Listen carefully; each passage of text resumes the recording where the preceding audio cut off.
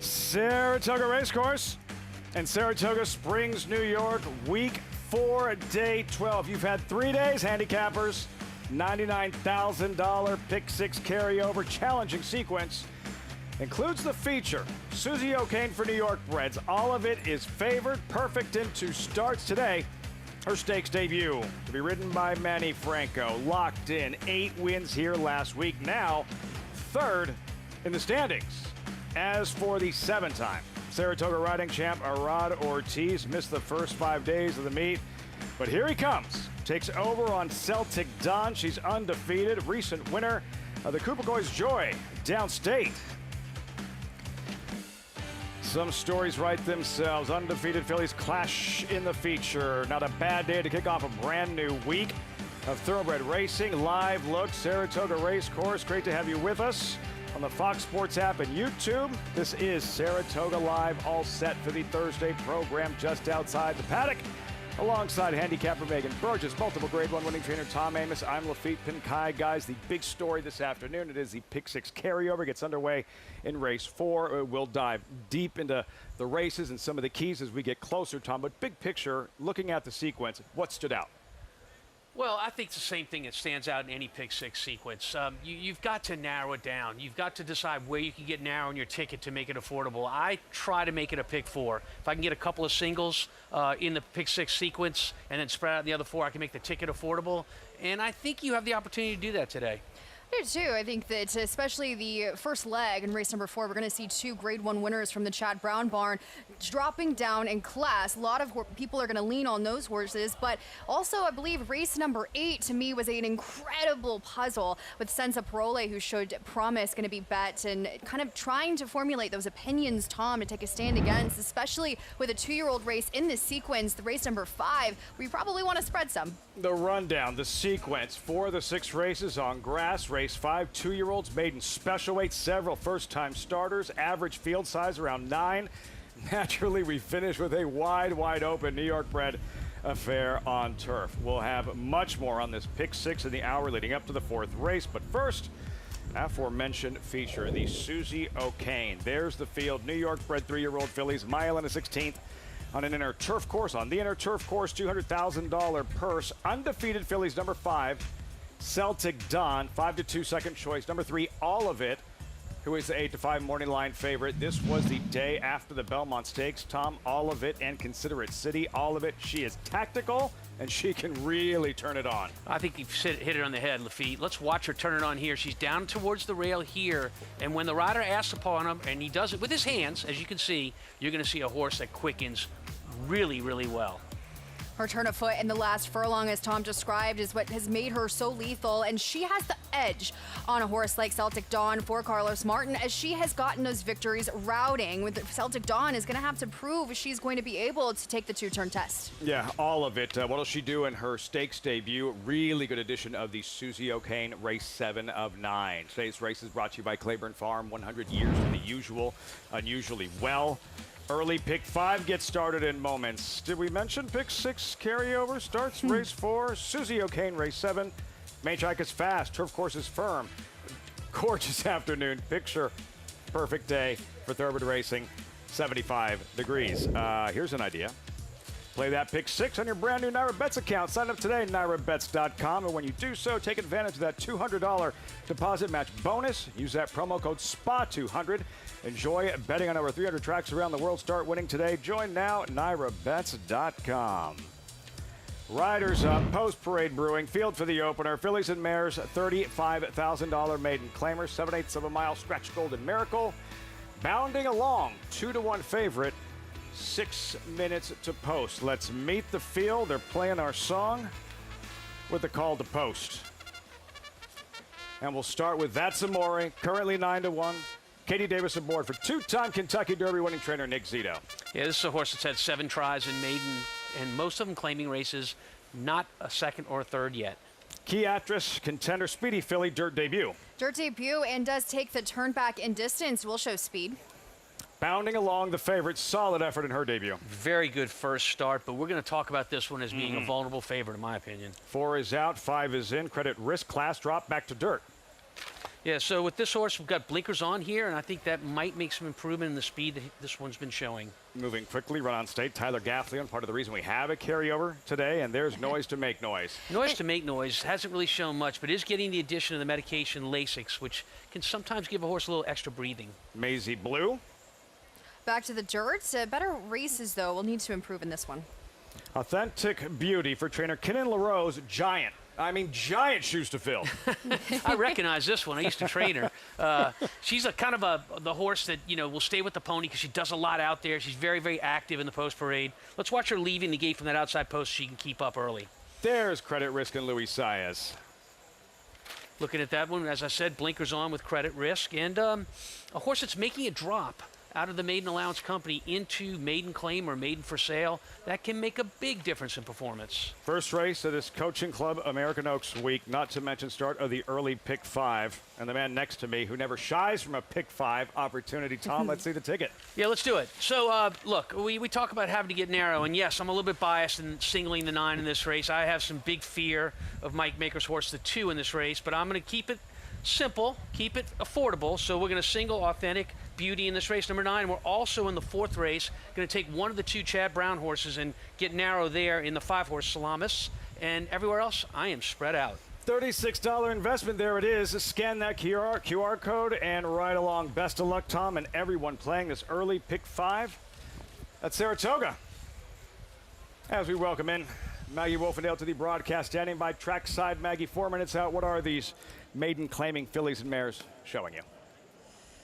Well, they're maiden claiming fillies and mares, Lafitte. As we'll take a look here at your favorite, that is the second time starting, number 3, Bounding Along, who you'll see is already on the backside, or at least approaching that, because she was acting up with the pony, and she had to break post parade. Not something I observed from her first time out, but I will say that physically she has improved for the fact that she just looked a little awkward as far as her physical frame, like she needed to come together a bit. Now, while she's done that, and she is far sharper, so indicating to me that she should leave the gate much more promptly than she did first time out when she blew the start. She does come in here wearing the front wraps, which is always a reason and gives me cause for pause when it comes to a short price favorite. However, the horse that just clicked over to favoritism is one that has never been on the dirt, and that is number 2, Key Actress, who is a daughter of Motown,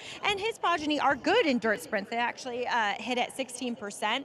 The Dam, she won on the dirt and the synthetic, but kind of ran the same races on all 3 surfaces. And the Lone Half did win 3 times out of 10 starts on the dirt. And really, when she began her career, I wrote in my notes, not overly turf. So I'm okay with her getting to this surface. It's just the intangible of why haven't the connections, who are good connections, both previous and current, Bill Mott to Mike Maker, tried it before. Maybe we're just hitting the bottom here at these maiden ranks at Saratoga and hoping for a win, which is something we've seen from Flying P many times in the past. Otherwise, she looks excellent in her preparations into this race. Number 9 on the outside, I haven't had the pleasure of seeing before, Authentic Beauty. Last time she was chasing 3 wide, then she lost some ground down the backside, then she kind of re-rallied for 3rd. She's a horse that seems to kind of run in spots, at least in her dirt races, and I wonder if she might be better getting a pair of blinkers on, or that she needs more ground. She does seem like a nervous type, as Tom touched on, but she's held it together very nicely, but isn't one that is going to carry a lot of weight and conditioning because she has propensity to kind of live on her nerves a bit. I don't know, I guess she could win, but she definitely wasn't the pick of the paddock from a physical sense. The pick of the paddock is going to be my selection in here at a price, and that is for Amelia Green with number 7, Noise to Make Noise. The only time she ran on the dirt, it was a far tougher field. She comes back in here as a 3-year-old. She gets Lasix. She does have a dirt pedigree. The Dam, she won sprinting on the dirt. She's a half to a stakes place. The Dam, excuse me, is half to stakes place, Curlin's Malibu. And I just think she fits very nicely with this group. Secondly, she has grown and filled out exponentially as a 3-year-old. So I like the warm-up that we're seeing from her, with Jamie Rodriguez aboard. I think she's very intriguing in this spot, currently at 12-1. Lafitte? Filling out. Class drop, Noise to Make Noise at a price. Maggie 12-1, circling back to the current co-favorite and bounding along. This is what we were talking about mid-May. Downstate, same 7 furlong distance. Megan, a really good effort given the sluggish start. It broke slow, was kind of trying to make up ground with a wide bid, and to me also was a weaker field where she was coming from off of it, but it seemed as if though the pace leaders were tiring as well. So we'll see if she can ultimately get out of the break sharper. It's encouraging. Maggie has seen her from her disposition hopefully be able to do so. And Rob Falcone with second timers the past 5 years, he's 26% on dirt. So they do take a step forward from this barn. Yeah, look, I mean, the thing about this race is this is her first start, so you can forgive her for leaving the gate poorly. This is a fabulous finish here on her part. And, you know, what are they doing? They're running her for a for sale price, very similar to a first start. After an encouraging first start, you have to look at that and decide, is that something where they just want to try to win a race? Because this horse is going to get bought out of this race. This horse is going to get claimed. The connections know that. What is behind this move? It's almost like playing a game of Texas Hold'em. You don't know what someone's cards are. You know what's on the table. Maiden, 35,000 claim, and we got the favorite we're staring at right there, one of them. But what do the cards show? Is she not doing as well, or things like that? I think this is a suspicious move based on the connections. I'm going to stay away from this 3-horse. Flavien Prat aboard. Much more on the Star French jockey after this first race. How do you know after a horse's debut, it's common, they don't break, right? How do you know if that was just lack of experience or a horse that moving like that might be an issue for that particular racehorse moving forward? So typically you know by practice. So you practice with the horses, and oftentimes when they go to the gate the first time, they forget their lessons. And if that's the case, then, you know, bounding along is going to be fine leaving the gate today. If they have issues with her at the gate all the time, and I noticed how edgy she was on the track, usually that behavior carries over to the gate, then maybe she's just not a very good gate horse. Something to watch right from the start, bounding along. Good luck in your early pick 5, Tom. Single to Authentic Beauty to the outside. Yeah, I'm biased. I guess you admit it. Nothing wrong with that. 4-1 currently, Authentic Beauty. What Maggie was saying, running in spots. Did you observe the same thing? I do. I think Maggie's very accurate in that. And I'm curious in this outside post position how she's going to lead the gate. Is she going to go forward? Is she going to break sideways away from the field? That's a concern. Frank Mirmati with the call. First of 9 on this carryover Thursday from Saratoga. Thank you, Lafitte. There's Credit Risk going in. And the last one is Authentic Beauty. Walking up in the 7 furlong chute. They're in the gate. And they're off. And it's an even start. Maisie Blue is among the leaders. Credit Risk is now moving up, and Credit Risk is the quickest and up to take command. At the rail, Key Actress in the pink silks moves up to claim second. They're followed by Run on States in third. Maisie Blue now 4-6 off the lead. Bounding Along is next, followed by Noise to Make Noise. Then That's Amore and Authentic Beauty. 22-2 for Credit Risk, pursued intently by Key Actress. These two separating themselves, passing the half-mile pole. It's a gap of 5. Back to Bounding Along and Run on States racing right together. Another couple of lengths. Noise to Make Noise is under serious pressure. That's Amore is down at the rail, and Credit Risk is opening up the half in 45-3. Credit Risk suddenly 5 in front. Key Actress wandering while tired. On the inside, Bounding Along is trying to move into second with Noise to Make Noise. In the center of the track, Noise to Make Noise is now a clear-cut second behind Credit Risk, who's clear by 12 lengths. What a trouncing in the opener. Credit Risk, all alone, wins by a block. Noise to Make Noise, That's Amore, and Run on States. Whew. I was running up the score, and there's that. Wellspring Stables, Credit Risk, as Frank said, by a block in the opener. Yeah, look, really did it in the first half a mile. A very, very swift opening half mile. They just ran everyone off their feet, kept that speed going, didn't have to show a lot of speed at the end there, and cruised home. put this field away in the first half of the race, Megan. Blinkers came on this filly who is actually half to Bellicose, who's a strong dirt sprinter, and this horse hasn't really been able to show that early speed since way back last fall, and she was able to really put everything together. There was no catching her today. Lisa Barkowski is a very good horse trainer, and she's a dangerous one. Her horses run well. She had a horse last week, Celestial Body, run second at 22-1. You're going to get square prices from the barn, and they run.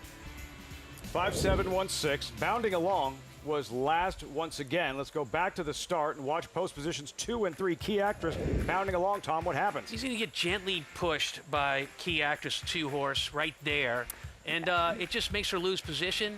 She's not very encouraged at that point, and she's going to, lose her spot totally. And I think going back to what we talked about before the race, what is the intent? I think bounding along did indeed get claimed. Is that correct? The 2 and the 3, I believe. Yeah, 2 and the 3 both got claimed, and I think that's what they were looking for. The 2 is just bad. Getting to the dirt for the first time, Key I think I'm Actress. sitting with Andy. Yeah, a little mini Andy. Did work the pregame show together. The story here, though, Credit Risk made them all look bad. Absolutely. No, for sure.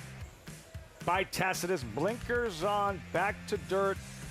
And at what point could you tell, she's not coming back.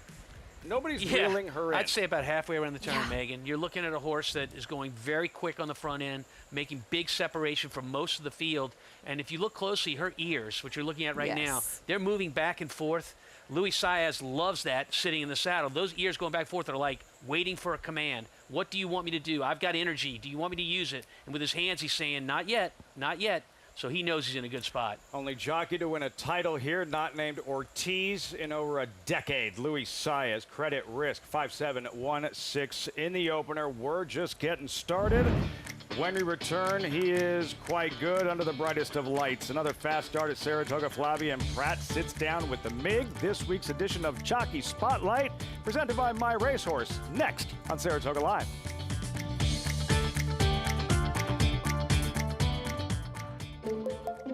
Join us at Saratoga Racecourse for the 6th annual New York Thoroughbred Aftercare Day.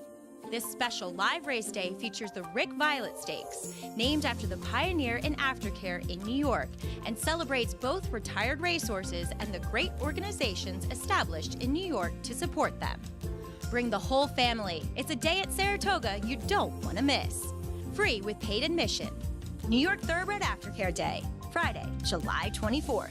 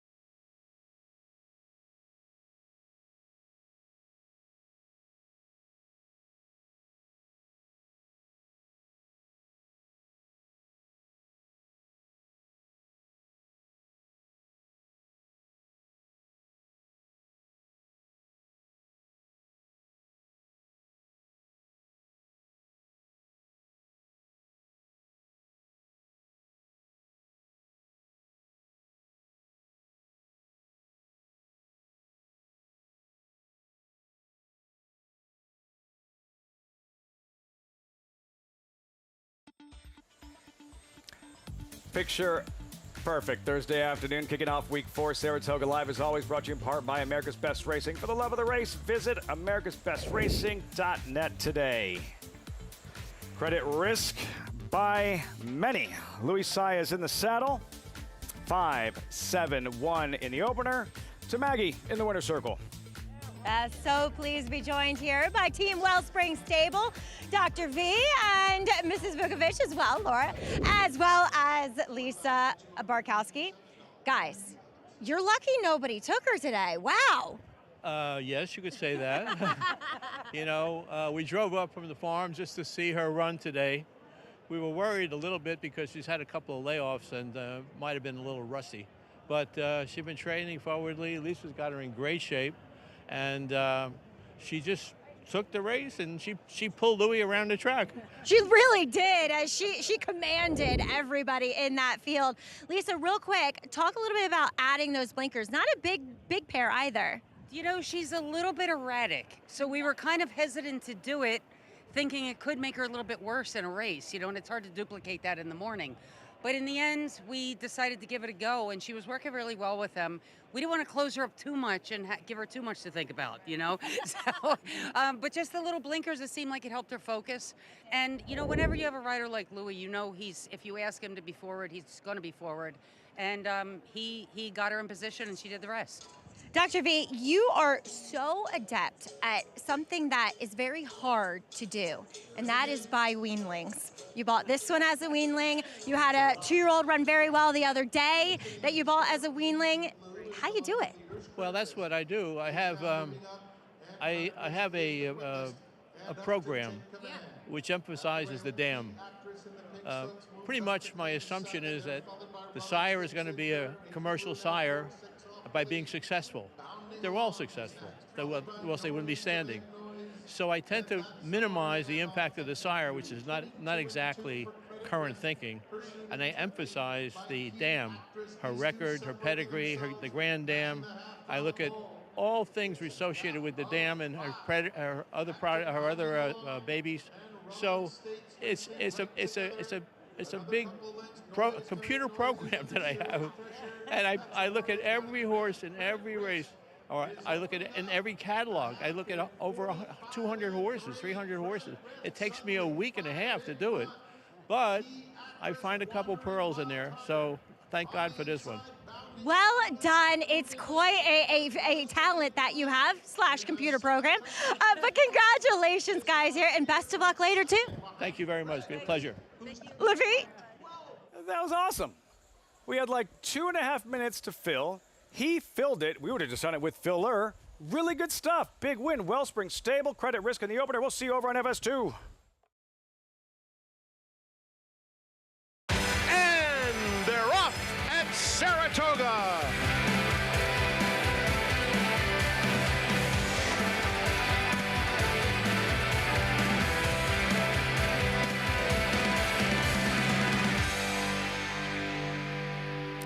Saratoga Racecourse in Saratoga Springs, New York. It's week 4, day 12. Yeah, you've had 3 days, handicappers. 99,000. Pick 6 carryover. Challenging sequence includes the featured Susie O'Kane for New York Preds. All of it is favored, perfect in 2 starts today.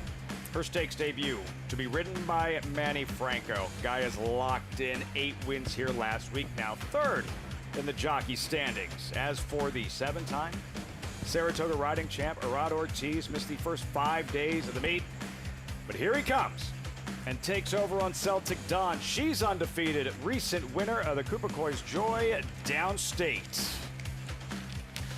Undefeated fillies clash in the Thursday feature Saratoga. Not a bad day to kick off a brand new week of thoroughbred racing. That's a live look, Saratoga Racecourse. Great to have you with us on Fox Sports 2. This is Saratoga Live.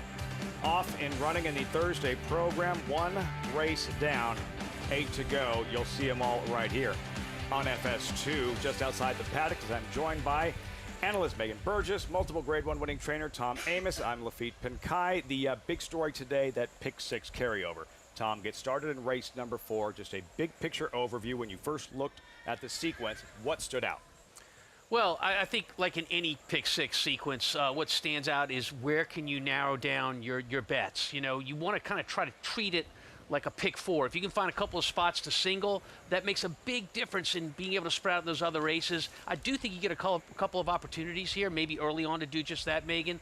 But if you do that, it allows you to sometimes get a big long shot in one of those other races. Absolutely, Tom. And trainer Chad Brown is dropping not one, but two Grade 1 winners in the first leg of the sequence into that allowance optional claiming group. And I believe, though, to me, the feature race of Susie O'Kane, I was a little bit more narrow in that race. I thought the 2-year-old race in race number 5, you could spread around a little bit. But ultimately, Tom, as well as race number 6, you have to take some stances on horses that are making significant drop down in class. Carryover Thursday, all begins in the 4th race, post time around 2:54 Eastern. There it is, the rundown, the sequence. 4 of the 6 races on turf. Race 5, that's the Spendthrift 2-year-old race of the day. Several first-time starters, average field size around 9. And of course, we finish with an eye-crossing, wide open New York bred maiden affair on grass. Much more on this pick 6 in the hour leading up to the 4th race. But first, to look ahead to race number 2. Take a look at the field, $55,000 claimers on grass. Current favorite is Blast Furnace to be ridden by star jockey Flavien Prat. You know, it seems silly now, but you remember what the question was regarding Flavien Prat. In terms of making that transition from California to New York, would he be able to make the transition? We found out pretty quickly. We had our answer pretty quickly. He did it seamlessly. Now a 2-time Eclipse Award winning jockey at the top of the sport and in the spotlight with the MIG.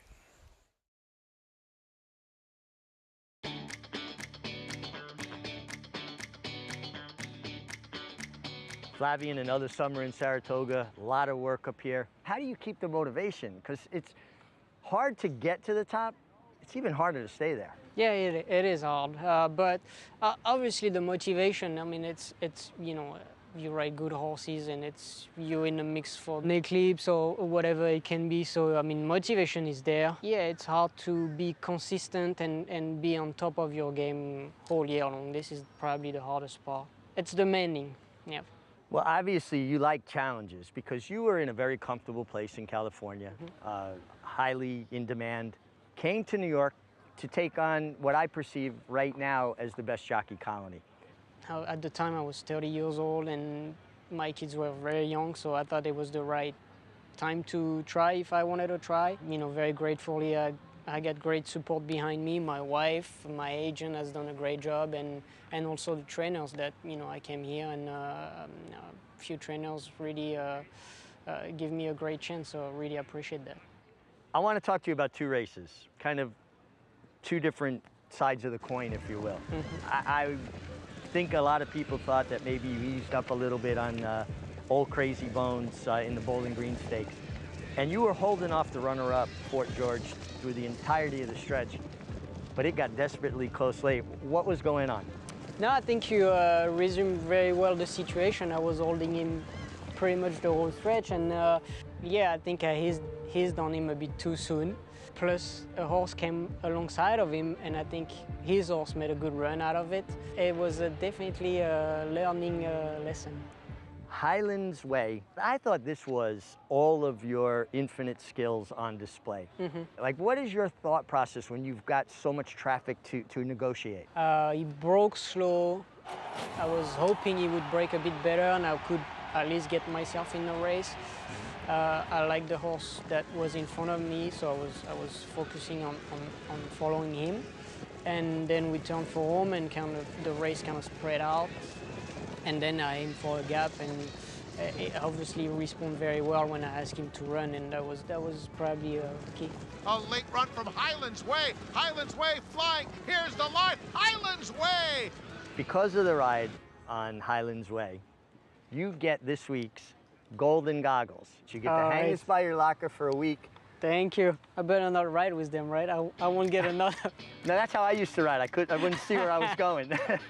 No, thank you. I appreciate it. Thank you, Archie. Well done. Thank you.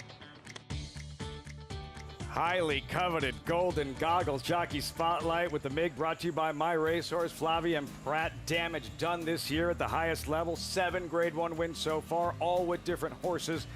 And that list will continue to grow, Tom, but Gotta say, really appreciate Pratt's candor, like regarding the ride/error on Old Crazy Bones. You know, I think to be great at anything, whether it's a jockey, trainer, any kind of athlete, no matter what you're doing, you have to be able to self-evaluate. You have to be able at the end of the day to look in the mirror and say, hey, I could have done this or I could have done that better. I'll never forget when I took over a horse from Chad Brown about 10 years ago, and this horse won 2 stakes for me in the Midwest. And Chad called me on the phone. I didn't know him that well at the time and said, tell me how you trained this horse, what you did. You know, that is one of the greatest trainers in the country that went and did that. So you're always trying to get better. That's the sign of someone that's great at their job. That shows confidence, willing to make that call. I was surprised by it. Yeah. Yeah. If you're secure, you'll take that step, right? It's not like Pratt went out there and tried to convince everyone. Like, no, you didn't see what everybody actually saw. You know, one of my favorite rides of his this year was Commandment. And Commandment's a horse that was one of the horses, honestly, on a lot of people's minds in the Kentucky Derby and that Florida Derby. He's got a lot of different jockeys.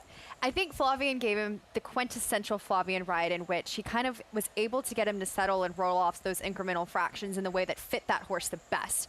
And I feel like Flavien fits horses to their best version of themselves, if that makes sense. He is not one that's going to go in with a one-sided approach to a horse. I feel like that's what's most impressive about him, because no issue with any of other Commandments riders, but Flavien just fit him, and he seems to do that with a lot of top-notch horses, and it's, to me, one of his greatest strengths. 3 wins on the undercard of the Haskell on Saturday. Today, riding Nashika in the Susie O'Kane a little bit later on this evening, and on Saturday, Directive in the Coaching Club American Oaks, Flavien Pratt. When we come back, that guy runs a week from Saturday, Renegade.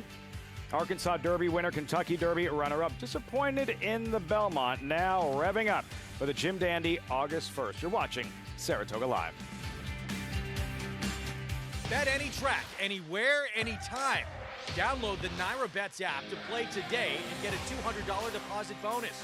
Watch and bet on live horse racing from over 300 tracks worldwide.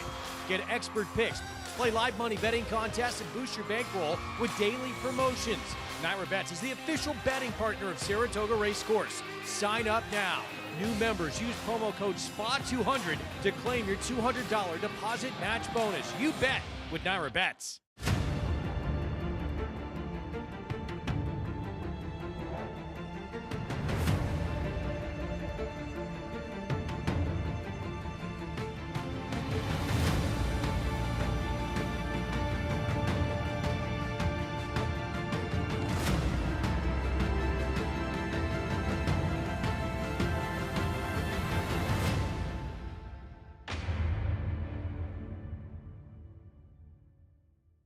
Get with the New York Bred program that supports farms across the state and puts more babies on the ground.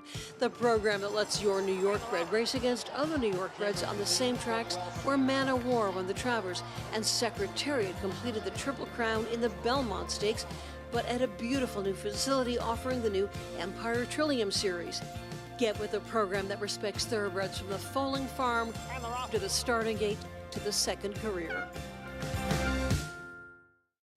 The joy of traveling well is feeling at home, yet a million miles away from home. Discovering new flavors, or savoring the ones you already love.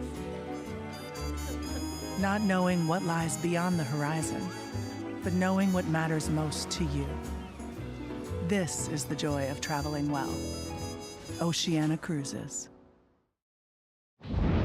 Welcome back, Saratoga Live, and look who's back. It's Saratoga. Golden Tempo arrived early Sunday morning. Tom, after the Belmont, the bacterial infection will miss the Jim Dandy. How challenging for a trainer to prepare for the Travers without a traditional prep, without a prep? Well, so much depends on the athlete, but let's not forget the Travers is 10 furlongs, 1.25 miles in distance.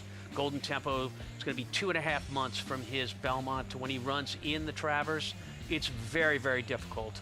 But Cherie DeVoe is a trainer that knows how to do something like that. There are trainers that know how to prepare a horse, that get them to the right spot at the right time. She showed that in other races that she's done. I have all the confidence in the world with her. But to give you an idea how hard it is, Before Arcangelo did it in 2023, I think he went back about another 20 years before anyone accomplished that. Going way back, but yeah, Arcangelo able to win the Belmont and the Travers without a race in between.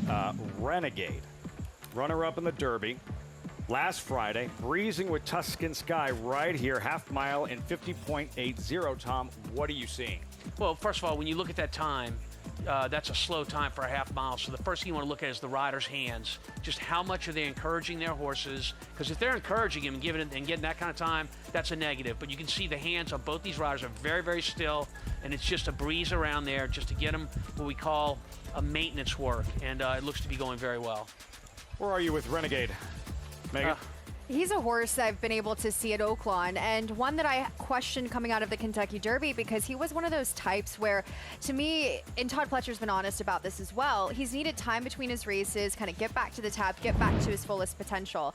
And I do feel like he has been, I mean, he's been incredibly consistent since back on June the 28th, his first work back out of the Belmont. He was going in the bridle really well in that work with an older mate in Tuscan Sky, galloped out with great energy. I feel like he's coming into himself. And, you know, Sovereignty, I believe, Lafitte was the first horse to win the Kentucky Derby, the Belmont, the Jim Dandy, and the Travers. So in terms of Golden Tempo being able to do it without the Jim Dandy prep, I foresee a world in which it happens. August 1st, Jim Dandy for Renegade Golden Tempo, the Travers. Gun Barrel City, trained by Todd Pletcher. Pictured. Over to Maggie with this race 2 paddock report. Maggie. And Lafitte, I'll focus in on two horses stretching out here on the turf, both of which sons of the sire City of Light, beginning with a first off the claim, number 3, Light Fantastic, as he is going first off the claim for Brad Cox. Also, it could be noted that for Brad's assistant there at Belmont, Dustin Dugas, and him and Sandy Goldfarb, the owner here, doing a lot of work together in the claim box. Now, Light Fantastic was coming off a considerable layoff when making his 5-year-old bow first time for Barkley Tag. And I wasn't in the paddock that day, but I can say now second off of a layoff, just so much more fit together, more athletic than what he was when going back to that 4-year-old campaign. But he is built more like a sprinter, to be honest. And he broke handily last time. He was stalking 3 wide. He was just best. He lasted. He ran down the leader. He held off the closers. A good effort. And he's so much more together mentally.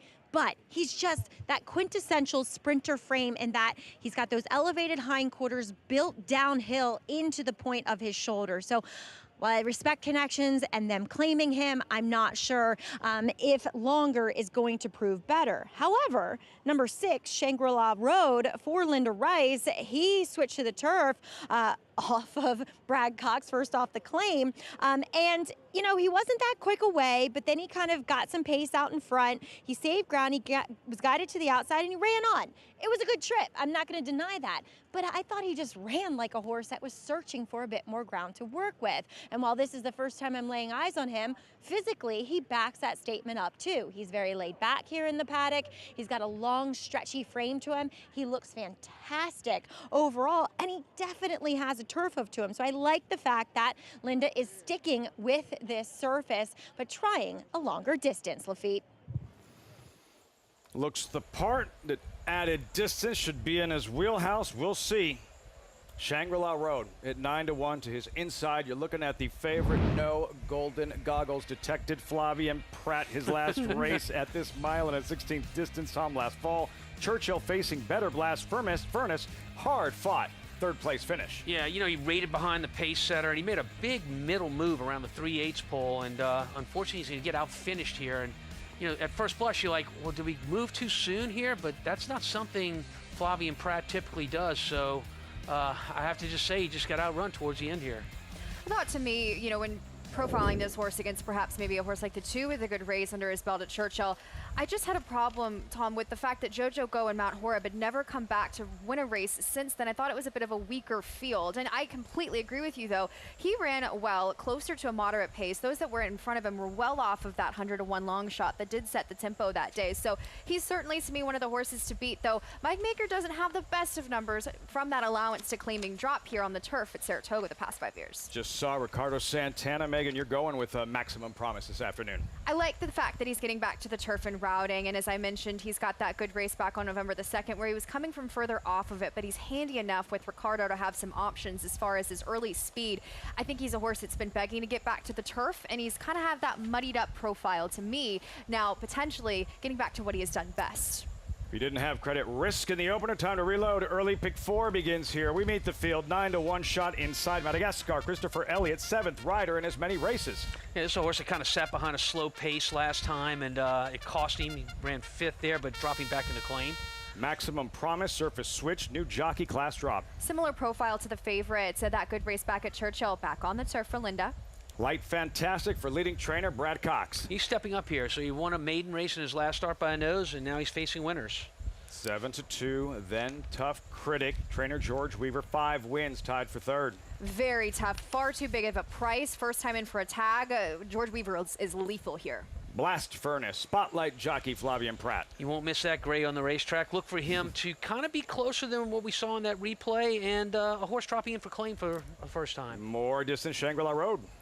Linda Rice sprinted out on the turf, 0 for 10 here in Saratoga past 5 years. Middle Market, runner-up in 2 of his last 3. Yeah, and a horse that has improved with the addition of blinkers in the last 3 starts. Gun Barrel City, lightly raced Frankel, 5-year-old gelding. X Factor, the dam was a multiple graded stakes winning turf router.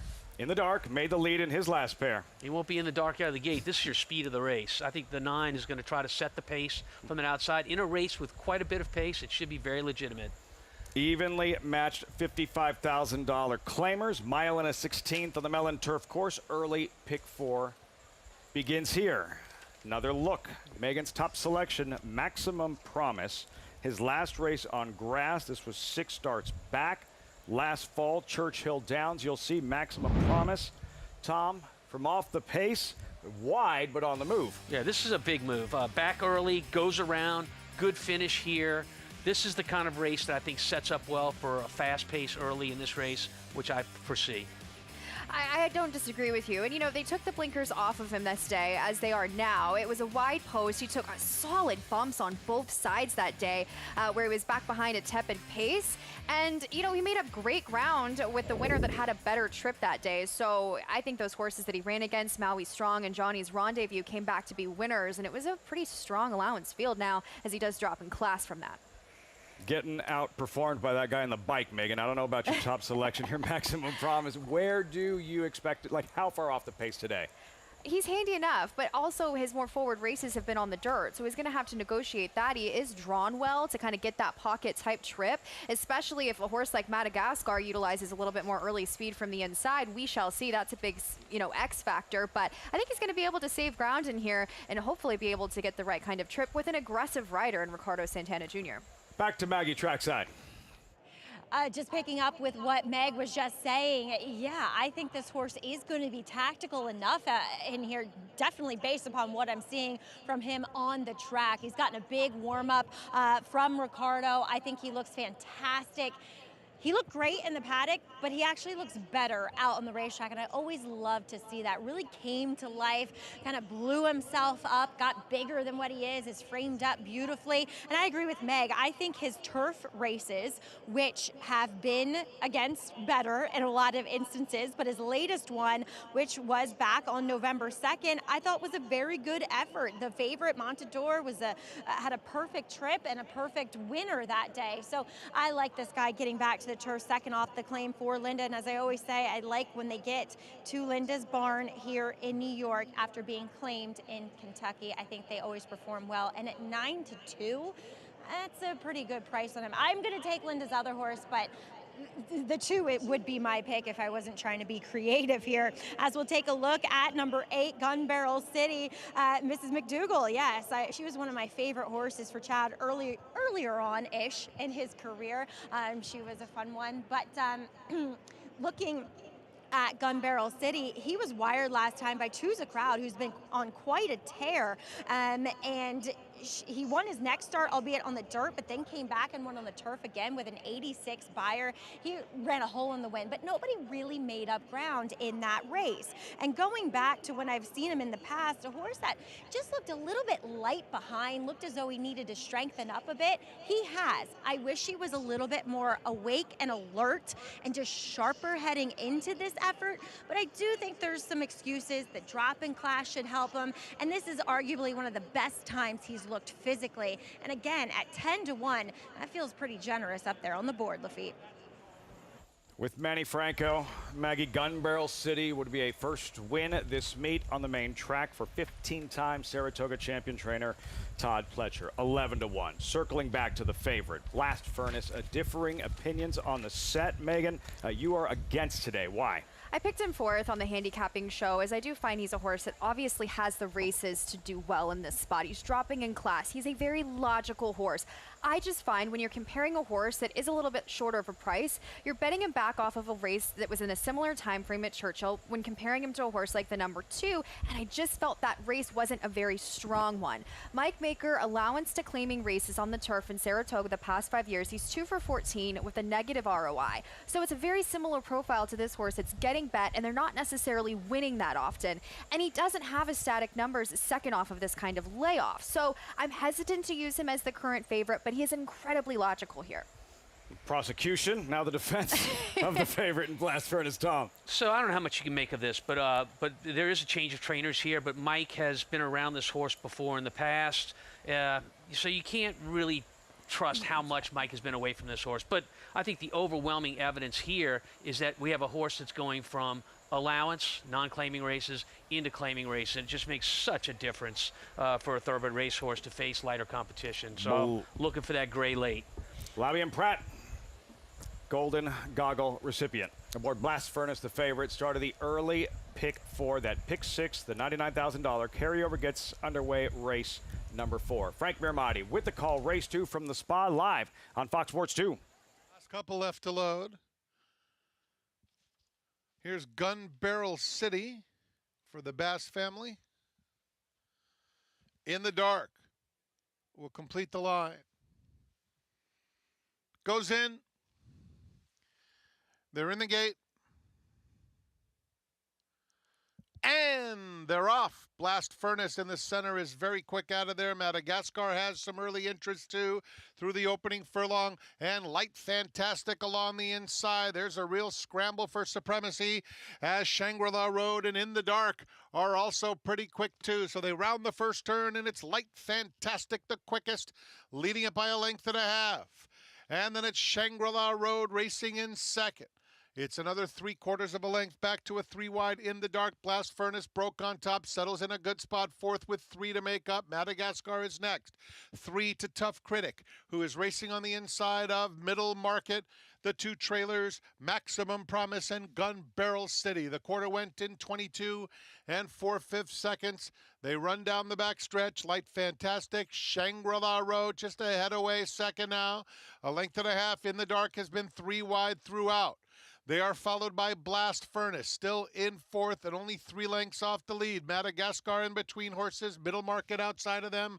The half went in 47 and 1/5 seconds as they round the far turn.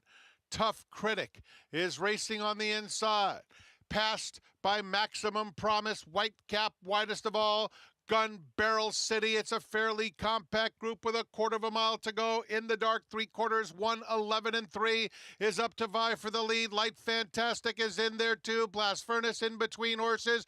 Gun Barrel City coming alive on the outside of Maximum Promise as Middle Market has a short lead from way out of it. Gun Barrel City is bearing down, and in between them, Maximum Promise driving finish. Blast Furnace on the inside too. Here's the line. Gun Barrel City with a strong stretch kick to victory. Middle Market was in that photo with Maximum Promise and Blast Furnace. The entire field separated by about a length and a half with an 1/8 of a mile to go. And in the end, it is Gun Barrel City for Todd Pletcher, Manny Franco, in a wild one, 10-1 at post time. Shooters shoot, and Todd Pletcher knows his job and knows it well. He's going to continue to shoot. He doesn't want to hear anything about being a cold streak. Trust me, he'll be back. Trainers have their ups and downs, and Watch that gray horse, the 5 horse, He our did. favorite. I mean, Flavian has to eat this horse almost till mid-stretch to find an opening to go through. He does finally get through, but Yeah. that is a difficult trip for our favorite, the 5 horse, and a clear trip for our winner, Gun Barrel City, who kicks home well. Todd Pletcher hasn't won a race, I don't believe, on the dirt. third This win is here his- on grass. This is Yeah. the win on the So, yeah. grass, and Gun Barrel City had this horse ready off of the bench, dropping in class. He's had wide trips throughout. He was way too big of a price today. As it looks like we'll look at the head-on here momentarily, as it was just that, as you mentioned, cavalry charge and the call. And I totally agree with Tom, where the favorite in the number 5 Blast Furnace was just looking for room. He didn't have that clear trip as the 2 and the 8 did, albeit they were more wide to the outside. 7 ran on well for second, but hard to argue who's best here, Tom. Finds daylight late, 8-7-2-5 Blast Furnace. For horses coming from off the pace, tightly bunched, packed, turning, you figure at some point a lane is going to present itself. In this case, it just didn't until it was far too late for Flavian Yeah, and Blast look, Furnace. that's racing luck. It's no fun. No trader wants to go out and unsaddle a horse like that afterwards, but it's part of the game. The Pletcher horse that went around, Gun Barrel City, had a great trip. Despite the fractions it showed on the board, you guys, which looked quick, you could see this field was pretty well bunched down the backside. And typically, well-bunched fields means the pace is not that fast. I'm thinking this turf course is getting back to what it was before we had our rain, which is very, very quick. Todd Pletcher looking on as Gun Barrel City at a price. How about the runner-up in Middle Market? Yeah. 3 of his last 4 races. Second at 10-1. Second in his most recent effort, 9-1. Second today at 27-1, but denied by the Todd Pletcher trained Gun Barrel City. I mean, this horse is a different horse since the blinkers have been added. 3 seconds out of the last 4 starts, all at very healthy prices.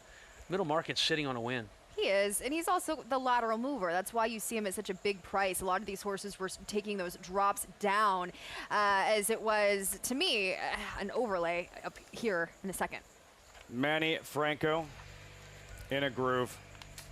Big meet, fast start. Gun Barrel City for Todd Pletcher. Another win on grass. 8-7-2-5 results when we come back. Plus, we're getting closer. Pick 6. $99,000 carryover plus. You have less than an hour. The handicappers crunching numbers, trying to narrow things down. We'll preview next. Well, I think what my racehorse does is it gives owners an opportunity to get involved in the game. Very much enjoy sharing the barn visits and those big wins. Straight no chaser in the Breeders' Cup Sprint. Authentic has won the Kentucky Derby. It allows everybody to come together to own a horse, whether you own a micro fraction or you own 50%. It's the same feeling you get when they win. I'm Dan Blacker. I'm Sophie Joseph Jr. I'm Todd Pletcher, a trainer for my racehorse. Sees the grade, wins the Preakness.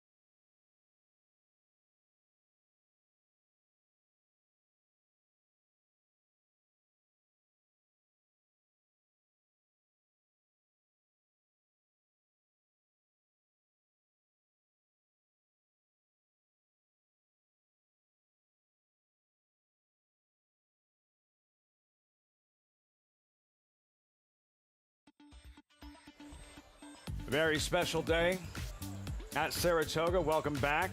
First Responders Day, a day to salute and honor first responders, the men and women who put themselves in harm's way for the safety of others. They are the heroes, and we thank them for everything they've done, given, and sacrificed for our well-being. First Responders Day at the spa. Moments ago,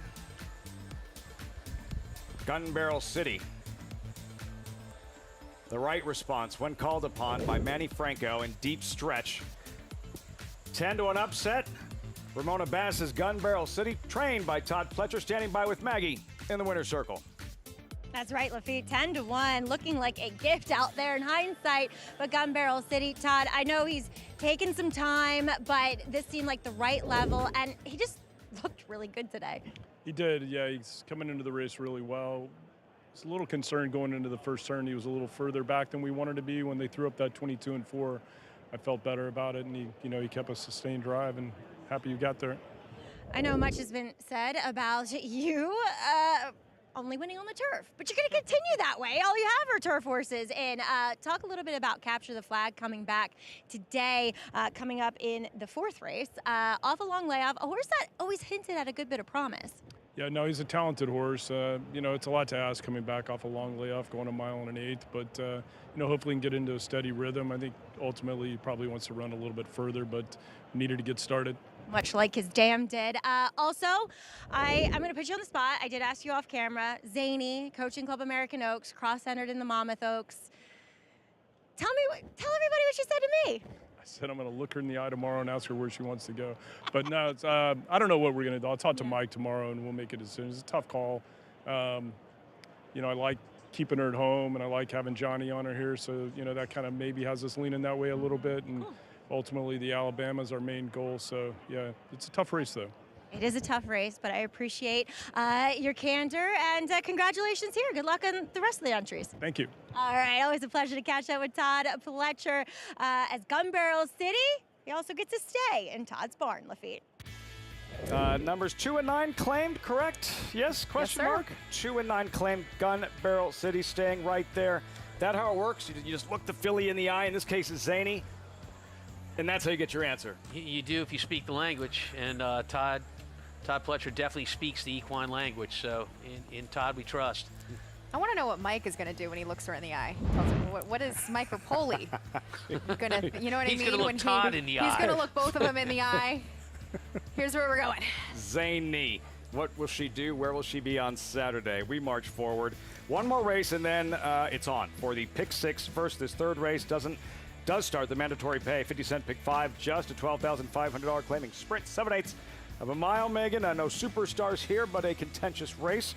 What'd you come up with? Well, I am a bit against the class dropper Normandy Coast, who's kind of deteriorated in form. I thought the 3 Norwich also taking a drop down in class for Mike Maker was interesting, Tom.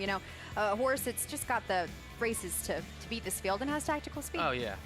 I do agree with that, with Norwich, the 3 horse. And I think we're going to watch a backtrack on him. And when we do, I've got some interesting things to say about that horse. Nice. We'll get to Norwich and much more, plus a look ahead to the Pick 6 and the carryover. 99,000 plus get started in the fourth race. Those fans, the handicappers, the horse players, putting those tickets together. Last-minute decisions to single or not to single. We'll dissect next right here on Saratoga Live.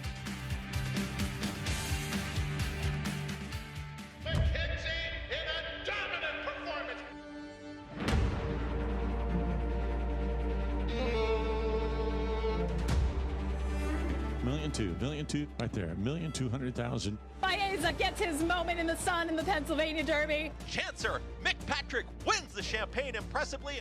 Spectacular display from Scottish Lassie, who's in front by 15 lengths. Bet any track, anywhere, anytime. Download the NyraBets app to play today and get a $200 deposit bonus.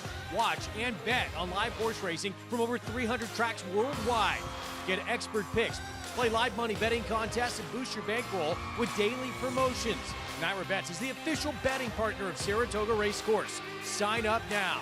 New members use promo code SPA200 to claim your $200 deposit match bonus. You bet with Naira Bets.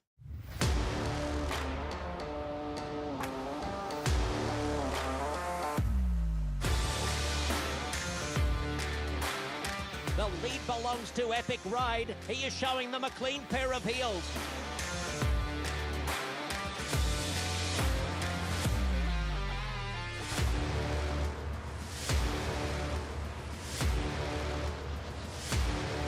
Eclipse champion Blame, standing at Claiborne Farm. Racetrack Television Network brings you every race, from every track, on every screen, every day. With monthly packages starting as low as $5, RTN gives you great value and access to more live HD streaming and race replays than anyone. Visit RTN.tv today to sign up and watch on almost any device, including Roku and Amazon Fire. RTN has packages that start at $5 per month.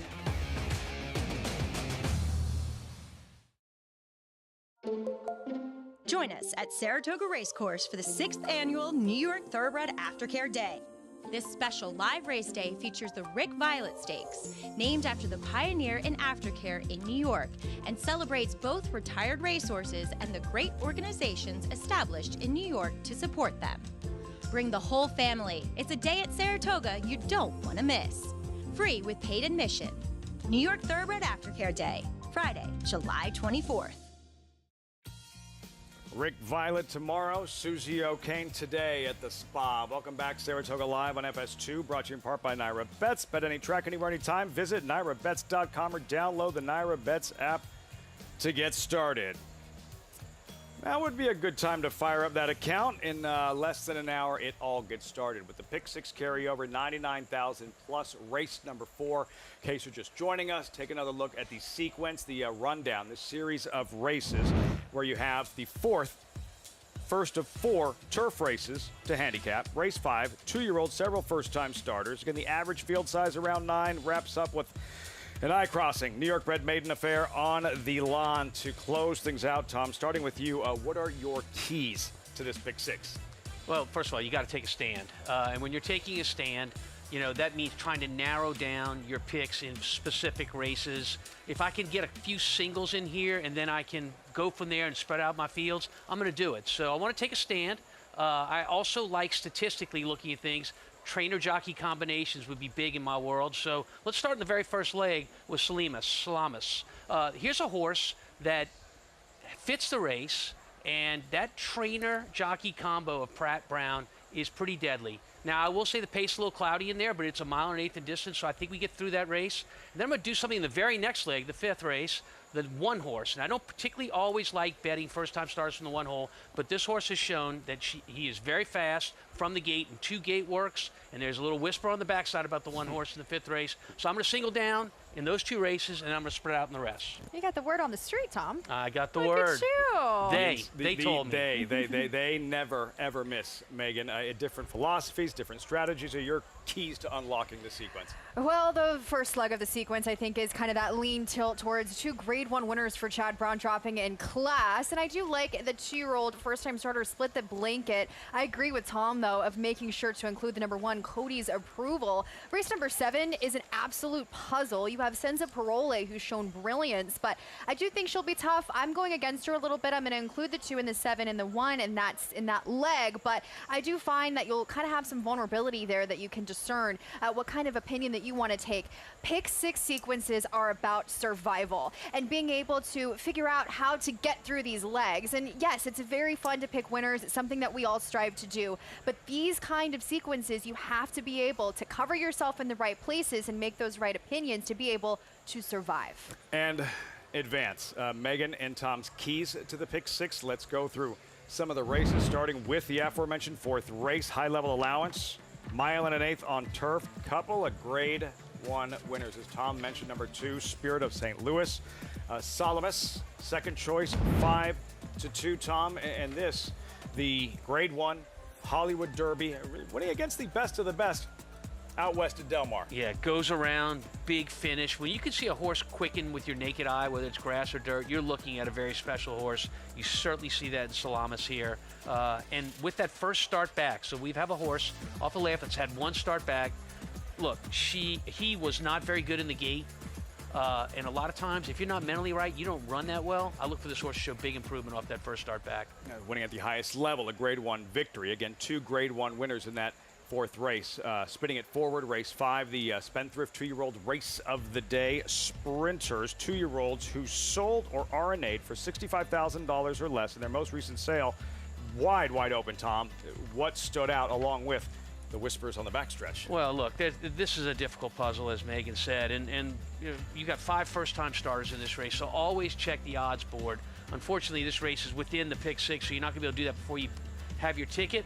So, having said that, you're looking for turf family in these races with these first-time starters. Who has brothers, sisters, moms that ran well on the grass? The one horse fits that bill pretty well, and I like those gate works that I've been watching on TV of this horse. So I think this horse is very quick from the gate, goes to the front, maybe doesn't look back. Spendthrift 2-year-old race of the day, spinning it forward to the Thursday feature. New York bred 3-year-old fillies in the Susie O'Kane. There is the field. Pair of undefeated fillies. All of it 8-5 on the morning line. Celtic Dawn, perfect thus far, Megan, but all of it with Considerate City. All of it, this was Belmont week, and the combination of her tactical speed and her ability to really finish. There's no arguing as a trip handicapper. She's gotten the best of them in her 2 starts routing and 2 wins doing so, but her turn of foot in her final 8, Tom, is incredibly potent, and she's one that's been battle tested at the route. Now, another horse in Celtic Dawn that's going to take money is taking that leap for the first time. Yeah, right. Both undefeated, as you say, and the one that's coming from sprint races into the 2-turn races is 3 for 3 lifetime.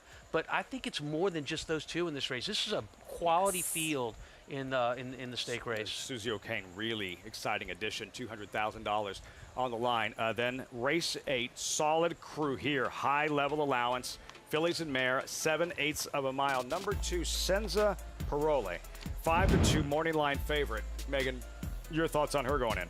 She's never quite progressed from the brilliance that she showed when she won on debut here at Saratoga with a 94 Beyer speed figure. She's going to be bet down considerably from the barn. She just came out of a war in the Bed of Roses, dropping in class, and she's a tactical sort. Has she taken that step forward when you have a horse like Munnings Express who looks loose on the lead potentially from the inside, and also a Weaver runner and the number 7 reputation coming off the bench? Beauty Reigns in this race, also a graded stakes type horse, so this is a puzzle. To me, race number 7 feels like that ball race that opens up the sequence, and to me one where it looks like you may want to form that opinion or spread a little bit depending on where you lie in the other legs. Another look at that sequence. All get started race number 4 in less than an hour. Much more on this pick 6 on this Thursday, kicking off week 4, Coaching Club American Oaks week at the Spa. Gorgeous Thursday afternoon here. You're watching Saratoga Live on FS2. We'll be right back.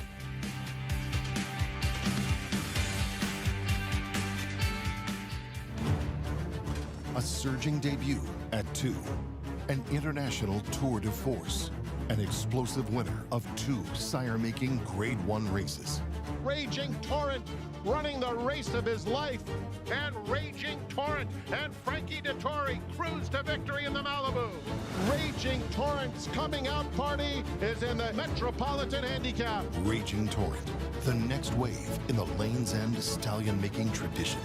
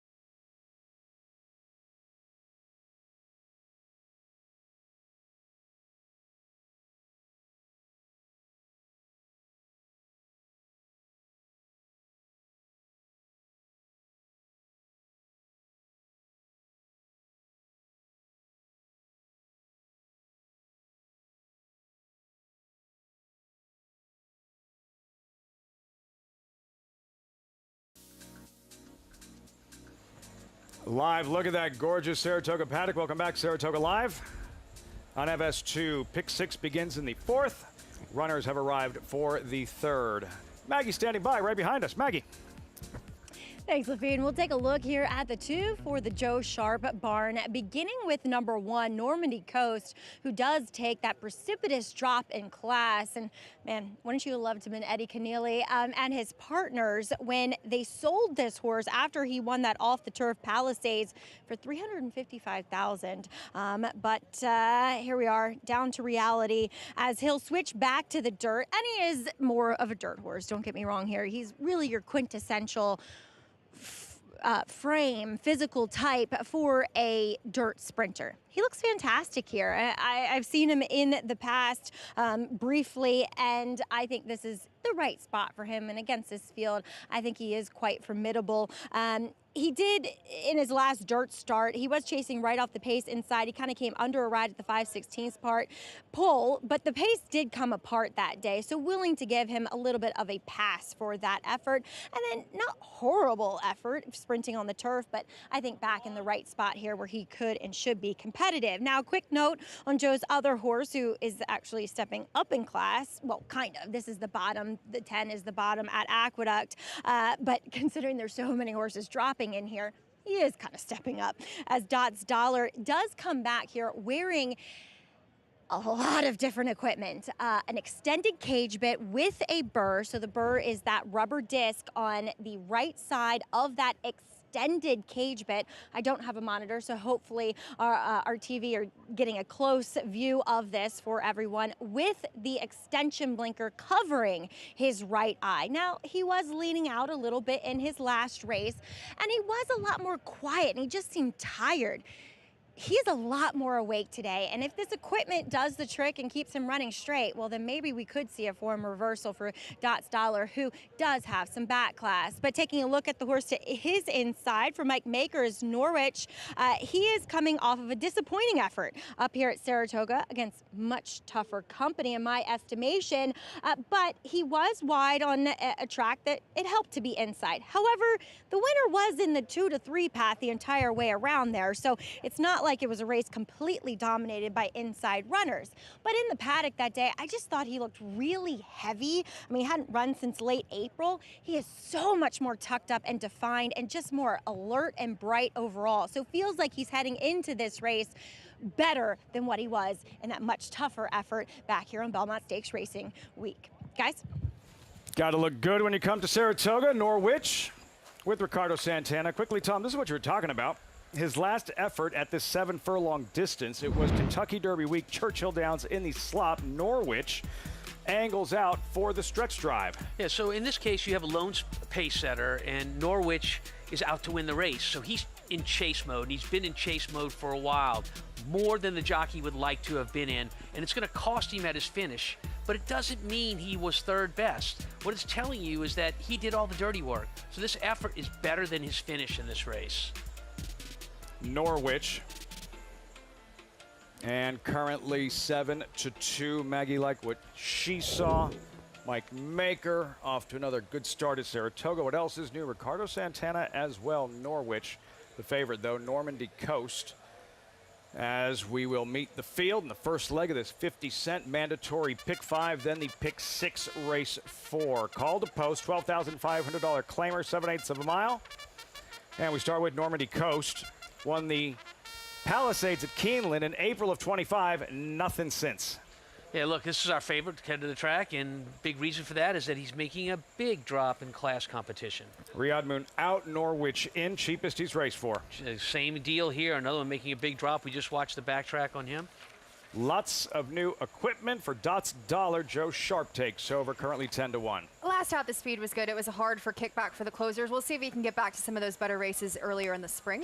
Quiet Wisdom, a scratch, number 6, $50 Steve Asmussen's Kentucky Invader. This is a horse I find interesting at a price. He was turning along at Oaklawn Park. We'll see if he can awaken a little bit here in Saratoga. Mr. Skylight, number 7, and very popular at the claim box. Very popular at the claim box, and literally that last start was just at a level much higher than probably where the horse could be competitive. He has been competitive at this level. Sheriff Bianco back with Linda Rice. My top pick, a reclaim from Linda where she had him in strong form, and this is an astute class drop. Feels like she's trying to get a win with him.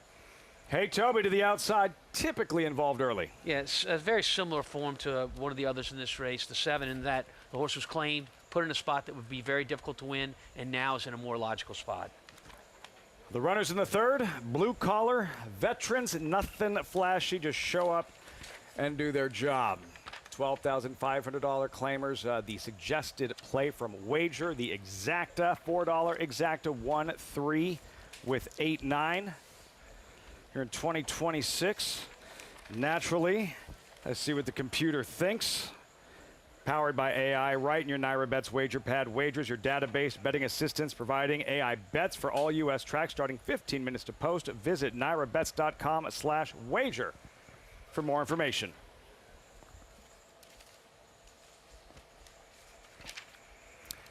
Another look at the your top selection in here. Tom, Ricardo Santana aboard the 3 in Norwich. Yeah, it's him warming up on the track. Looks fine doing it. You know, I think it's rather ironic when you look at this race and you look at the projected pace and who's going to be there. It seems to fall on the 1 and the 4 horse, who, oh, by the way, are by the same trainer. Joe Sharp has both those horses. Joe Sharp is not going to have those horses out there battling one another on the lead. My prediction, the 1 sets the pace of the 2 of those horses and gets a clear lead on the group early. Normandy Coast, there he is, Gerard Ortiz, and yeah, he wins that $300,000 stakes race at Keeneland back in spring of 25, Megan, and hasn't revisited the winner's circle since. It's tough. This is a horse, a precipitous drop in class, has the back form. He's a stakes winner, albeit that was, I feel like, when he got the better of a group on a sloppy sealed track that was to his fancy, and he's deteriorated. Listen, he showed promise. The one goal is to get him forward to me from the inside. That's the key. And Tom made a great point off camera as far as the connections of horses like these that are looking to get a win on the drop down. Now, Joe Sharp, second off the claim, turf to dirt. He's 26%, 5 of 19 winners. So very strong numbers here, not so much the same as the first off the claim pivot with the 4. He's obviously a logical pick in here. I just think that there were others to resort to, even though they're kind of leveling out in price now. You can kind of tell just looking at the tote board how wide open this race has turned out to be. Inside post, tricky, 7/8. The good news, the presence of Gerard Ortiz, favored 2-1. Then Sheriff Bianco. Yeah, back with Linda Rice, Tom. This old Warhorse 52 career starts, first or second in 23 of those. Yeah, and with Linda Rice, this is her ballywhack, right? These kind of races, she's a very, very good claiming trainer, claims, knows where to place them, and subsequent of claiming them. And this one, yes, on the raise after being claimed, but Linda's not afraid to wait if she doesn't have the right spot. She must like this one. Gotta love him. Warhorse, throwback. Sheriff Bianco, back to Maggie. And Sheriff Bianco spent a lot of time in Linda Rice's barn before being claimed away over this winter at Aqueduct. Well, she dipped right back in and took him back, however, for different owners. But I will say this, a horse that often doesn't look great in his coat looks resplendent out there today. Just really well muscled too, and great energy. A horse that sometimes is a little bit dull in the way he looks and the way he acts. That is not the case today. And I love the 7 furlongs for him. I've always felt as though, despite only getting 1 of his 9 wins at this distance, it does make a lot of sense for him because sometimes he will get that pace to develop, but then again, sometimes the pace does hold together. As Sheriff Bianco off the reclaim. Well, another horse that is back with the same connections is number 9, Hey Toby. I know this is second off the reclaim for Jeremiah Engelhart, but he's cutting back in distance, and I like less ground for this horse. Maybe not necessarily physically, but the way he runs his races, and that I think he's better when he can get a little pace to develop out in front of him. Whether that happens, I don't know, but it's more likely to happen at 7 furlongs than maybe going longer, because he'll get a little headstrong and then he won't have that other gear to kind of finish off those longer races without getting that pace out in front of him.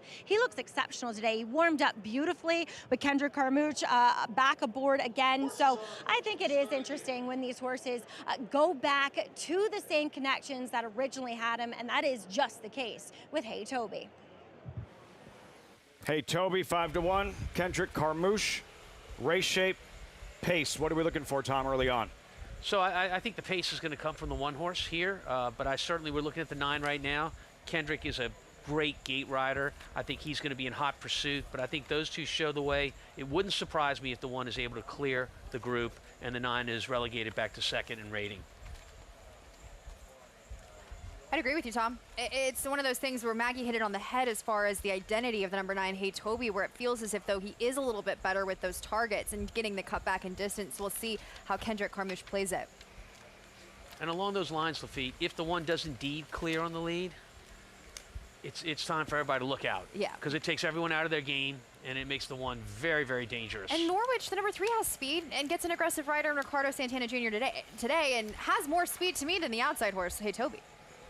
The back class, Normandy Coast, who loads in quietly. The more defined Norwich steps forward.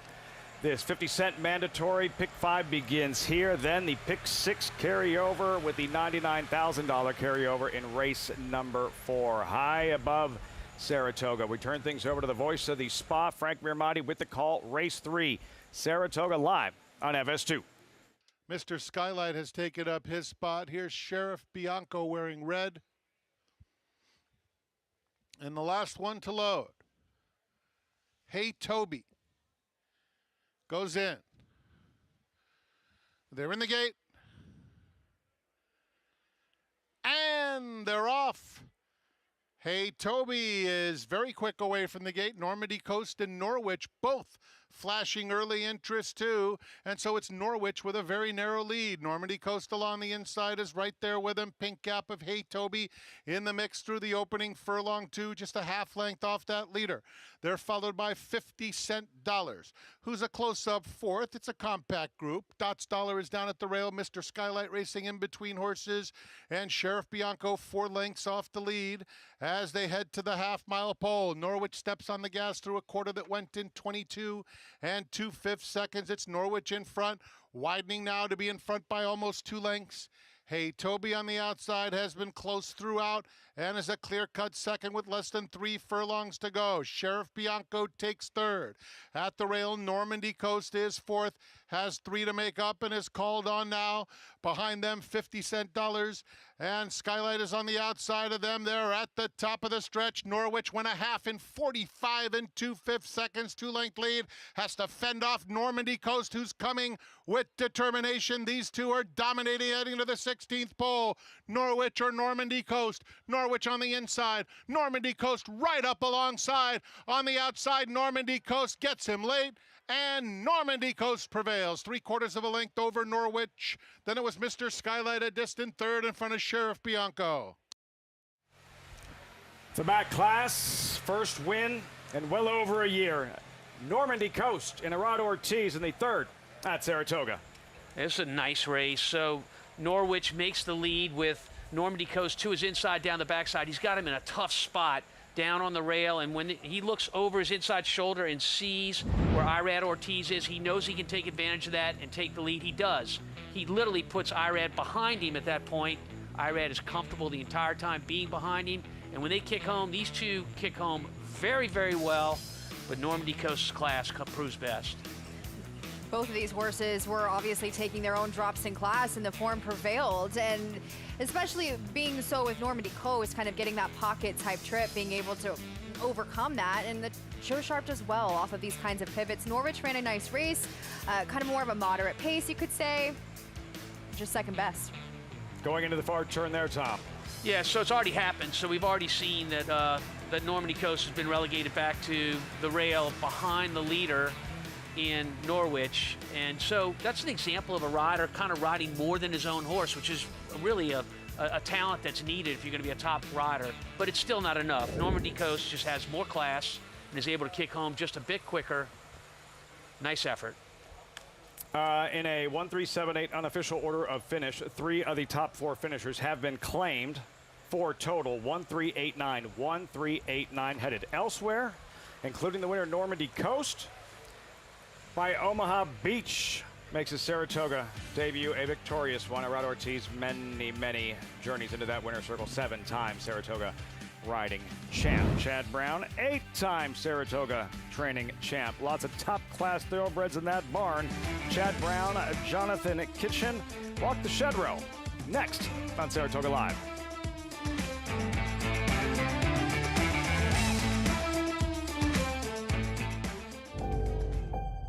racing game, there's always a dark horse. This is Proxy. Not just a dark horse. He's a tall, dark, and handsome horse. 2 wins at 2. Here comes Proxy! 2 turns after that. Big days, bright lights. All class, Proxy! His first yearlings are selling now. Move over to the dark side.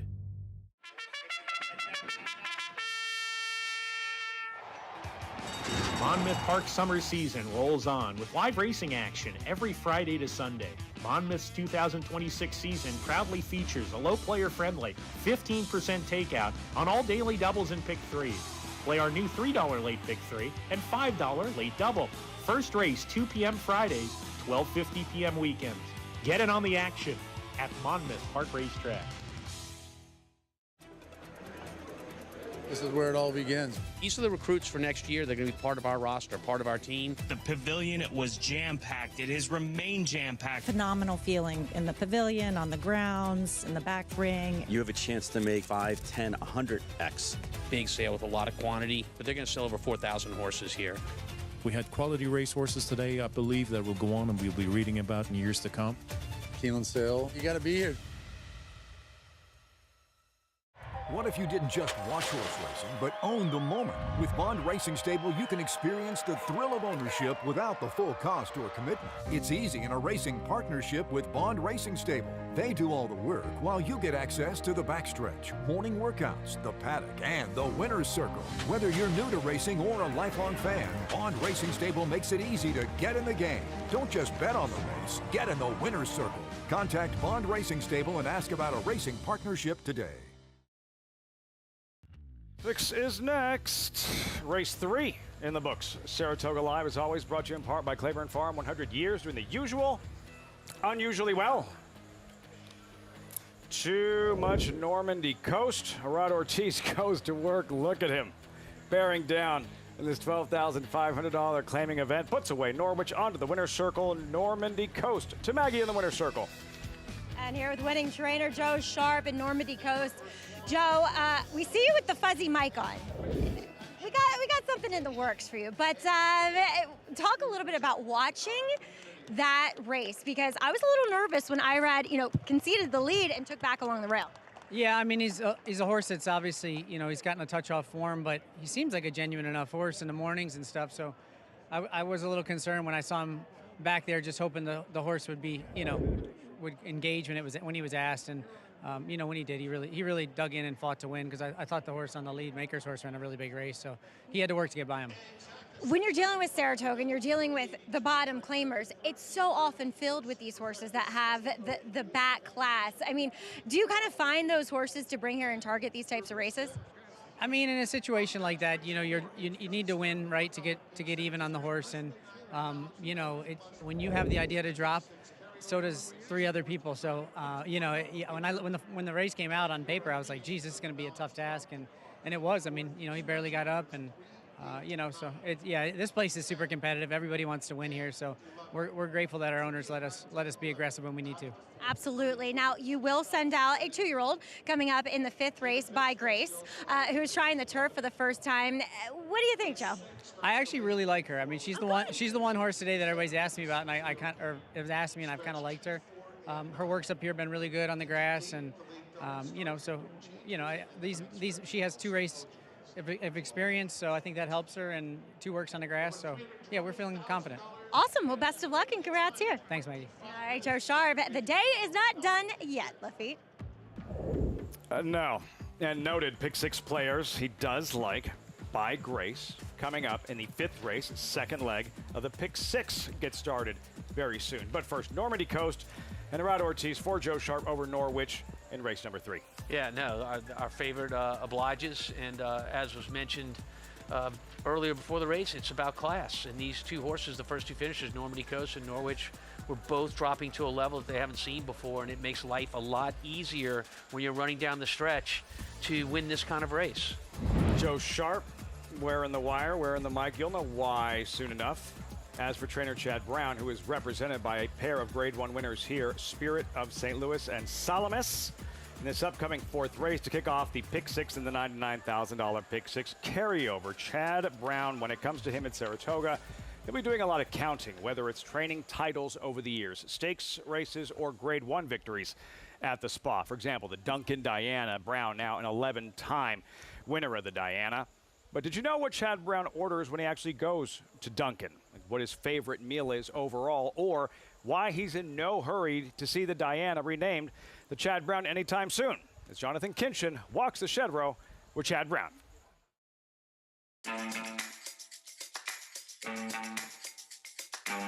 Chad, Kathy, and Marissa gives you your 11th Diana. Sounds even crazy saying it, that you won 11 Dianas. Keeneland sales grad, $200,000. When you're looking at a horse at the sale, what's that first physical attribute that you would look at to decide if a horse is turf or dirt? I really go on how they move. Most of my horses I can figure out the way they're walking. At a sale or in my shed row and such, and then you just connect them with the pedigrees and all the other shapes and parts to them. But that's my most important thing I look for. Would you trade your 11 Dianas for one Kentucky Derby? Oh, wow, what a tough question there. No, because all those Dianas, and two of them were repeat winners, which is hard to do. And, you know, there's so many memories made for me and my family and my kids growing up through the years, and my team, most importantly, does all the work. And all the diverse group of owners that we've made so many memories, our efforts with their horses they entrust us to, and to watch those moments through the years, it's to trade that many moments for one moment is my reason why I would say no. The Dunkin' Diana. What's your Dunkin' Donuts order? Well, my Dunkin' Donuts order would be a hot black coffee with 2 Splenda and everything bagel toasted. So maybe if we keep winning these things, we'll get lifetime donuts or some sort of gold card or something. I know you love a good meal. What's CB's perfect meal? My perfect meal? Oh, well, everyone knows me well, would be spaghetti with white clams, you know, the Italian in me. I'd always lead with that, and then I got a lot of other dishes right behind it, but all in the Italian genre. All right, now you've got 11 Dianas. Mm-hmm. We see races, names get changed often. Yeah. It feels like before this is all said and done, they might need to change the name of this race to the Chad Brown. I mean, I'd love to see it, but then again, it probably means I'm not here anymore when they do it. So I'd like to, you know, I'd like to be here many, many more years. So, congratulations. Thank you.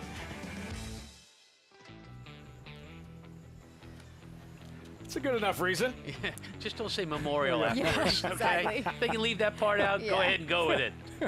Trainer Chad Brown wins thus far this summer, the 8-time Saratoga champion trainer. It is absolutely staggering. As we mentioned during the coverage on Saturday, it's almost as if we take it for granted, though, because he's raised the bar so high, whether he's winning another training title or another Diana here at Saratoga. I just don't see it as a record that's going to be broken. I really don't. I mean, Tom Brady, 7 Super Bowls. Chad Brown, how many Dianas again? I've lost track. It's a 37, Yeah. which he's not going to trade Right. for a Derby. The thing about Chad that makes him so special, and also, you know, the Hall of Famers like Todd Pletcher, is that he's not just a turf trainer. He's not just developed himself as that. It was kind of funny on one of JK's cart talks. They both, about each other, said, "You're actually a better trainer on the turf, Todd. You're actually a better trainer on the dirt, Chad." So it's his versatility. He's not just been able to have this incredible success in a race like this. He's been able to do it with the dirt horses, turf horses, long, short. That's what really, to me, is the credit of Chad Brown and what he's been able to accomplish. Right on cue. Tomorrow's Grade 2 Shoe V, local prep for the Grade 1 Personal Ensign. Take a look at the field. Mile and an eighth, $250,000 on the line. Chad Brown's mares, fillies, will be eyeball to eyeball. Number 2, Aeolian, and number 3, Fully Subscribed, who is the 2-to-1 second choice. Her latest Grade 1 Ogden Phipps, Belmont Eve, Megan, while Nitrogen was going nuclear, right. Bless the Broken, and Fully Subscribed, dead heat for second. They ran their race, right? And she has never missed the board, I don't believe, Fully Subscribed. And she just ran onto a monster and battled on nicely. No one was catching Nitrogen. And, you know, the rail was good. The 2-turn races were a little bit more fair, you could say, though, on this day. And she was inside. But, you know, back on May the 1st in that La Troyenne, she ran incredibly well off of the bench. You could say she hung a little bit. It was a very interesting race, Tom, where it seemed as if, though, it was forward dominated, but they weren't making up room or ground on the front end. So my question to you guys is, has Fully Subscribed really reached her her ceiling, I should say? Well, even in that last race where we watched the replay on, for Fully Subscribed, they set away from the gate.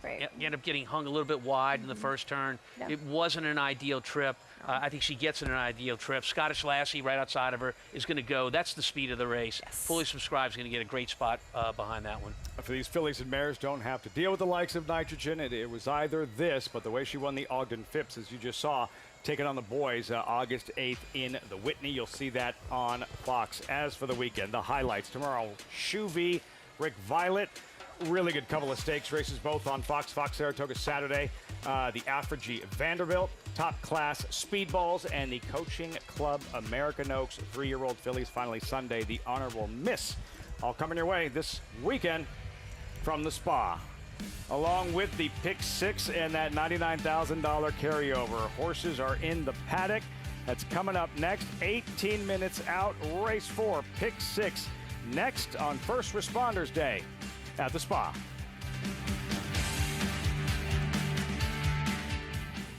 Bet any track, anywhere, anytime. Download the NyraBets app to play today and get a $200 deposit bonus. Watch and bet on live horse racing from over 300 tracks worldwide. Get expert picks, play live money betting contests, and boost your bankroll with daily promotions. NyraBets is the official betting partner of Saratoga Racecourse. Sign up now. New members use promo code SPA200 to claim your $200 deposit match bonus. You bet with NyraBets.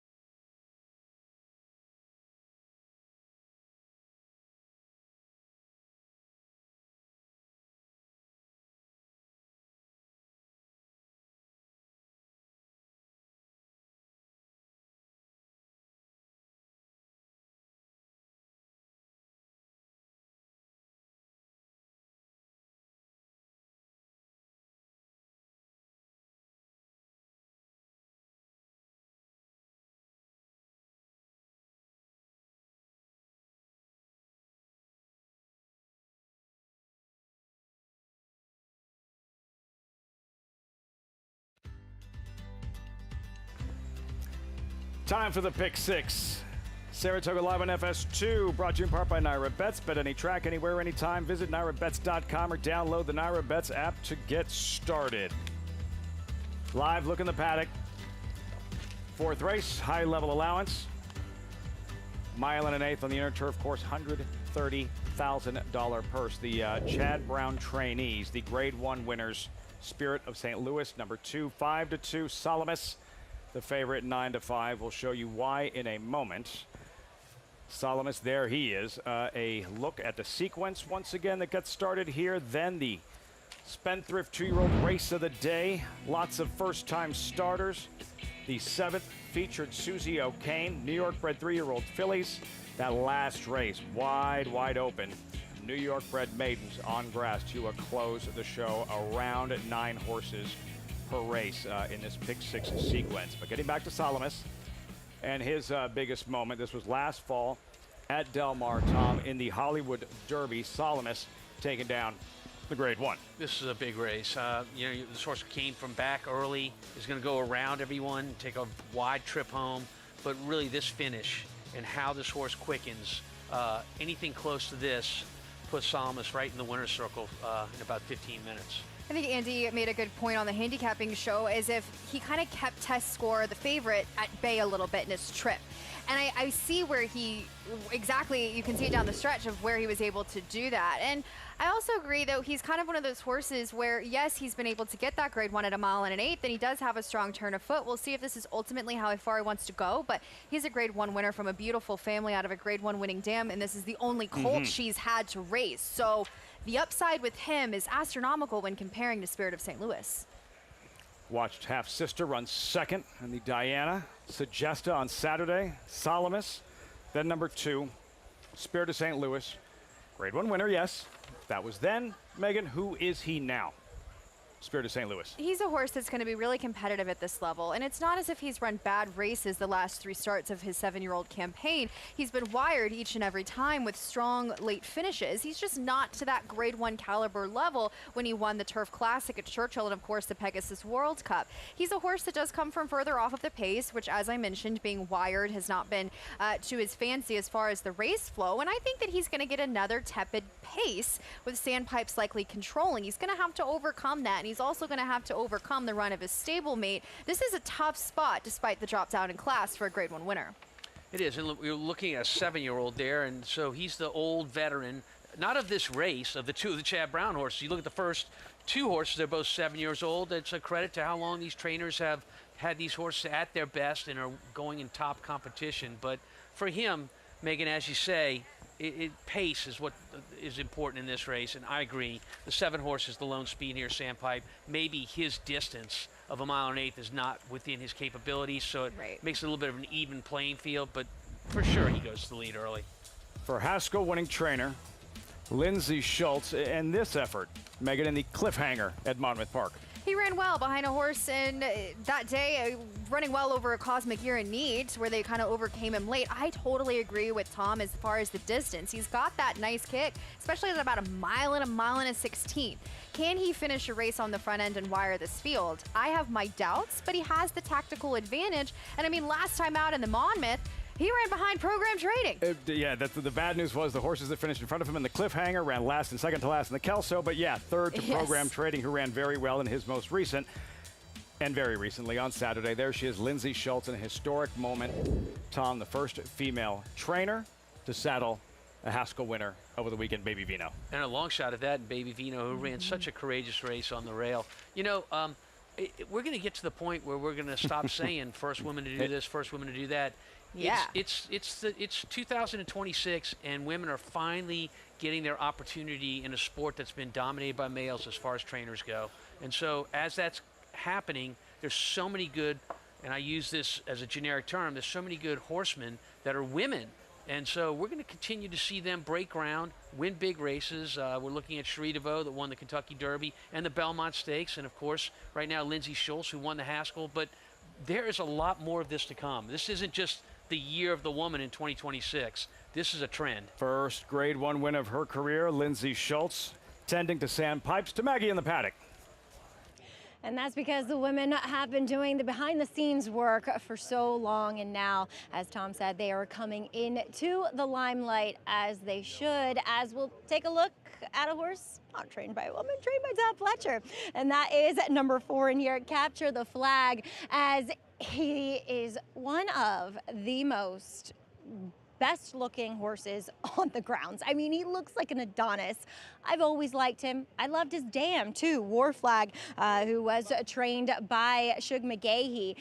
But as Todd said, this is a jumping off point, maybe a little bit on the shorter side, but then again, he has won at a mile before, so it's not like it's totally out of his wheelhouse. But again, it's a long layoff. He looks as fit as he possibly could, watching some of his workouts, which have been on the dirt, so take it with a pinch of salt, that he isn't finishing them as well, but turf horses will do that on the main track when breezing in the mornings. I think we'll see a decent effort out of him, but an effort that sets him out to run better, maybe going longer. But boy, is he a looker here in the paddock. I know it's not a beauty contest, though. His number 1 is Britain's Kitten. He's only had a few opportunities as of late to run on the turf, though I will say 2 back, and obviously it's a nature of it being a graded stake that the Beyer speed figure was elevated, and he ran behind some horses that are better than him, including Quattrocento, who would come back and win the Appleton and then run very well in the opening verse with a 99 Beyer. So yeah, he clunked along for 4th, but obviously there's no Quattrocentos or Tom's Magics in here. Some horses, you know, searching for their best form again. So could he possibly capitalize on that for Adam Rice, who I think is always dangerous when he brings horses to New York, Saratoga in particular. This guy looks incredibly fit as he's kind of second off of that layoff here for Adam. Makes a lovely impression here in the paddock, and I like the 1 1/8 distance for him. What bit of a one-paced, even running type where I think this configuration makes sense, and he has the opportunistic inside post with a Rod Ortiz aboard. I'm sure he'll be able to work out some sort of trip, Lafitte. Yeah, if only he had a jockey with some ability. Rod Ortiz, Britain's Kitten. Riders up in a moment. Tom, your thoughts on a C Singer pictured here at 7-1 for Michael McCarthy? Well, you know, when you enter in a race, you don't know who you're entered against until the races are published that afternoon. And I'm not going to speak for Mike McCarthy when I say this, but I can tell you, I've entered a lot of horses that I thought were in the right spot, and when the field came out, I was like, wait, I had that, who showed up? I had that WTF moment. And when you look at this race, this is That's a the very, moment. very This deep would be race. one of those. Oh, yeah. 2 Grade 1 winners, both trained by Chad Brown. Spirit of St. Louis, number 2, and the favorite, Salamis, 9-5. We walk through the races, the sequence, your keys to the pick 6 as we take a look at number 7, Sam Pipes. How far can he take this field? The anticipated pace setter. I did want to ask you about a potential single. In the 6th race, Ancient World drawn inside 8-5 on the morning line, and whether or not you felt he was as trustworthy as many pick 6 players might be leaning on today. I do. That is the Joe Sharp horse, correct? Yes. Yeah. So I do. So Joe Sharp, you play cards with enough people enough times, you know when they're bluffing, you know when they're for real. Same in the claiming game. I know all the players. When Joe Sharp makes a move like this, he's making it with authority. He's putting his chips into the middle of the table. He's all in there. I like that horse.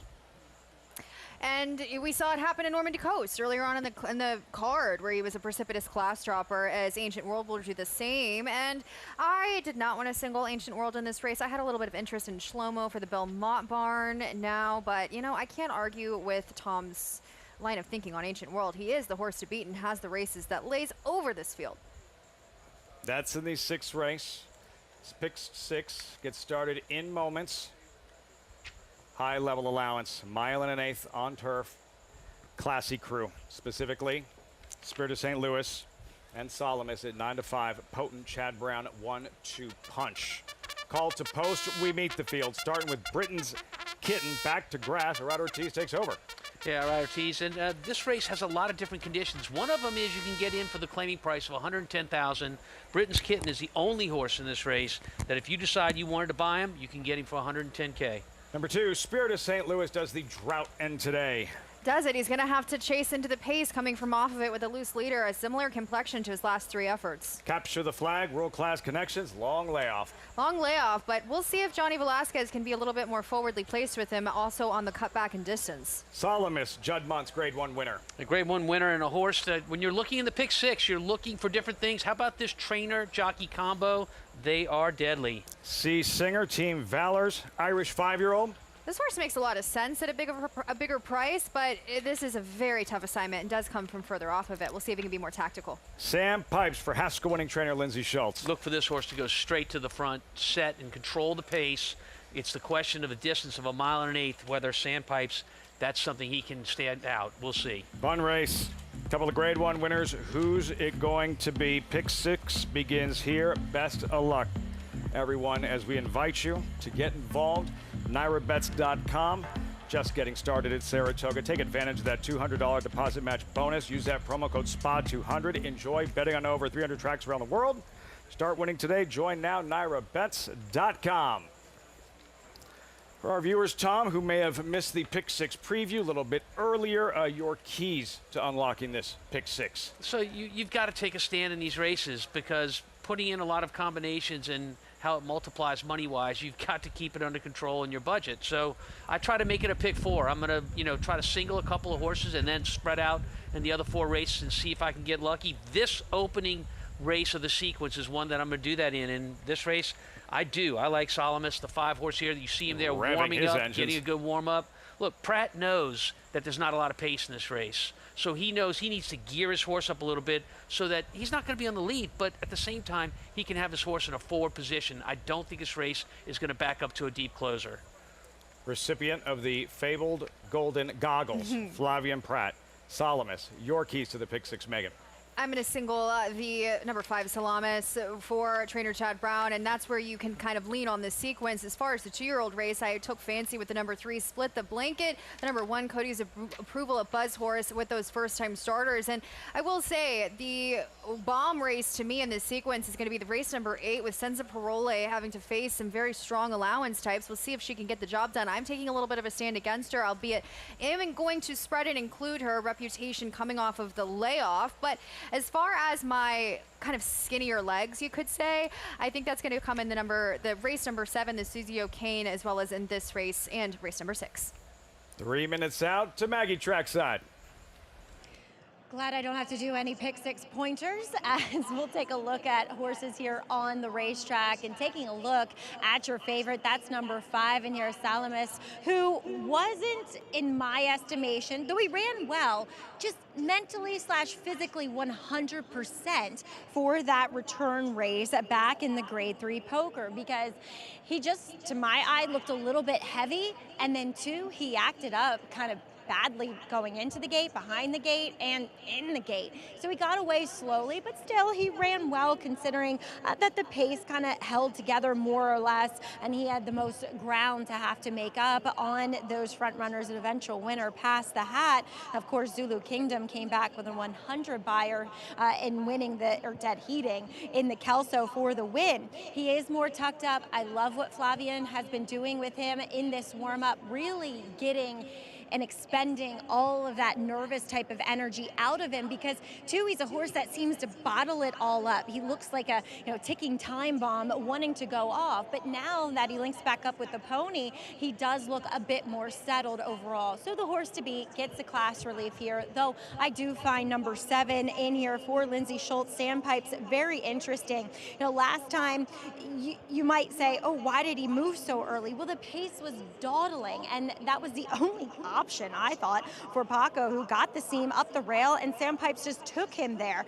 Program training, of course, would come back last weekend and complement with another win in a 96 buyer. And Sandpipes on this inner turf course could be dangerous, as everyone was saying, especially with Kendrick Carmouche getting back aboard, to be the speed in here. He looks good.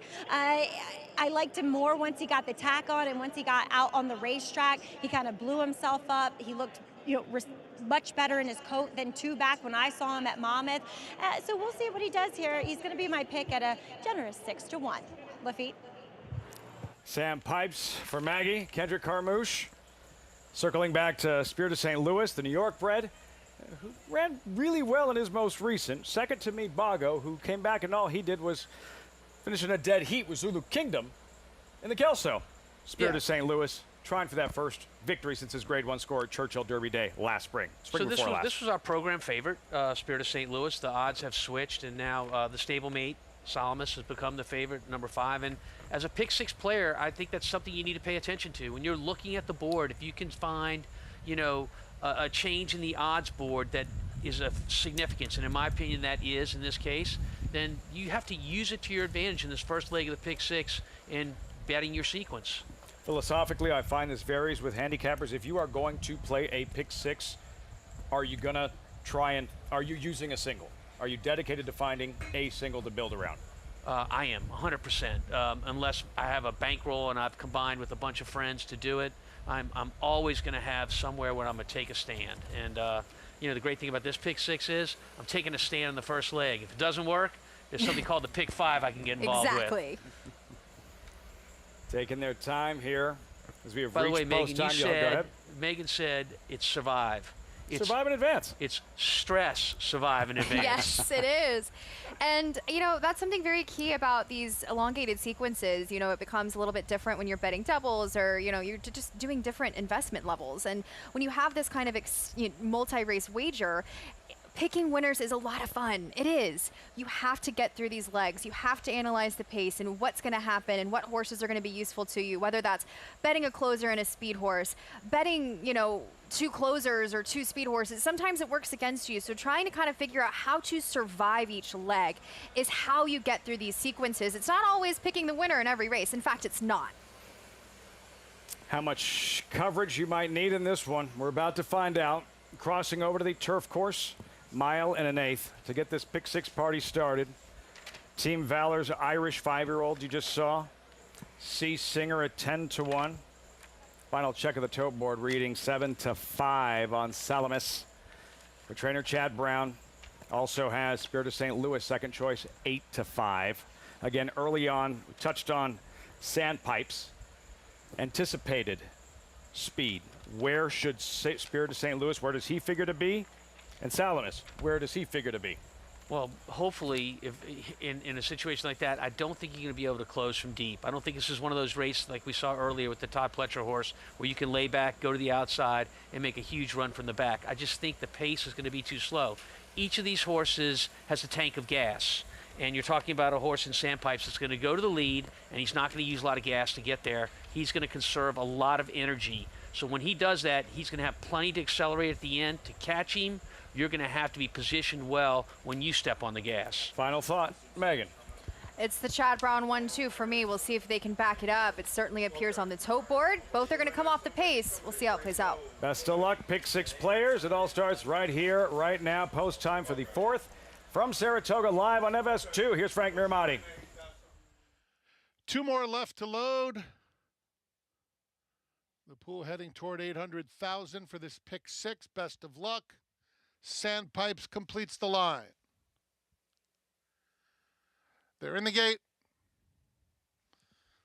Salamis is a little bit restless. And they're off.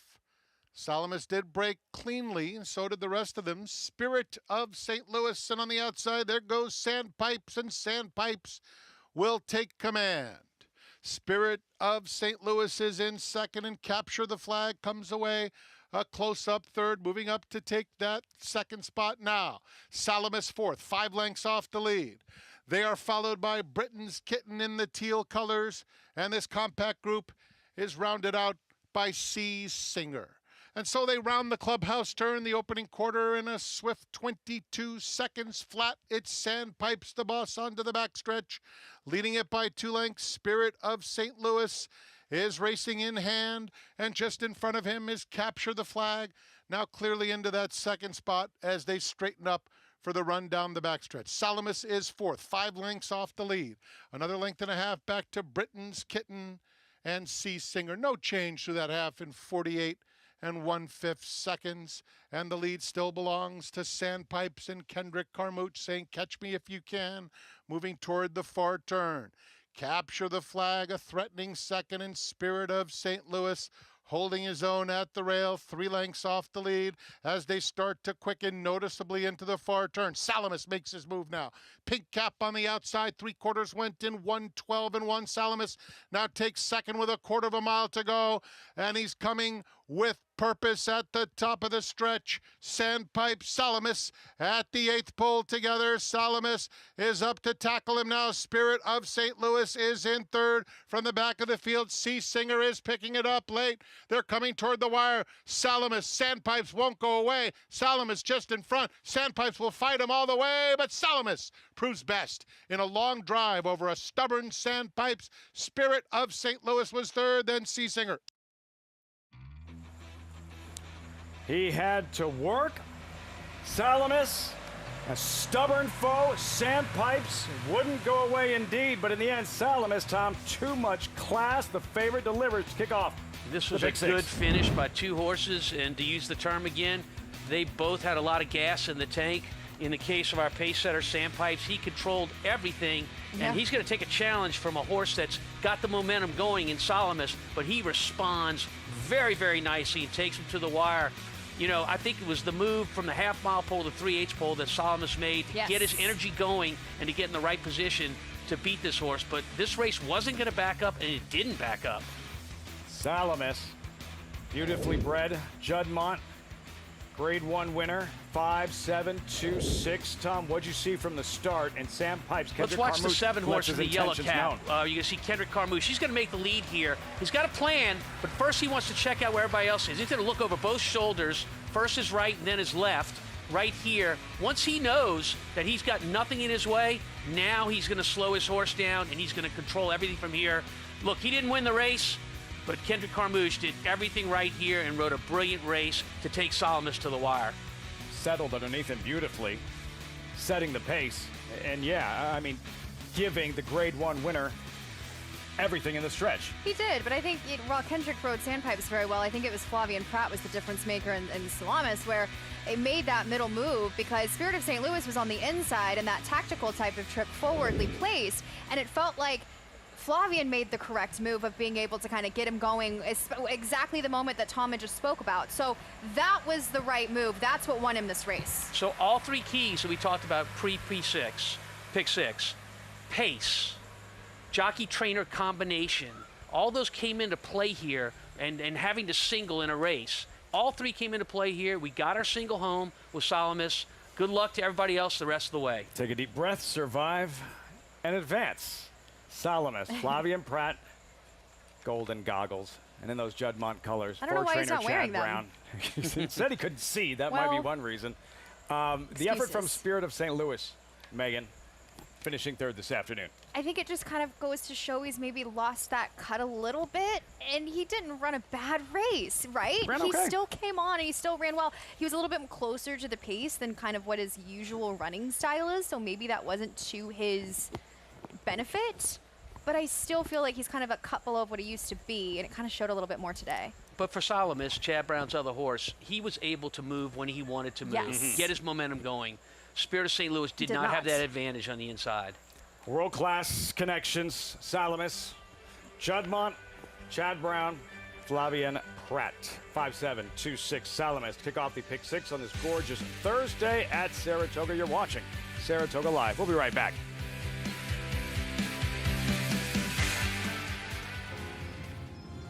For 100 years, we've built tools to work in nature with legendary performance and quality to master every challenge. Tools for people like you who work like a pro with heart and soul. Built for nature, trusted since 1926.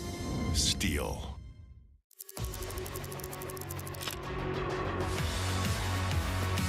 And it's lights out. Locked. Pouring it on. Running aggressively through the stretch to win by 7 easy lengths. Here is Locked. Locked racing by on the outside for the lead. Locked, the wine steward. It is Locked. Here comes Locked after Mulligan. Locked catching with every single stride, and Locked will win the Cigar Mile.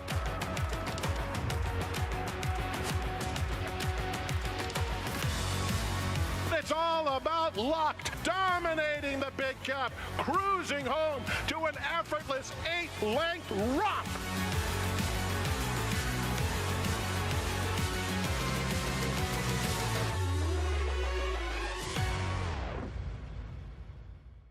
Racetrack Television Network brings you every race, from every track, on every screen, every day.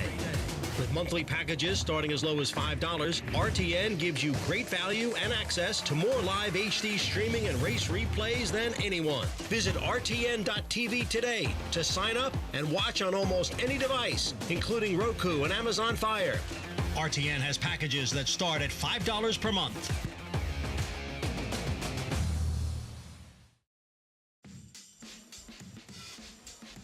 Big sigh of relief if you leaned on Salamis. who does not disappoint. Big effort, Sandpipes. Too much class, though. Salamis in the 4th here at Saratoga. To Maggie in the winner's circle with winning trainer Chad Brown. That's right, Lafitte. And Chad, we saw Salamis have to work for it today, but I thought it was a nice step forward off of the effort coming back off the layoff. You know, we still saw him act up a little bit in the gate, but it was still better. It was much better. Like Flavian just said, he's smart. He knows when the last horse is in, because when we stand him in the morning, he doesn't do anything. We've been schooling him, and as soon as he gets, the last horse, then he's pretty smart. But nice confidence builder. Last race was a little disappointing off the layoff. He was a little rusty. I was happy to see him dig down and get a win, and then back into stakes from here, I'd say. Yeah, exactly. Being that he's a Grade 1 winner already. Chad, we'll also see you send out Senza Parole. As I'm sure you're well aware, there's a pick 6 carryover today. Should she be everybody's single? Wow, a lot of pressure. I know. A lot of pressure here. I think, a race seems to suit her well. She's back with Lasix, which settled her down a little bit. Maybe you've good notes on her being nervous in the paddock and such, because he's that way. She seems to like Saratoga. Tough allowance race, but I think this is the place she runs best. How's our girl, always a runner, doing into the CCA Oaks? She's doing great. I think that she's come out of her last race well. She might have been feeling her Oaks a little bit and just off her best last time. I have 2 in there. This one's half-sister. Another one out of Antonov, Salamis' half-sister's in there as well, Directive. So it could be a big weekend for the mare as well. I agree. What made you put her on the dirt? Because she's never made me feel she's anything turf, and she's my gun runner. So I know the 2 siblings, her and Suggester, Salamis Suggester, are turf, but it goes that way. She's a brilliant broodmare. I trained her. She was on the turf herself in the Just a Game she won for us. But this mare's a lot of gun runner in her, and I don't think she'll ever run on the turf. Well, there you go. Keep them separate. Chad, congratulations here, though. Thank you. All right, Chad, gearing up for a big weekend, Lafitte.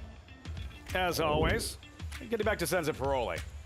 Trainer speak, Tom. Can you decode what he just said? Trustworthy or not so much? Well, you'll have to decode what I say. Chad's jacket. I really like that jacket he's wearing. Oh. That was awesome. You didn't like it? Are y'all twinning? No, it's not exactly this one, but it's a good-looking jacket. As in Winner's Circle apparel again? Now you're talking. I dig what you guys. I couldn't decode it, is what I'm trying to tell you. Come on, man. I don't even know what's going on. I don't even know where I am. He was caught off guard with that, wasn't he? Yes, you See, that's a little bit of pressure. That pick 6 tickets are all in. Spendthrift 2-year-old race of the day coming up next.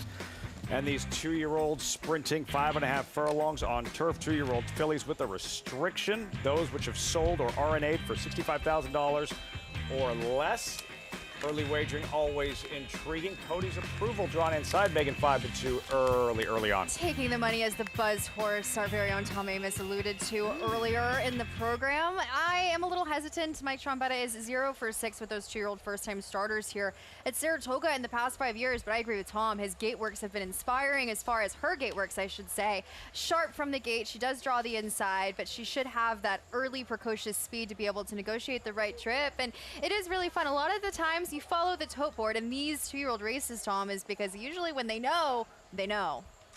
So let's talk about post, because you mentioned it. So when you're looking at post position with beginners, horses have never run before, there's only so much we can simulate in the mornings, and we can't simulate a field of horses in the gate with them. For if you draw the one hole, as Cody's approval has, and you leave just a half a step slow, everyone outside of you is trying to move over to save ground on that turn, and you're very, very crowded, something a horse has never seen in practice and can really be their undoing. I don't like the one post position for beginners, but in this case, with Cody, he has worked twice from the gate and worked very fast. I would not be surprised to see him leave them behind, at least early on, and clear and be in a comfortable spot.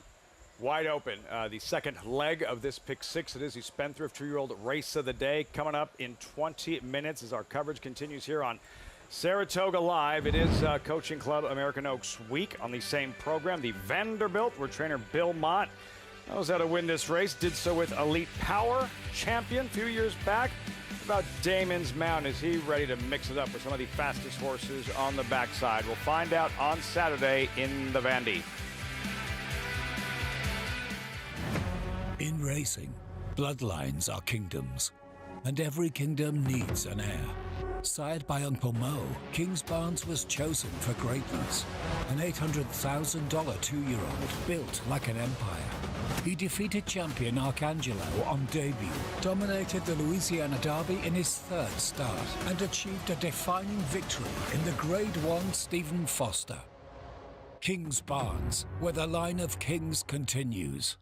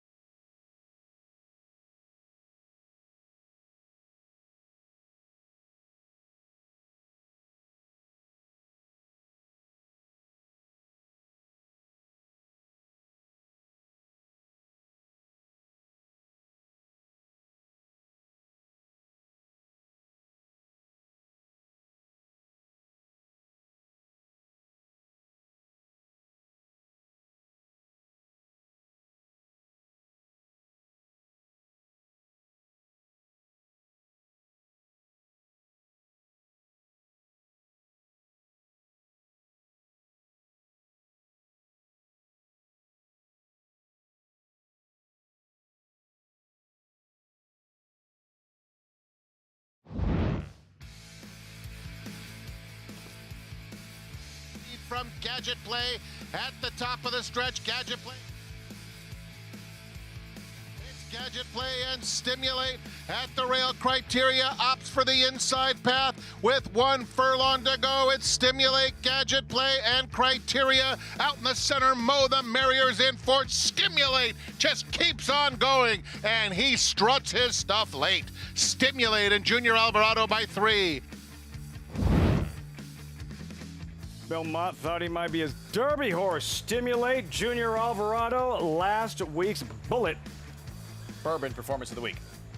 On a sealed racetrack, we got a lot of rain last week. Not the case today, Megan. This is a gorgeous day. It is, and Stimulate is actually out of Grade 1 winning dam Elate, so obviously has the pedigree to back the early promise that this horse showed. Obviously now a 3-year-old getting the win after debuting here in Saratoga as a 2-year-old back in August of last year. Certainly lived up to it, but also, I mean, Monomoy, the girls' first full, I believe, first of all, Effusive was also an incredible performance last week. Effusive, look to see her tackle some of these juvenile graded stakes later on in the summer.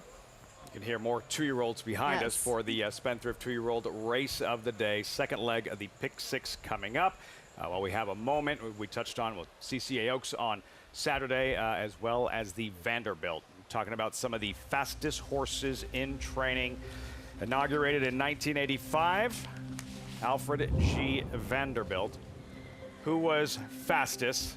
Imperial Hint Whistling, 6 furlongs in 107.92. Biggest blowout, El Deal running away and hiding, 8-length romp in 2017. Most wins, only 2 have won it twice. Cognizant in the 80s and Imperial Hint. Most Vandy wins by an owner. The number is 2. 5 owners, including Shadwell, have won it twice. Leading trainer, no surprise, Steve Asmussen. 4 Vanderbilt victories, no runner this year. Vanderbilt's leading jockey, 2 riders, 4 wins apiece. Pat Day and Javier Castellano from the Vanderbilt to the Breeders' Cup Sprint. The number is 3, including the mighty Speightstown in 2004.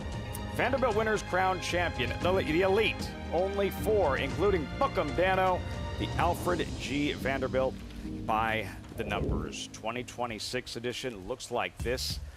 8 strong, built at the bottom with Arado Ortiz, 8-5 morning line favorite.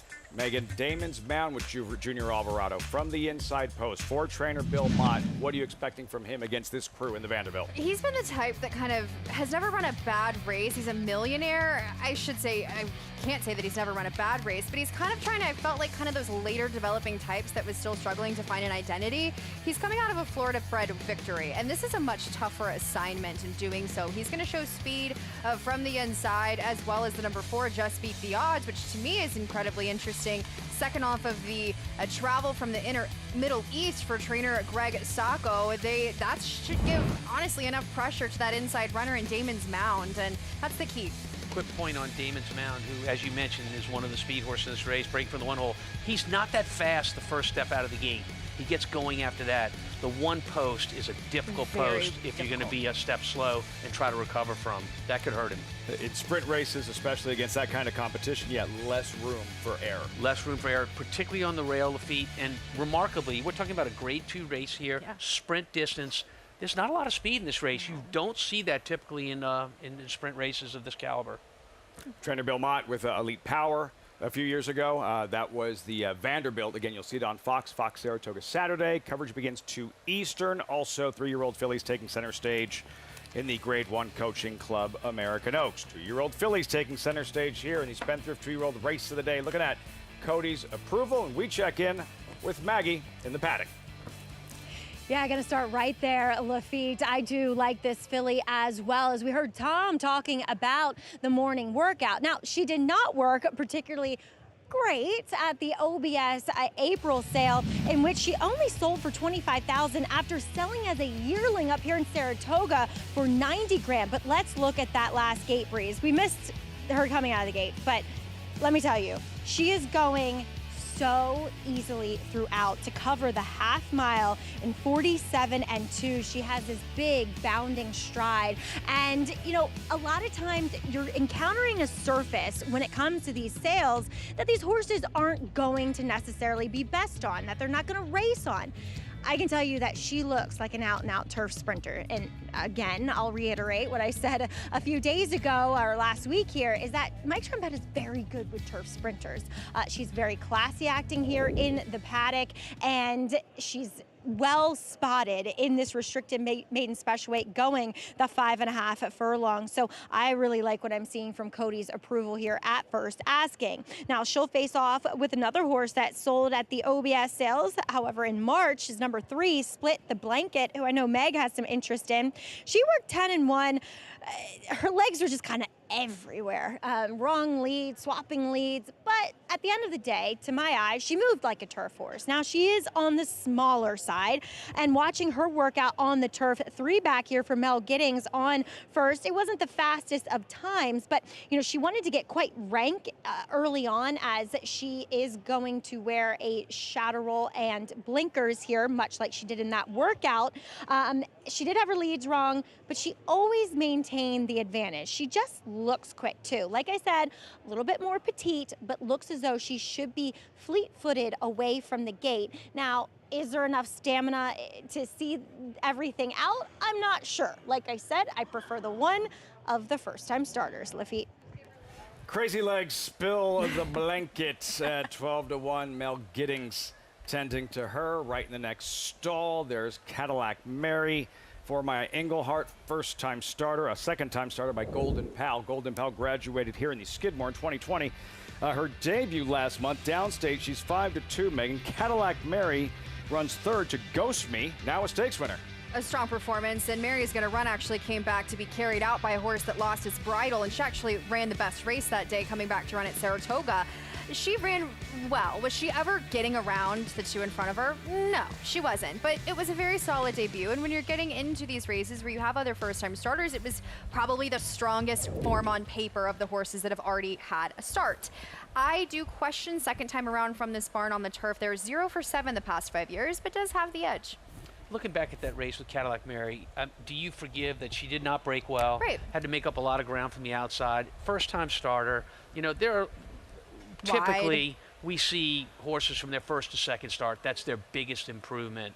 And there was a lot about that race that was interesting for Cadillac Mary to feel like you're going to get a jump in class. Now, whether she's good enough to beat this group, I don't know, but I think she'll perform well.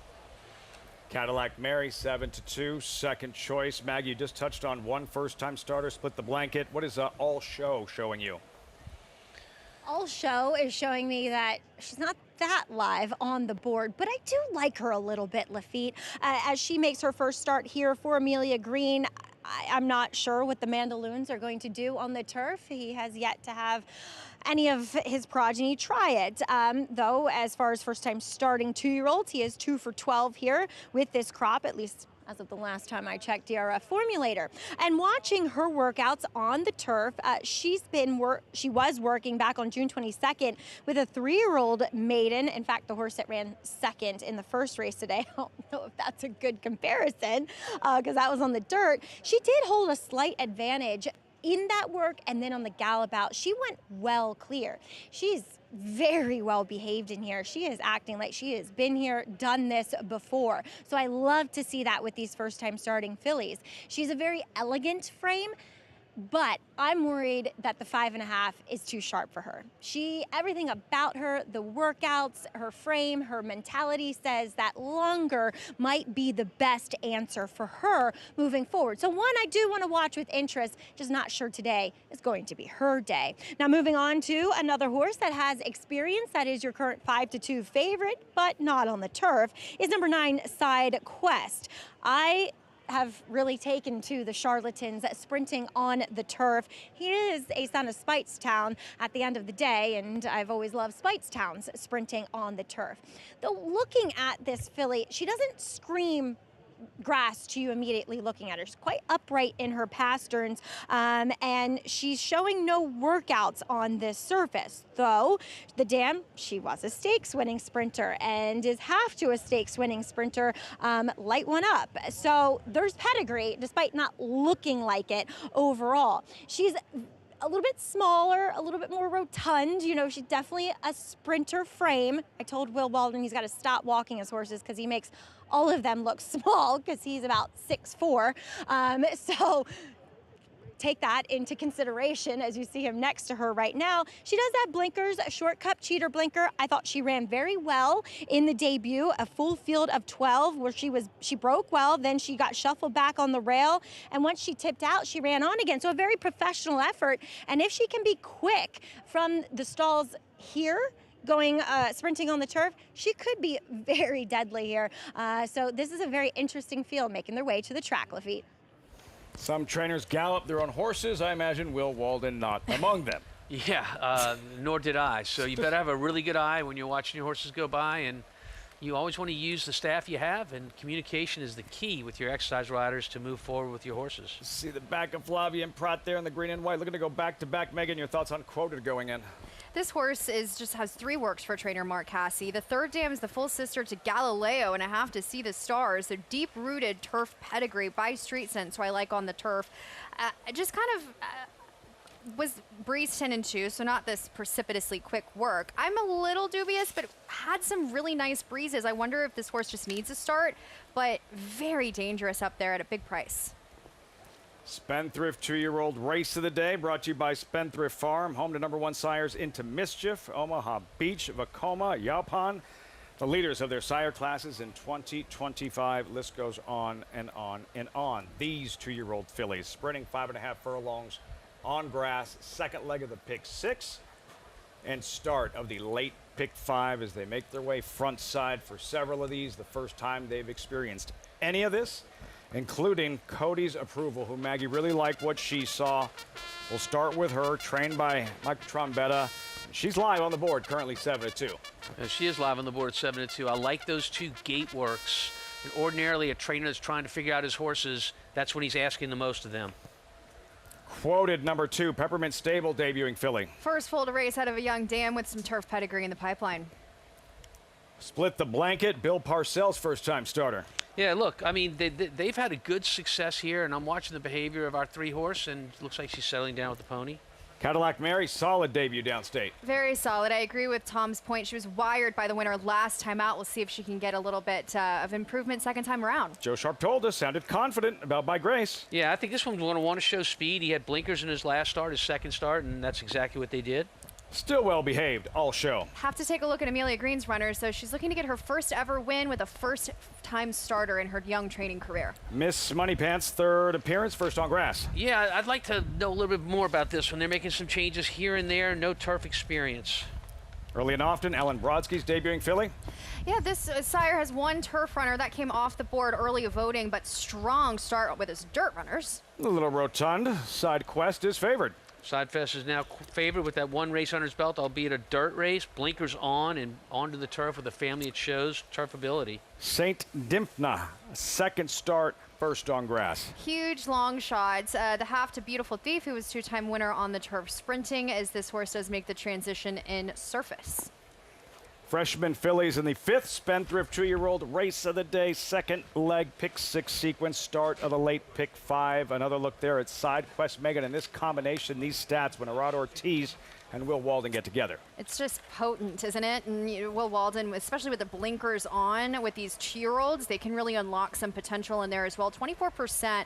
And to Maggie's point, this horse, it's difficult, especially when you're at a 5/8 type debut, where she showed good speed and then she was kind of outrun and shuffled back. But for her to show the tenacity to climb back from that position and be able to still come on with a rally, I thought showed incredible professionalism and maturity. She's going to be able to build off of this, and she's got the turf pedigree to back it up, though very short price in a field of unknowns. Yeah, and with SideQuest, it's important to note, okay, fourth beaten, 8.5 lengths. Not going to wow you when you look at her resume, but when you look at the chart line, you see that the winner of that race won by 7.5 lengths. So how far do we get beat for second? A length?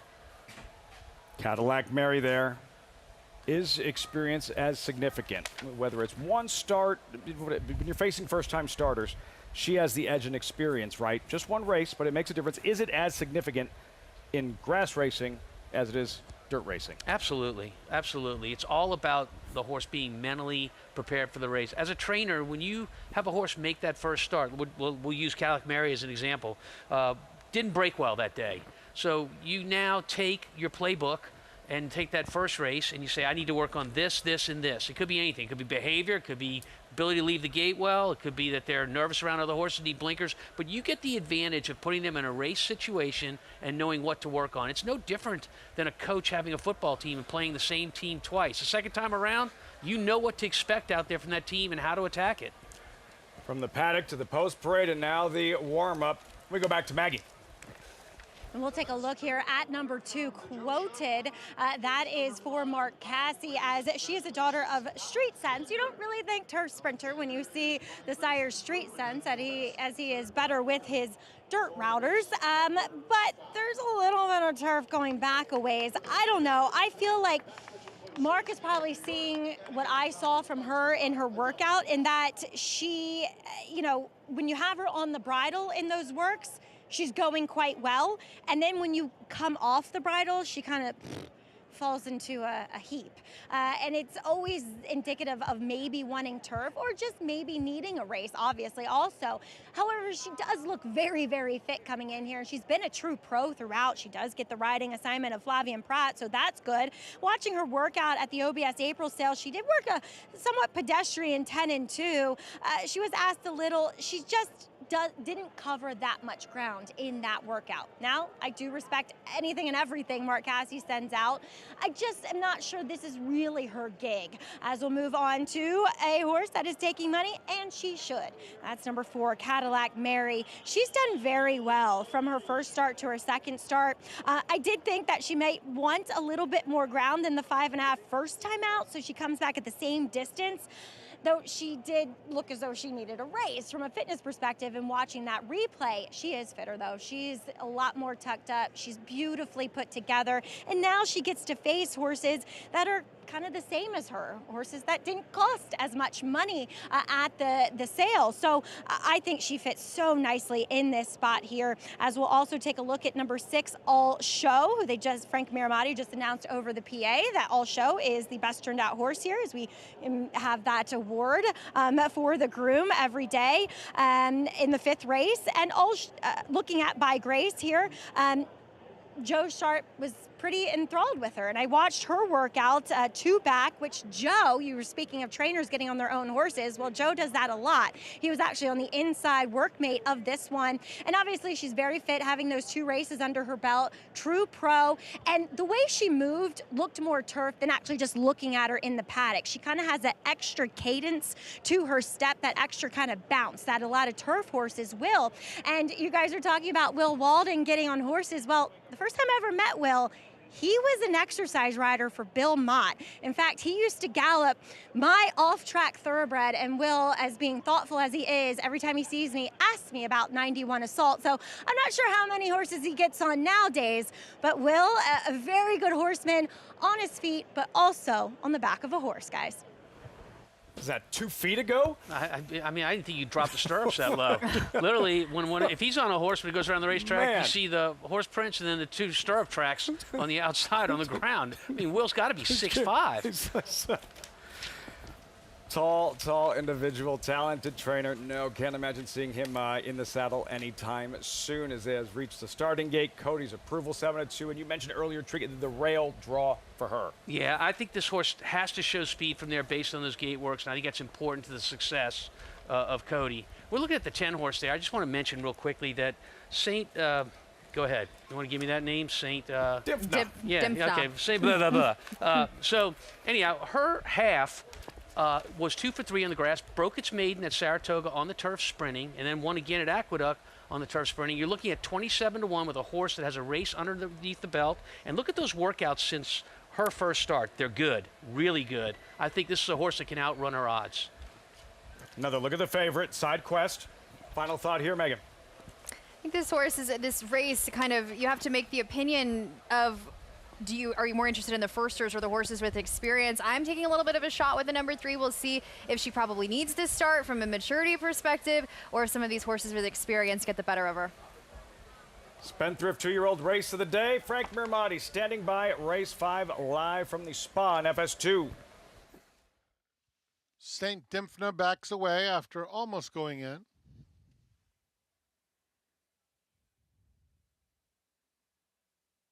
And they're off. And By Grace is very quick away from the gates. So too Side Quest on the outside. Cody's approval pushed along for early speed. Cadillac Mary is in the mix early 4th. About 4 lengths off the lead as they run down the back stretch. Then St. Dimfna racing on the outside of Early and Often, who's in a tight spot, has to back away from that. A break of 4 back to Miss Money Pants as they round the far turn. Miss Money Pants is racing on the inside of Split the Blanket. Quoted All Show at the back, 21-2 for the opening quarter mile. The battle continues on the front end. It's By Grace on the inside and Side Quest. They've been going at it since the gate open. Side Quest cruises up to take the lead. 3 lengths back, St. Dimfna is third from far back. Quoted is picking up some pieces in the center of the course. But Side Quest turns it on in the stretch. And Side Quest simply aired. Won by 6 lengths. All Show an eye-catching second, with Quoted and By Grace battling out the minor awards. In a turf sprint, that is an overwhelming victory. Side Quest for Will Walden. Much shorter of Rod Ortiz in the saddle, second one on the afternoon. Yeah, different story than the last start. Side Quest broke very, very sharp. They went quick up front, but Side Quest just kept going, as you'll see this gray down the lane right through here. Kicks home nicely. And this turf course is incredibly firm, as we've talked about throughout the weeks. And we got some much needed rain last week, but I feel like this course is kind of more coming back to that firmer status earlier on in the meet, where the speed has been really carrying. But Side Quest was incredibly impressive to be able to kind of re-rally at 5/8. And once she got out with this early speed, it was kind of over for everybody else with the blinkers on, really sharpening her up. Crop uncocked, gliding under the wire to win by that much in a turf sprint, Tom. Yeah, this is a horse that has a future beyond a restricted maiden race, that's for sure, and definitely found a home on the grass. Joe Sharp trained filly, flashed good speed, set the tempo, faded to fourth, 9-6-2-5. So in this challenging pick six sequence thus far, Megan, 2 races, 2 favorites have checked in. Exactly. Sometimes we overcomplicate it, right? But this was one of those races where, you know, the experience prevailed. All Show actually ran very well to be second to a horse that Maggie was talking about and quoted with limited works. But this horse had the experience, and far too many times in these 2-year-old races, we see these horses continue to win and do well. A restricted maiden special weight, horses who were last purchased for $65,000 or less. We've seen some serious horses emerge from these maiden events. Will Walden there had this filly cranked up, ready to roll. Side Quest, Napoleon Solo last year, Preakness winner, and before that, a few years back, British Idiom, eventual dual Grade 1 winner and 2-year-old filly champion. Yeah, look, it's about building confidence with these young horses that don't have a lot of races under their belt. And if you can do that, if you can instill confidence in them, it can take them a long way. It's one thing for the horse to be physically talented. That's so important.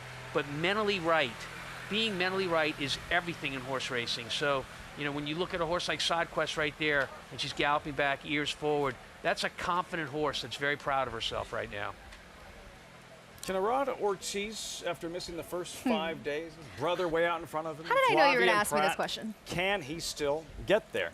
Can he still rack up an 8th Saratoga Nothing is riding impossible with him, but it is going to be a monstrous feat. To me, it'll be the most impressive that title he's ever won, but it's going to take him a lot with the role that Jose and Flavian are on as well. So you're saying you doubt it or not? I do Because I don't doubt doubt anything I do doubt when that it a comes little to bit. Irad. I mean, I think he is brilliant. 2 wins so far. Side Quest, 9-6-2-5 in the Spendthrift 2-year-old race of the day. Impressive score, Side Quest. We are stepping aside. A final thought on the feature a little bit later on, and 2 undefeated fillies going head-to-head. The race is much deeper than that, but all of it in Celtic Dawn. Your thoughts on the 7th a little bit later. Well, I mean, I'm going to turn to you on that race because I looked beyond that in the stakes race. What do you think?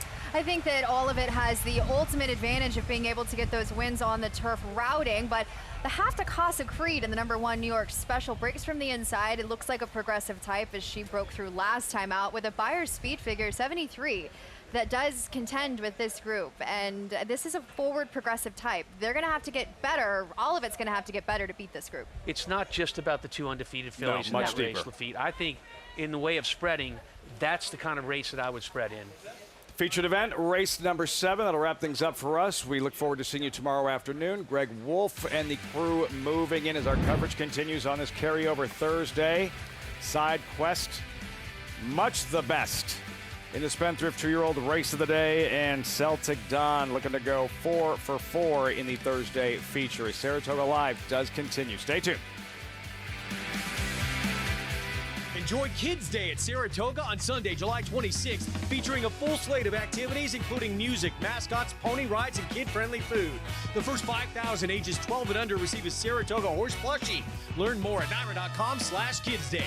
Fox Saturday, Kentucky Oaks winning filly, always a runner, faces Acorn Stakes winning rival Counting Stars in the Coaching Club American Oaks. The rubber match live on Fox Saratoga Saturday, presented by Oceana Cruises. Join us Saturday, 3 Eastern on Fox. The joy of traveling well is feeling at home, yet a million miles away from home. Discovering new flavors, or savoring the ones you already love. Not knowing what lies beyond the horizon, but knowing what matters most to you. This is the joy of traveling well. Oceana Cruises. Bet any track, anywhere, anytime. Download the NYRA Bets app to play today and get a $200 deposit bonus. Watch and bet on live horse racing from over 300 tracks worldwide. Get expert picks, play live money betting contests, and boost your bankroll with daily promotions. NYRA Bets is the official betting partner of Saratoga Racecourse. Sign up now. New members use promo code SPA200 to claim your $200 deposit match bonus. You bet with NYRA Bets.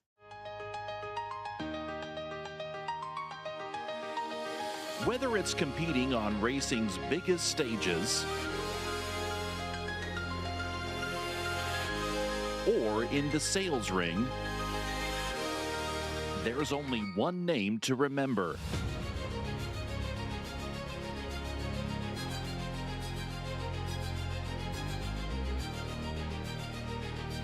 Legion Bloodstock. Welcome back to Saratoga Live as we just saw Side Quest get the job done emphatically here at Second Asking. First time on the turf, and I'm pleased to be joined here by Team Walden. Will Walden, of course, and wife Tessa. First, we'll get to that very important question last, Will. But Tessa, I want to ask you about selecting Side Quest. She has lovely turf sprint pedigree. She ran to it today. So we bought her out of the October phasing sale with the specific intention to buy an auction-eligible filly. I had not put the group together yet, but I had faith that I would be able to. And I just kind of saw her out of the corner of my eye, and I checked out her hip sticker on the last day of the sale, and she went within the range that we could afford, and she looked beautiful. I had to have her. Tessa, many people don't realize you used to work for Brad Cox. You did a lot of his 2-year-old prepping. You're very good at picking out, sussing out the talent when it comes to the juveniles. Thank you for the compliment. Yeah, that's what I did for like almost 10 years for Brad. So it was just a constant assessment, you know, every work, every gallop, how they acted in the barn and how they looked. And I think I did kind of put that into play with her a little bit. Well, it's good you have her on your team. She's not escaping you now, Will. I want to clean that story up a little bit. She had Ryder Finney helping her at the sale, and Ryder came to Keeneland because I was running one at Keeneland. We left her unsupervised for about 55 minutes, and we ended up with SideQuest. But look, we always trust Tessa. It's served me well in the past 3 years, and she does a great job. She's got an awesome eye for a horse, and she's selected out of a filly. You know, that's the only horse she bought last year, and she's got a maiden winner at Saratoga. Boom, there it is. Now, my co-host did not believe that you galloped horses, but I met you when you galloped for Bill Mott. Can we please set the record straight? Do you still get on horses too, by the way? Which co-host? All of them on the desk. So Lafitte Pinkai, Tom Amos, and Megan Burgess. All right, boys. And girls. I always told everybody I was 5 foot 17 inches. We'll start with that. I was nicknamed the extra size rider. Got on a lot of horses for Todd, Bill, and even Wesley Ward. And do I still get on horses? Only when they scare the help. I'll get on them. Great answer, Will.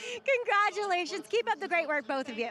Thank you. And it's always good to meet the ladies behind the scenes. Tessa, a huge part of the Will Walden barn, and she has been a big part of many barns in the past as SideQuest pays 628 as your 2-to-1 favorite all show. Nice rally. Look for her going longer next time for Amelia Green over quoted to complete the trifecta. So we are 2 legs into this pick 6 as coming up next, maybe chaos will ensue, or maybe it'll just be another favorite as Ancient World, he opened up as your 2-to-1 favorite here in this claiming 20. We will welcome Greg Wolf and the rest of the team to the show after this break. Stay tuned. You're watching Saratoga Live.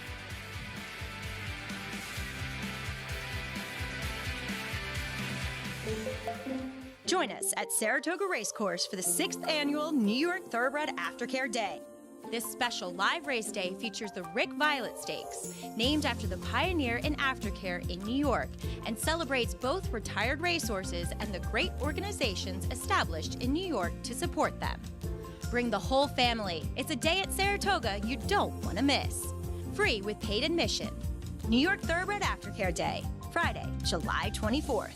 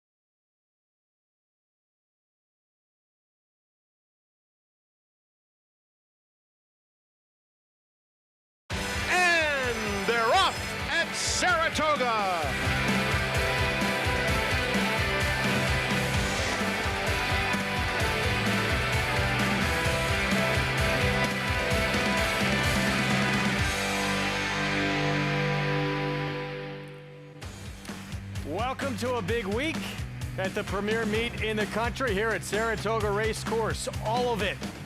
Morning line favorite in the Susie O'Kane from Miguel Clement, trying to remain perfect, will face the challenger stepping up in distance for Carlos Martin. Celtic Dawn, very impressive in that turf debut. The rematch, round 3 on Saturday. Oaks winner, always a runner. That perfect record came to an end in the Acorn as Counting Stars avenged that loss in the Oaks. They go at it again, and Chad Brown, does he have his Travers horse, Emerging Market? We will see over the weekend how impressive can he be, a horse who beat the Kentucky Derby winner on the road to this year's first Saturday in May. All that and more coming up on this Thursday late show edition of Saratoga Live on a gorgeous Thursday afternoon here in upstate New York as we get set for race 6 of the first leg of the late pick 4 coming up 17 minutes to boast. We got a crowded house here on set. Greg Wolf, Andy Serling, Jonathan Kitchen, Richie Migliori. Good to see the three of you on 3-year-old fillies on the lawn. Looks like a competitive group coming up. The New York breds later today. Yeah, I mean, obviously all of it has been very good in both of her starts and has good speed, can put herself at least in position to win it. She's the one to beat. I'm going to try to beat her, but I'm not confident. Yeah, I agree. I mean, I think, this pick 6 is already rolling when we had that carryover today. I thought that this was a race where people might try to get a little bit skinny with a horse like that. I think that'd be a mistake. I legitimately think that every horse in this race can win. And the big question about Celtic Dawn is, will she stay? Will she get the distance? Her sire gets 17% with his routers, 9% with his sprinters. Other way, sprinters 17%, routers 9. Excuse me, 100%, right. And the female side of the family, I only see kind of sprint kind of speed there. I think, these races come up, New York breds, they're seeing what she can do. And if she doesn't stretch out, they know that she can sprint on both turf and turf. Check the box, as they say. Here's All of It, who faced Considerate City, who will tackle that one again. All of It comes in undefeated, 2 for 2 for Miguel Clement. Those 2 wins by more than 8 lengths combined. No, there's really nothing to knock about all of its races. Yes, she's had good trips in them, but I think because of her tactical speed, she puts herself in position to get it. And, Richie, with a 6-horse field, there's no reason to not believe she won't get another decent trip here. I agree, and she also has turn of foot. I mean, she does accelerate. Yeah. This filly's been very professional in both of her starts, but I thought she took a big step forward from 1 to 2 as far as just her focus. An all-important win on this turf course as well. That was on the inner turf back on June 7th, when she tackled winners and easily handled that step up. And, of course, you have the pedigree runner, got on the turf for the first time, New York Special. The half-sister to the 2-time Grade 1 4-star Dave winner, Casa Creed, won that debut on the lawn. Going to need to take a step forward, though, today. I agree. We'll have to improve off that race. Not nearly good enough to win or maybe beat some others, but maybe has some upside. It's kind of neat that horse is running a half to Casa Creed, and Casa Creed owner Lee Einsiedler has a runner in this race in Shlomo, so we go full circle. You can play it all, including a pick 4 that starts in just 15 minutes coming up with Naira Bets. Get that offer. $200 deposit match, new customer bonus. When you punch in that code at sign up, SPA200, and bet on over 300 tracks around the world and start winning today right there at NairaBets.com. So the pick 4 will kick off with this race. $20,000 claiming group, non-winners at 3 life at 6 furlongs. And maybe, JK, one of the most talked about horses coming in today with that pick 6 carryover, and this was part of it, Ancient World, the 1. Huge drop in class, but comes in off a long time away for Joe Sharp. He does. He hadn't been back for a while, but he does have, I'd say, 3 races that are significantly better than anything in here has run. The problem is he has a bad habit of breaking slow. From the rail at a short price, there's a lot of things to be apprehensive about. And dropping in for 20, Joe Sharp wants to make sure this horse gets claimed. We're going to suit up the MiG, put him back on horseback, and he's going to show us the keys to breaking from the gate when we come back.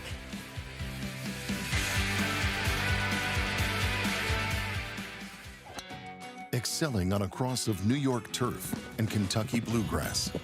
A 6-time graded stakes winner, including the Grade 1 4-star Dave, Grade 1 Turf Mile, and the Grade 1 Maker's Mark Mile by leading champion European sire, Lope de Vega. So he's got that going for him. Carl Spackler, the ultimate greenskeeper, standing at Lane's End.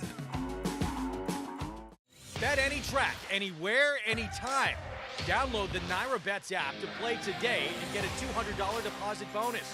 Watch and bet on live horse racing from over 300 tracks worldwide. Get expert picks, play live money betting contests, and boost your bankroll with daily promotions. NyraBets is the official betting partner of Saratoga Racecourse. Sign up now. New members use promo code SPA200 to claim your $200 deposit match bonus. You bet with NyraBets. Some places stay with you and make you want to relive every moment.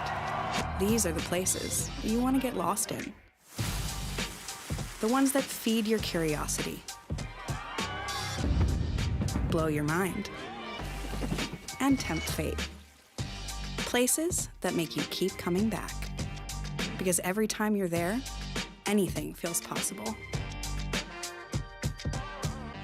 Racetrack Television Network brings you every race, from every track, on every screen, every day.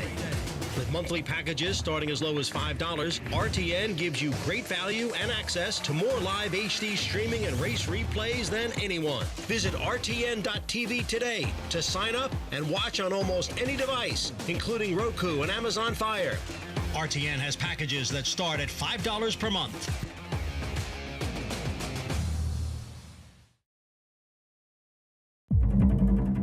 The post, the barrier, the stalls, the iron monster, the starting gate. There's so many key and important times in a race where jockeys have to make quick decisions, when to move, when to sit, wait behind horses.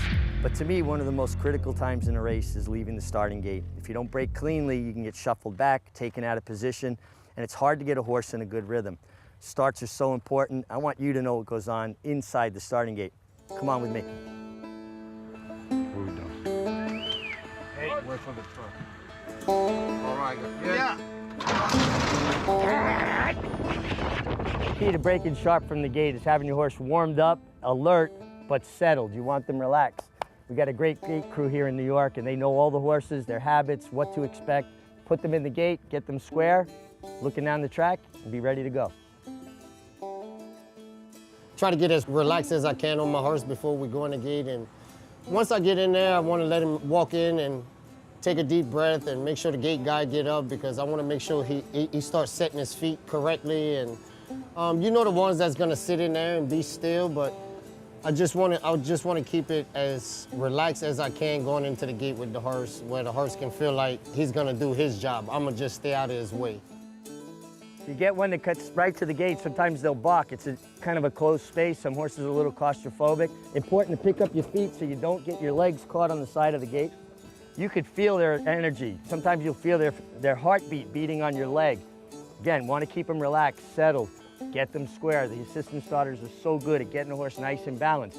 Sometimes you get one that's leaning a little too far, you'll take your leg, push off the petition, get them where you want them to be. Looking down the racetrack, all four legs square on the ground. Last horse gets ready to go in, you're gonna take your half cross, take a piece of mane, one hand, other hand free in case horse breaks left or right, you can correct them, and you're gonna be leaving here in a hurry. Well, a lot of people wait on the guys to say one out to get all set and ready. You know, I'm not, you know, you can hear the guy say one out, but I'm mostly paying attention to the guy with the button. That's how I break so fast out the gate, you know. I'm a button guy, you know. Or I listen to the last door sound and the button. And after that, early position wins the race most of the time. So many moving parts that make a horse break well or break poorly. It's important to have great communication between the rider and the assistant starters, as well as the official starter, and working with the trainers to make sure that if a horse is a little bit nervous, they school them, they get them where they're relaxed around the gate. It's not always the horse that's the most keyed up that breaks the best. It's the horse that's alert and settled and balanced in the gate. Then you can leave the gate in a hurry. Love that Maggie got saddled back up for this. If you had one piece of advice to give a rider to have a clean, effective break from the gate, what would it be? Having a horse balanced, having him square. You got a 1,000-pound animal distributing weight on 4 legs. You don't want them leaning or carrying more weight or less weight on one leg than the other, because that split second that they've got to reset or they are a little off balance. They're going to break left or right, and that's when you get troubled beginnings. You get bumpy starts or you get pinched between. Biggest thing is having them square. Well, we need Mig to get on the one here. Try to see if we can figure I'll this tell you out. right now, if Mig was getting on a horse in there, he'd find out the locks were changed when he got home. We've changed the name of this race, too, to the Jockey's Offspring Invitational. We have 5 riders who are children of former jockeys here, Mig. That's pretty remarkable, and it's pretty cool to watch the, obviously the Davis children grow up. Kay Barcoa, Chris Elliott competed with their dads. It is pretty cool. Mig's kids are too big, except for your daughter. She could probably ride. She actually is an accomplished rider, isn't she? Well, she's a very good rider, but I'm just happy it's not racehorses. I'm glad it's show horses. This 6th race, Ancient World, the 8-5 favorite. This is Liberty Rising. Dylan Davis will ride here as we go to Acacia Clement for a paddock report. Hey, Greg, and we will start with Ancient World, who I think is definitely the biggest wild card perhaps on today's card, because if you go through and look at his recent workouts, the work 2-back is actually available on First TV. He's been working in company recently with Nutella Fella, who's a Grade 1 winner and is pointed to the Vanderbilt on Saturday. And to my eye, watching that work 2-back, this horse was going better throughout, and looking at the DRF Clocker report, kind of backing that up as well. They were on even terms in the most recent work, but very interesting that this is a horse that's dropping in for $25,000, and he's working in company with a horse that is going into a graded stake. Now, that being said, sometimes horses are just kind of what we call morning glories, in that they are much better training than they are when they come over to the races. He looks incredibly fit coming back off of the layoff. The one time that I saw him was his lone Saratoga start, which was 2-back on the turf in the Mahoney as a 3-year-old, and I really did not think he looked like a turf horse, but he comes back looking much the same. He looks ready. He's acted very well here in the paddock.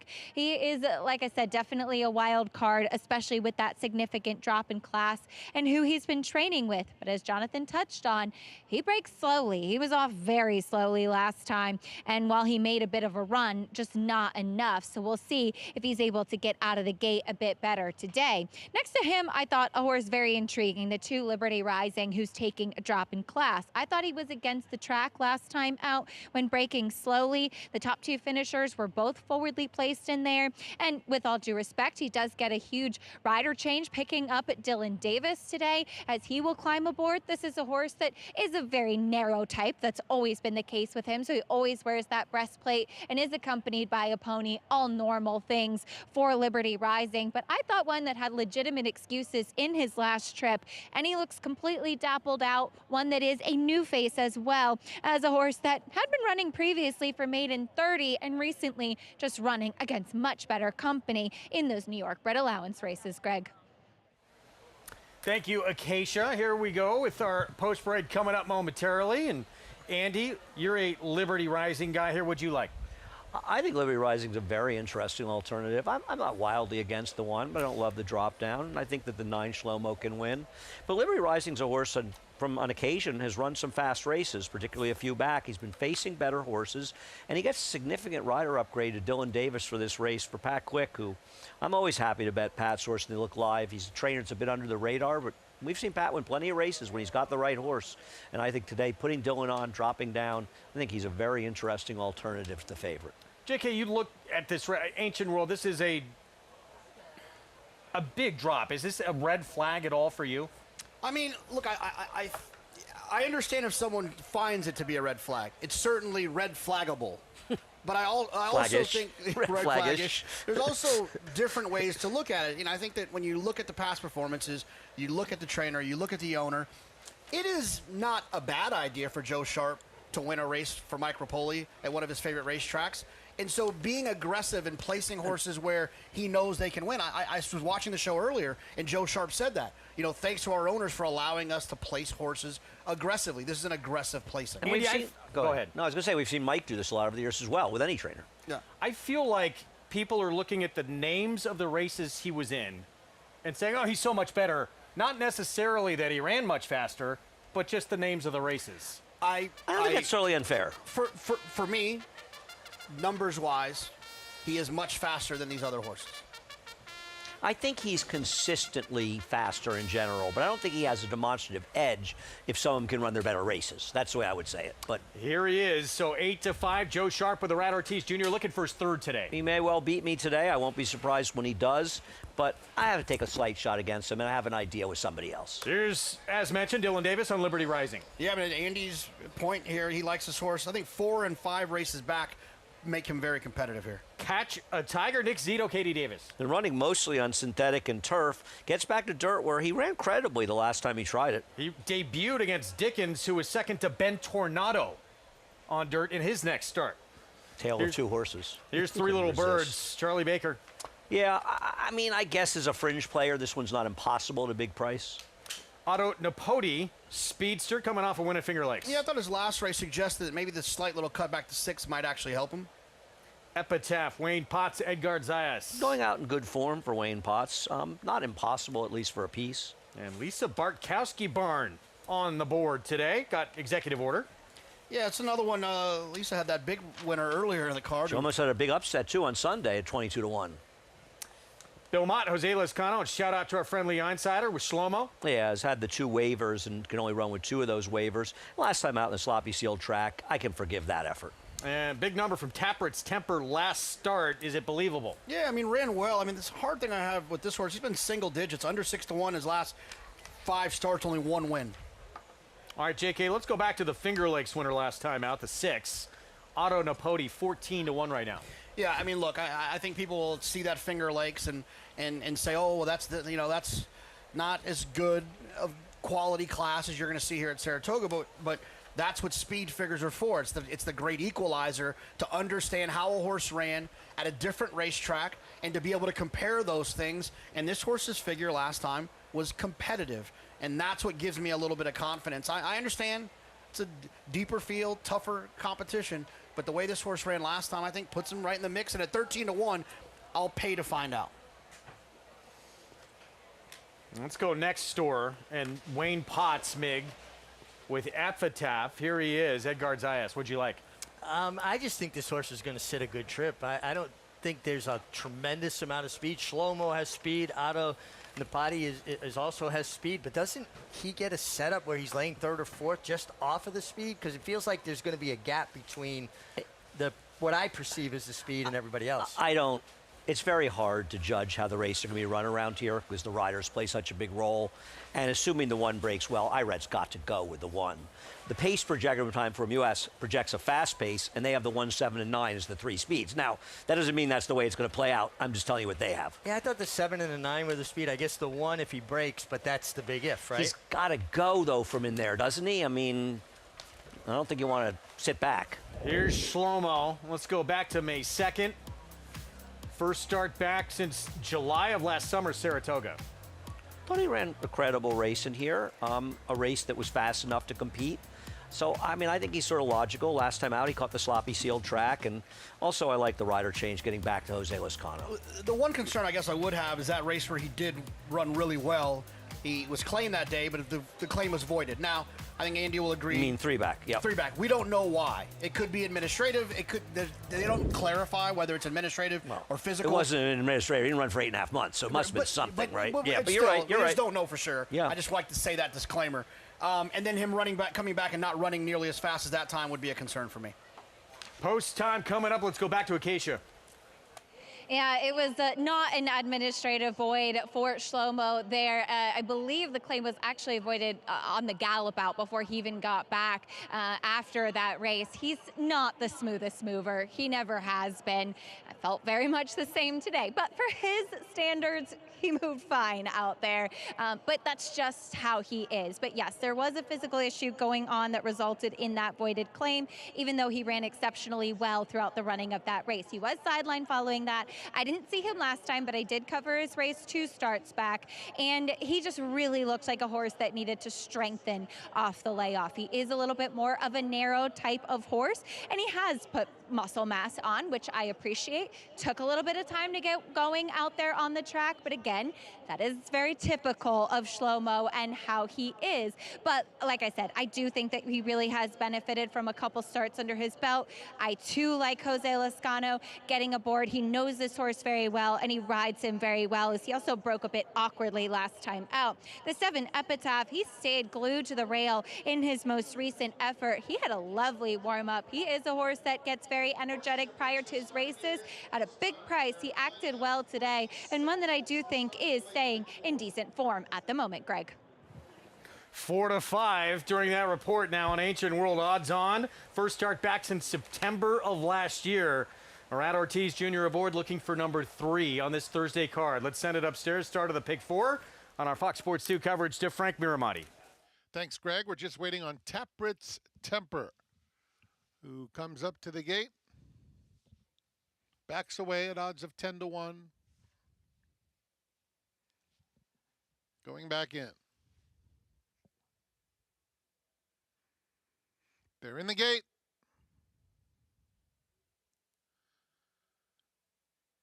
And they're off. An Ancient World, after a couple of strides, gets out to vie for the lead. It's Shlomo a little bit quicker. Otto Napodi comes away in third. They are followed by Epitaph, moving up 1 from the outside all the way up to grab that third spot. Down at the rail comes Catch a Tiger, and Taprit's Temper outside of that group, racing 2 clear of Nance. Executive Order is next. It's a gap of 5 to the 2 trailers. 3 Little Birds and Liberty Rising. 22 and 4. Shlomo is the quickest. Getting pressure on the outside by Epitaph. Epitaph ahead in front. Shlomo trying to match stride second. Now it's 2 lengths back to Ancient World, who's asked for a bit more.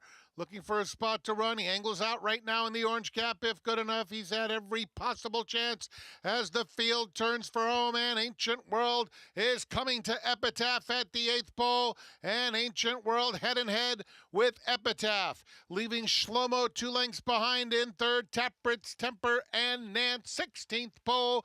Ancient World and Arad Ortiz Jr. very confidently handled, and another for Ortiz. Epitaph, giant effort.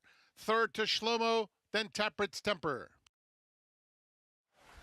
3 for Arad Ortiz Jr. Ancient World off the bench, finding a field to his liking on the big drop in class. And I agree. Arad did a good job sort of extricating himself from the pace tool up front, taking back and able to get to the outside, working out the good trip. 7 ran a nice race, and second was a good call by you, Richie, just second best. Yeah, really good trip from Ancient World. He broke sharply today. Jonathan was able to set up perfect right behind the leaders, angle to the clear. He had to work for it, but you know what? The biggest thing I thought with the 7, he was just way too big a price. Why was he 22 to 1? Shouldn't he have been less than that, Andy? After the race, he looks like he should have been to me. I didn't like him, Richie. You did. It's a good call by you. I didn't like him, so I can't say. I'm not saying that was a big price or not. He wasn't for me. You know, it's not often early in a race you can really feel confident about who's going to win. The fact that this horse was, in my opinion, best on paper, had a habit of breaking slowly, broke well and found himself in a not great spot, but a good spot. It was just about Irad working out a little bit of a trip for him at that point, and he was going to be very, very tough to beat. A win and a double win for Joe Sharp, taken as well, claimed for $20,000. Mig, Arad Ortiz Jr., third win on today's card. He is at 9 for the meet, making up some ground pretty fast here. Well, I think we all were pretty certain he was not going to go quietly into that good night, and he's going to make a run at some stage. But he did give everybody a head start, and a couple of good riders in his brother Jose and Flavian Pratt. I just had like a flash of Richie in the Rodney Dangerfield role in Back to School, going quietly into this good night. Because I know that's where you know that from. Why, I didn't go to school? You didn't go quietly into that good night, I'll tell you that. 3 and counting for Arad Ortiz Jr. It's the odds-on favorite Ancient World here in the 6th to start the late pick 4. Round 3, the rubber match between the Kentucky Oaks winner and the Acorn winner, defeated, always a runner, when they met here, Belmont at Saratoga week. We'll have a preview of the CCA Oaks coming up.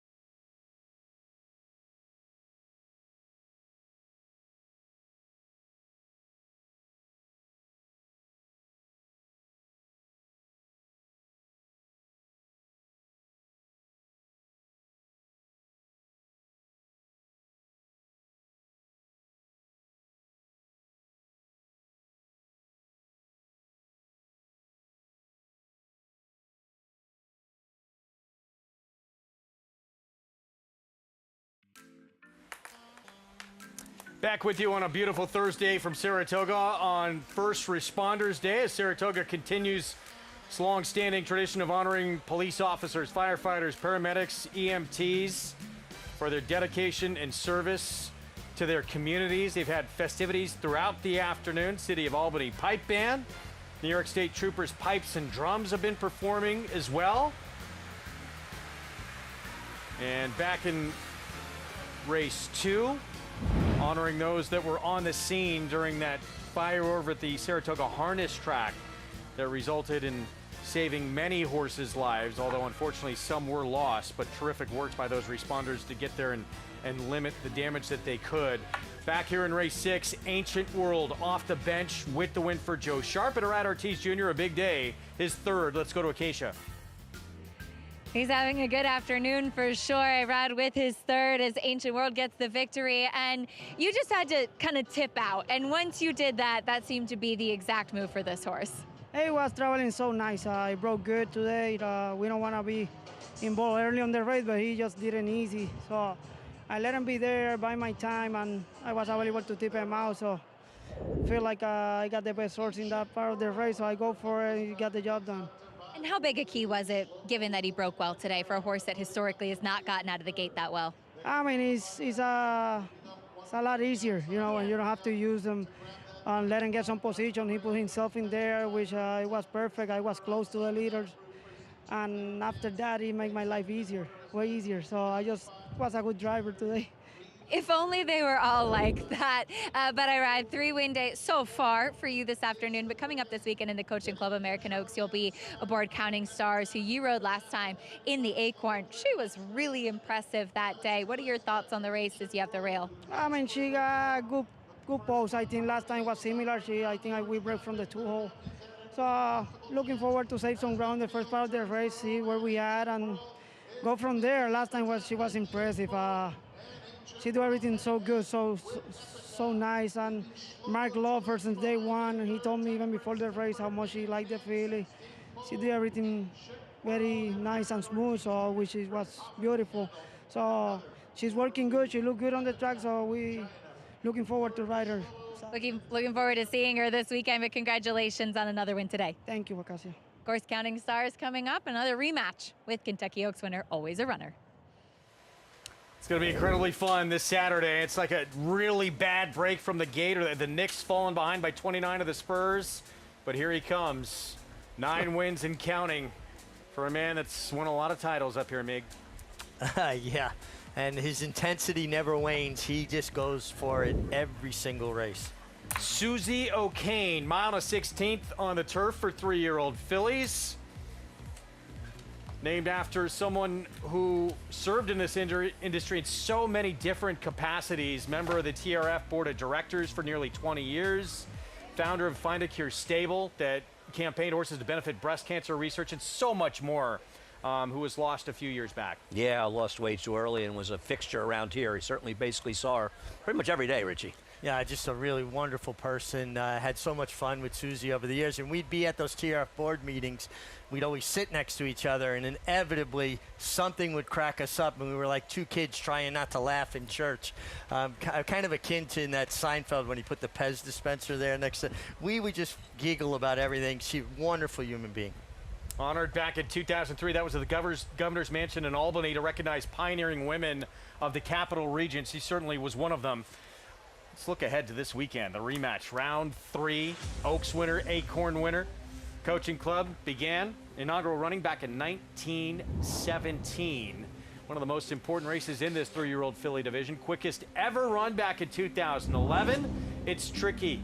149 flat. How about 8 of them for the Hall of Famer Todd Pletcher's last coming in 2022. Johnny V, a lot of those for Pletcher. Tied with Mike Smith, 5 apiece. Calumet Farm from 1944 to 1979. 6 victories in this Grade 1. And CCA Oaks winners to go on and win the Distaff. 4 of them, including the great Monomoy Girl. Torpedo Anna won this race, will be crowned champion 3-year-old filly. That's happened 19 times in Horse of the Year. Torpedo Anna as well, and that magical campaign just a few years ago. Race with so much history. And you talk about this division, Andy.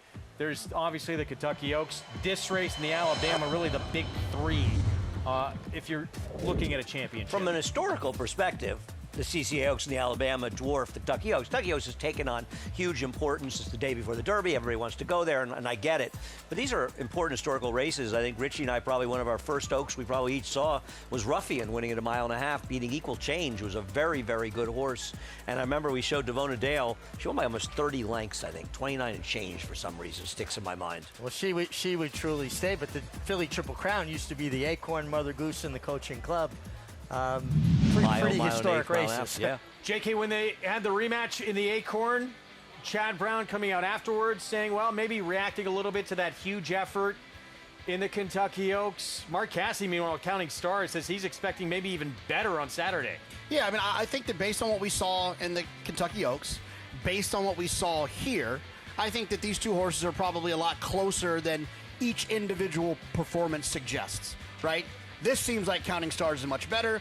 Always a Runner looked a lot better in the Oaks. I think they're probably a little bit closer. I think that what you're going to see on Saturday is which one of these horses is going to show up and be their best on that day. If they both show up, we'll see a war down the stretch. But if one of them takes a step back, the other one will do something similar to what they've done in the past. I think these horses are very similar. I'm going to be on the always a runner side of the equation this time around. Any fear that Directive, the other Chad Brown, the Juddmonte horse, could maybe be a fly in the ointment? I wonder if Directive is the one you want a little bit later in the summer. Alabama, perhaps? Chad definitely feels that Directive is going to be a 1.25 mile horse for sure, but not impossible here. And here's the head-to-head matchup to this point. Always a Runner, Chad Brown, seemingly sounds like he's going to get more of that effort that we saw on Oaks Night under the lights at Churchill Downs than what we got in the Acorn. You'd have to hope so, because, I guess if you were to you want to split hairs, and I tend to agree with what you said, Counting Stars was more definitive winner in the Acorn than Always Runner was in the Kentucky Oaks. Now, Kentucky Oaks, Acorn, probably Always Runner is the edge right now, but the winner of this race, if it's one of those two, will be the leader division. Do you guys put a lot of stock into tactics? In the Oaks, Always a Runner was the one hunting Counting Stars, and then it flip-flopped, right? In the last start, the Acorn, Counting Stars was the one hunting Always a Runner. What do you foresee on Saturday? I don't know. It's a great question, and I thought the same thing myself. I'm just not sure, Nobody wants to be the first mover. We'll see. Oh, by the way, yeah, brothers on board these two for round 3. O'Rad on Counting Stars, Jose Ortiz on Always a Runner. It's part of Fox Saratoga Saturday, presented by Oceana Cruises. Kicks off on Big Fox this Saturday, 3 Eastern start time. What a lineup we have the rest of this summer. Following weekend, Jim Dandy on the road to the Travers, the Whitney, with Nitrogen tackling the boys. Just gets better and better week by week. We're 18 minutes away. Race 7. And the Susie O'Kane can Celtic Dawn stretch out that huge performance in that New York Stallion Series victory, sprinting on the turf to victory? We will find out coming up.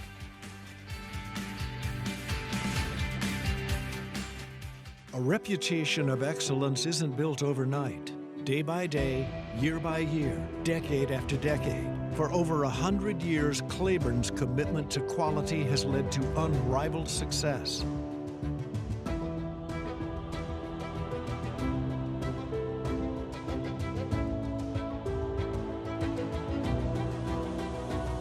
Building on the past, building for the future. Claiborne Farm. The tradition continues. The joy of traveling well is feeling at home, yet 1,000,000 miles away from home. Discovering new flavors, or savoring the ones you already love. Not knowing what lies beyond the horizon, but knowing what matters most to you. This is the joy of traveling well. Oceana Cruises. Before the charge, there is the wait, the stillness, every muscle ready.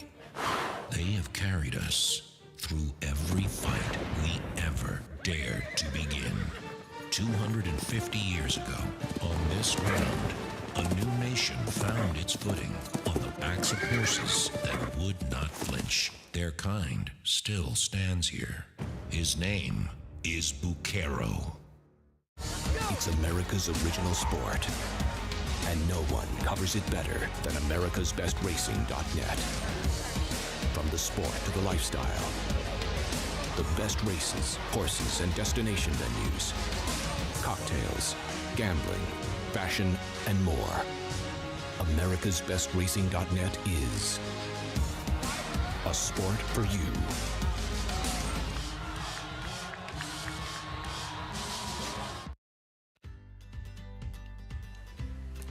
Back with you on our Fox Sports 2 coverage. You're watching Saratoga Live. Susie O'Kane coming up for 3-year-old fillies on the grass. Our program brought to you in part by Mohegan Sun. All in for Mohegan. Even money on the undefeated Olivet for Miguel Clement. 2 for 2 now on the lawn. And as we mentioned earlier, this race named after this woman right here, Susie O'Kane, who served in so many different capacities in the industry. Managed High Cliff Farm for 23 years alongside her husband, member of the Thoroughbred Retirement Foundation Board of Directors for nearly 20 years, and used to crack Mig up all the time. Just an incredible personality. She'd walk in the room and the room would light up, and a tremendous horsewoman, really knew her horses. You guys surprised to see this short a price on all of it? Well, I mean, I think if you look at the two horses that are right now taking the most money, and not that surprising, all of it has the advantage of showing that he can get the distance, while the other one, there's some real question marks about the distance. Rad Ortiz Jr. looking for number 4. That would be on the stretch-out filly. Celtic Dawn with more. Let's go to Acacia. And as she will try to stretch out in distance for the first time, she's also undefeated, though her lone turf start did come sprinting. And to be fair, I think in a far softer stake that she will participate in today. The waters get much deeper. It was really kind of her and everybody else on paper in that last New York Stallion series. And she won like she was supposed to as a very short price favorite. Now, she does have pedigree to suggest that she is a horse that would be better on turf. But as Meg pointed out earlier, being by Honest Mischief, you typically think of his progeny as turf sprinters. I love them sprinting on the grass, but she does have a lot of size to her. So physically, she does actually look more convincing for the type of horse that would appreciate getting more ground to work with. Now, there is always that question as she will try to stretch out, and with Javier Castellano still being sidelined, Rad Ortiz will pick up the mount. He's had the hot hand today, looking for 4 on the card. You see her being saddled with the accompaniment of a pony. That is what virtually all of Carlos Martin's horses do in the paddock, but she is a sharp horse. That's typically how she is. She's very energetic, very forward, more of the demeanor of a sprinter, I guess you could say. So I'll keep an eye on her and how she's acting, but like I said, given her size, given her power, she is convincing as to being able to stretch that form going longer for the first time today. And I do think that she will have to continue to improve, which she has done since coming back off the layoff. Like I said, this being what appears to be her toughest task yet. Now, the number 1 New York Special, she thrived for sure switching to the grass last time out with that big pedigree that we mentioned, being the half to Casa Creed. And I know we typically think of Casa Creed as a sprinter, being very good in races like the Jaipur, but he also won the 4-star Dave, so distance is there as well. This one also a half to Chess's Dream, who was good going 2 turns on the turf and a graded stakes winner as well. So super strong family, and she is a tall and leggy individual. You absolutely see that curling influence in her size. I thought that she ran very well when dueling with Morning Prayer, who would come back and get a win via disqualification in her subsequent start, though regressing in Beyer speed figure. But 3rd place finisher Factory Setting did come back to improve her Beyer and win on Sunday. So as she steps up to face winners for the first time, it's not an easy place to do it, and she is sharp in here, but I definitely think that she's doing it under the right conditions, Greg. 9-2, successful debut on the lawn in her second start, trying dirt in that debut. Mark Casse, Edgard Zayas, as we take a look at the undefeated Olivet here, the 6-5 favorite for Miguel Clement, Andy. Yeah, I mean, I lean a little more with Jonathan, while I don't think any of us are disagreeing that this is the horse to beat. I think the race is a little more competitive than a horse being 6-5 in here, but he's gotten good trips in his races. I often like to bet against short prices, get good trips, but in this field with only 6 horses, he's probably going to get another decent trip here, don't you think? I would think so. I mean, just his style, the way he's drawn, he seemed to be pretty tactical. Look, I have got no problem. I mean, this horse could go on to win 6 races in a row. I've got no idea. I'm just saying that the price the horse is based on where this horse fits figure-wise to these other horses that are also young and improving just doesn't make me feel comfortable at that price. Now, would I want this horse to beat me in a multi-race wager? Absolutely not. I just wouldn't bet the horse at 6-5. It's basically how I felt. That's why I picked against, because I thought today is the day, maybe at a short price, take a shot. I took a small shot with a 6, Nishika, who I thought ran well enough in the return race back in May to be competitive here. Definitely regressed a little bit last time out. Maybe second off a layoff, didn't run quite as well, and third off a layoff, get her best effort. But if you told me, Wolfie, that I couldn't eat dinner tonight if I didn't pick the winner of this race, I would 100% pick the 3. I'm hungry, is what I'm trying to tell you. It seems awfully short. Meanwhile, Meg, this horse, the fastest race of anyone in here, but it was sprinting 6 furlongs on the grass. Now, can she carry that speed to a mile and 16? Well, that's the big question with Celtic Dawn. Obviously, she's very, very talented. The pedigree does not scream 2 turns, though. I guess part of it for me, and the horse isn't running, the 4 scratched in Qatar, and I agree absolutely, Richie, about what you're saying about distance. But I think the also thing is, how do you feel about in Qatar? If you like that horse, then maybe you're impressed by her last race. I don't like Qatar. I don't think she's good enough to compete in this field. So therefore, I think she'd beat a much softer field than what she's faced. So she's got to pass the distance test. And I feel like this is a better field. I think in these situations where you're dealing with these young horses and there's not a lot, it doesn't seem to be like a ton of pace in here. I think that sprinters that don't want to stretch out can stretch out if it's a slow-paced race that turns into a sprint for home. And that could happen to Celtic Dawn. Isn't Cosmic Candy Girl and Christopher Elliott supposed to go? I mean, she sort of has one way to go. Isn't she supposed to be either looking to get the lead or be hounding the 5 here? I'm not saying they're going to be super fast. But how fast are they going to go? I agree. I mean, if Mig, you're on Celtic Dawn, you got to take it to this field, don't you? Well, I think the way Celtic Dawn will be successful stretching out the first time is by going to the lead and controlling things. But the sire, Honest Mischief, 0 for 25 with turf routers. So that's bad, right? There is all of it, sample. trying to remain perfect and get a stakes win on top of it and go 3 for 3. Let's go to Acacia.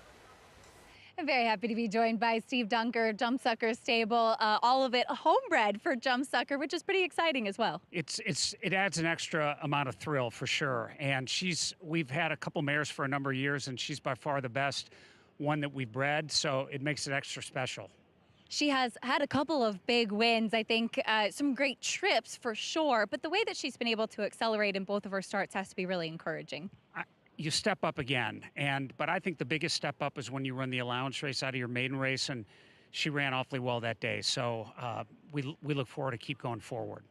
As we've seen you participating in some of the biggest races, but kind of going back to being part of it from the beginning and with the horse that you've been part of breeding, and I know that you guys have done that for several years. How much more difficult is it to get to a place like this, a stake with the horse that you've been part of breeding? It's very hard, and nobody remembers the ones that didn't work out when you have the good one. So that's why we're blessed to have her and have her running so well, because it really. It means everything to my partners, Kevin and George. They're fantastic partners, and it just makes it more special. So here we are. Best of luck to the team. Thank you. Appreciate it. Greg? Not just an undefeated 2 for 2 filly who's now a favorite in a stake, but a homebred for Jump Sucker Stable as well. I think the homebreds are always more special, the owners, you know.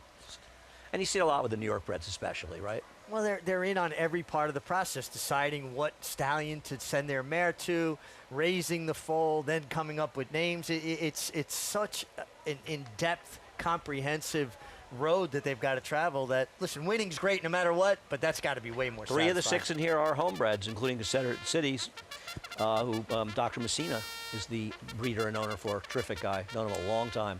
Post parade kicks off with a half-sister to the multiple Grade 1 winning Casa Creed New York Special. Yeah, I know that technically Beat Horse came back to win, but that horse was put up on DQ, and I kind of was disappointed by the effort despite getting put up. Here is the favorite for Miguel Clement, all of it.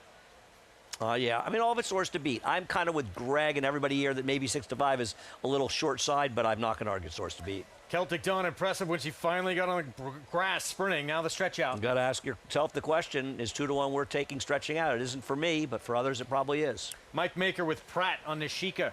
I don't love the fact this horse has been close up to 2 slow paces in a row and hasn't been able to see it through. Could still improve. Cosmic Candy Girl, favored on a couple occasions with one of them against Nishika. Well, she's another one that has some races that are pretty good. I don't like the fact that she's had 3 races this year and has not really improved since her 2-year-old season. And big number on Considerate City. Tyler Gaffleone, James Ferraro. Yeah, just knocking on the door, second, third. Just need to take a step forward. Probably needs a top 2 not to show up. But, you know, 9-1, you get paid for that. I worry about the lack of pace for this horse. This horse is as paceman as anybody, and the price is right. I'm not arguing with that. Extra pick second, but has never finished first in a race. The only win this horse has was via a medication, I believe, a purse money disqualification, not even disqualification in a race. Has run well every time. A lot of pedigree. See that wager AI suggested play, $2 exacta. The 1 here, New York Special, over the 5. So what Wager's basically saying here is they believe that the 3 is an underlay. I would say that's what that bet is sort of saying. Meanwhile, let's go back to Nishika. Maker, Pratt. J.K. Pratt was aboard this one the last couple of starts. Are there positives to take out of that last race? Seems a little hard to like off that last effort.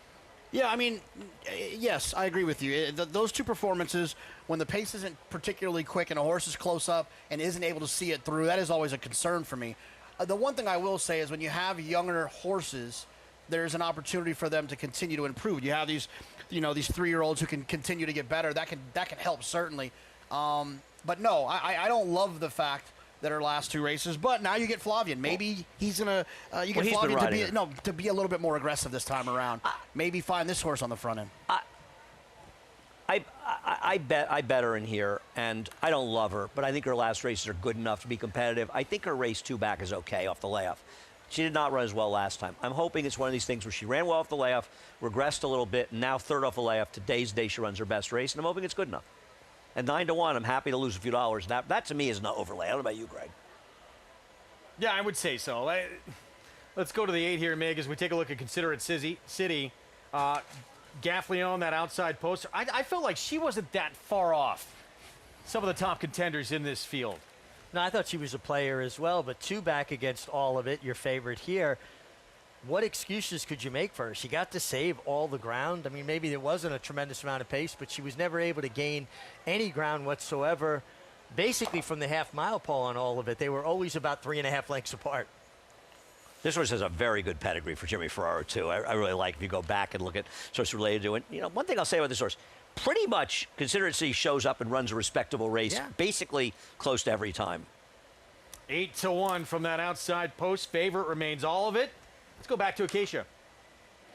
And taking a look at your favorite, All of It, she is a horse that was actually scheduled to run on the Tampa Bay Derby undercard. It was the last race of the day, and some people might remember that it started pouring right before the Tampa Bay Derby back then in March, and the last race was taken off of the grass as a result. And for Miguel Clement, his thought process had been that she would really benefit just mentally from getting a start under her belt, then come up against New York bred maiden special weight company, be able to win in her second start. Well, unfortunately, she was scratched because it was taken off. She came up to New York and she still won and was very professional in her first race. But this is by far the most amped up I've seen her. She is a horse that can get a little bit wound up. You might notice the cotton in her ears, trying to muffle out the sound. And Manny Franco has done a really good job in getting her to settle, because once they got the tack on, she just kind of blew up and said, okay, I'm ready and I have a fire and I'm ready to roll.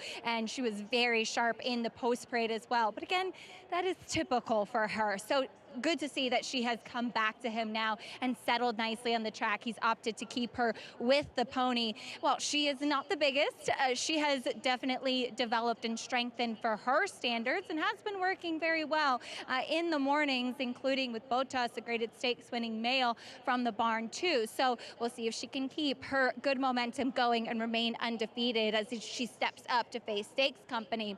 As far as the 6, Neshika, who you all were discussing, I thought she ran very well 2 starts back. And then last time out, to me, she was in that kind of first flight, chasing a long shot pace setter, where she was kind of forced to make the first move, a little bit in no man's land when chasing. It's not always the most ideal position to be when you don't have any cover. You can't really kind of switch off or settle or make that late run when a pace is collapsing in there. She is one that has continued to develop and strengthen since coming back as a 3-year-old, and I do think that she has really improved with racing. We'll see how much she has improved as she looks for her first stakes win here, Greg. All right, thank you, Acacia. Minute to post coming up. And 7-5 favoritism has not moved off of all of it in here. Certainly a lot of intrigue. We've been waiting to see Celtic Dawn, the 5, come back. That got delayed a little bit, but here we go, and the first time going long. Yeah, and the odds are getting a little bit closer here as all of it has drifted up to 7-5 now, and Celtic Dawn is 9-5, and see what happens. I don't mind taking 9-1 in the 6. She's not a likely winner, but I think, you know, there's some value there. I'm not sure why is the 1 the clear-cut third choice here? Does she really have some edge over the others? Well, I mean, I think she got a, you know, it's. I think that last race, seen 2 winners out of it. I know one of them was put up, but there was also a real winner out of it. Yeah. There's two second place winners out of it. One from a maiden 51 from a maiden special weight. I think that race looks a little bit productive. Yeah, I personally, I don't think it's particularly. I think it's just, you know, factory setting was 8-5 and got the rail after being 4 wide in that race. And I frankly think Morning Prayer actually does not flatter New York Special because she didn't win that race at a short price and got put up and lost pretty convincingly to Coach of the Year. Wasn't that fast of a race, but it was the turf debut. Obviously, the pedigree. Pedigree has a lot to do with it, from right? that barn for Marcassi, being a half to Casa Creed. Yeah.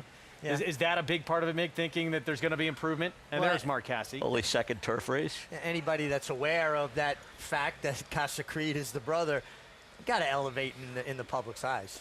And I also think that the reason this horse is the third choice is a process of elimination because the 6, 7, and the 8 aren't as good on paper as, you know what I mean? Yeah, and maybe word got out that Lee Einsheimer is getting out of the hospital. So could be Great another news. reason. Absolutely great our buddy news for Lee. Getting out tomorrow. Even money, back to this very short price on all of it. We'll see if she can respond.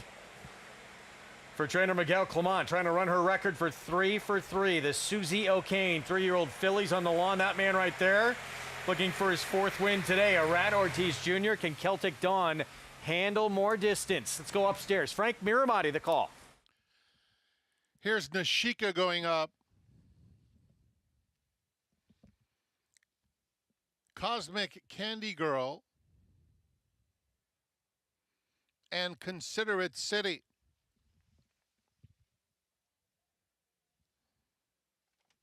Going in. Considerate City walks up.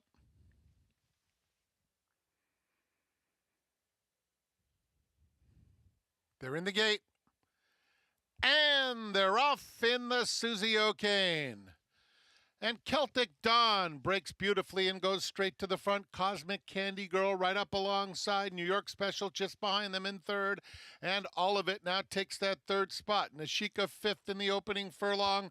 And Considerate City is guided over to the rail. So Cosmic Candy Girl will set the pace, intent on getting to the front, and opens up nearly 3. Arad Ortiz Jr.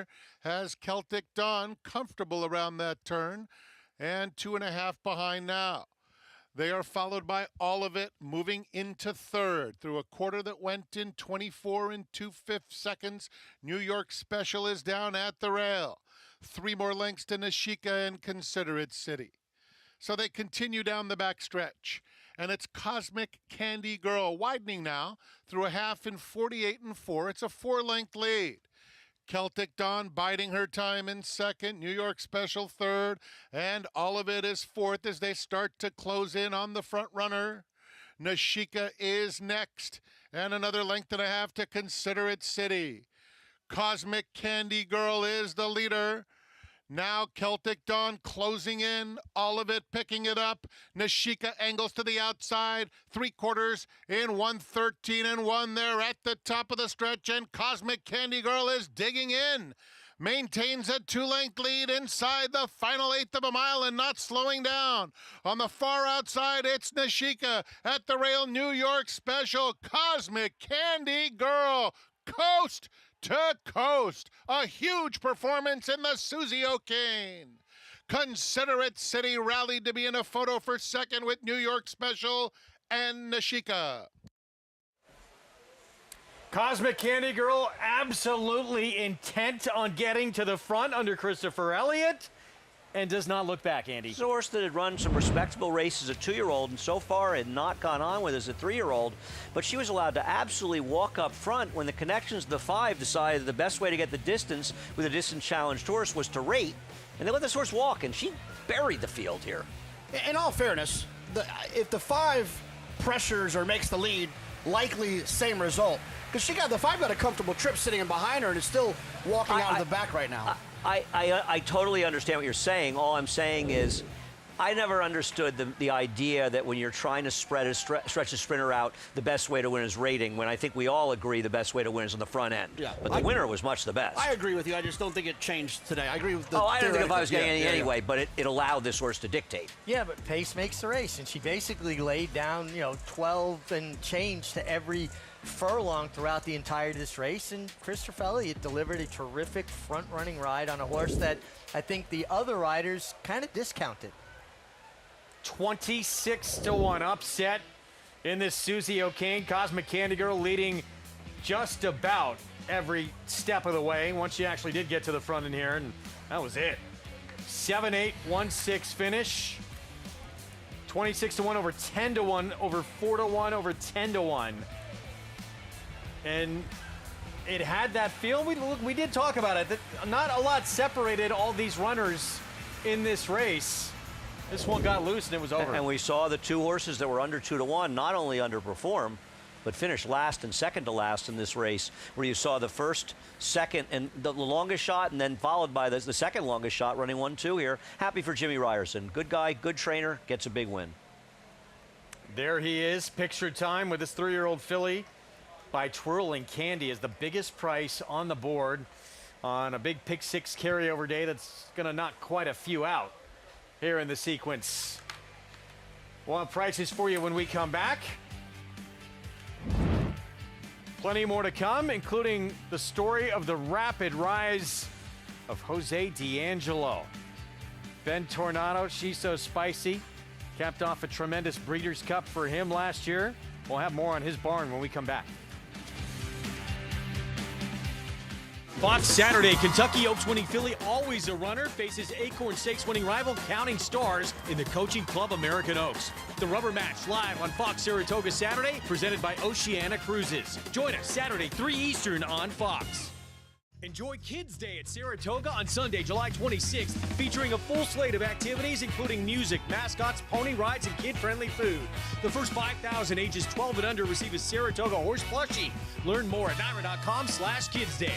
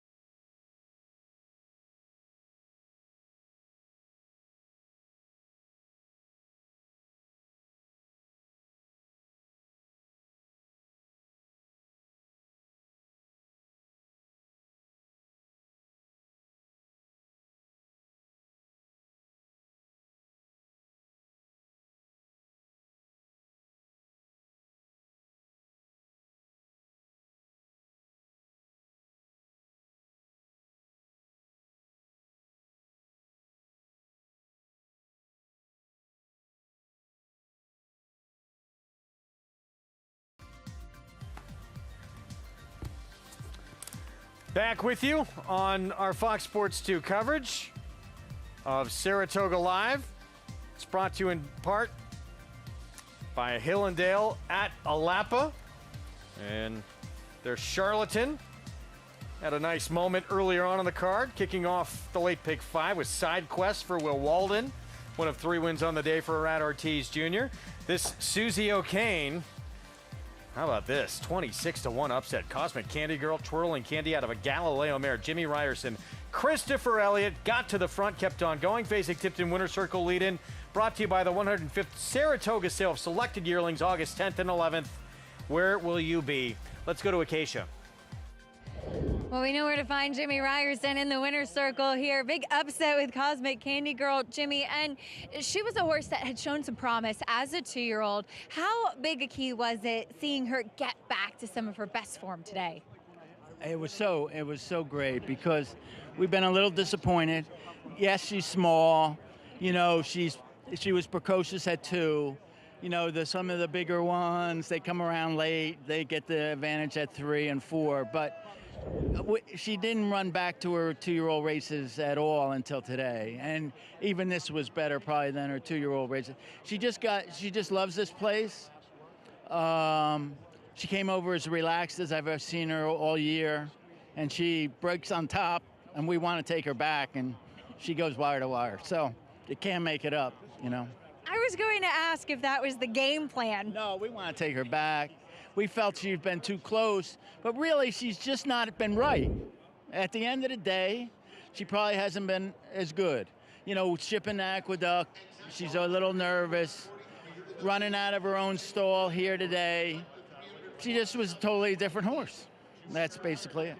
She really showed it, and Christopher Elliott was pumped up at the wire, too. I know he's ridden some of his biggest winners for you as well. It has to be special to get this one together. Yeah, I mean, he and his dad, we go way back, and Christopher's done a great job with our young horses. We got lucky with last year with Sunday Boy, and this year we get lucky with Cosmic Candy Girl. Congratulations to all involved. Much. We appreciate it. Thank you. Maybe not the plan, Greg, but wire to wire worked out. Interesting comments. If I were Jimmy, I would have said our attention was go to the lead the whole time, and it worked out.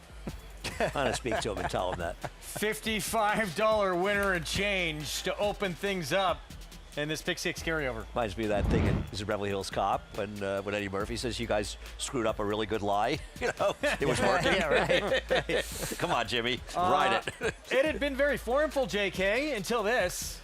Yeah, and you know, this type of horse in a field like this where there's a lot of horses people could have latched onto, right? Celtic Dawn, the 3 All of It, the horse down on the inside. There's some other alternatives. The longest shot on the board that can certainly help the payouts quite a bit. And pick 6s, as you well know, are not about picking winners. They're about surviving potholes because for the most part, you don't get through the 6 races without something a little wacky happening. So you got to find a way, and that's why I think multiple tickets are a way to go because it gives you a chance to be right 5 times and be wrong in another one and still win.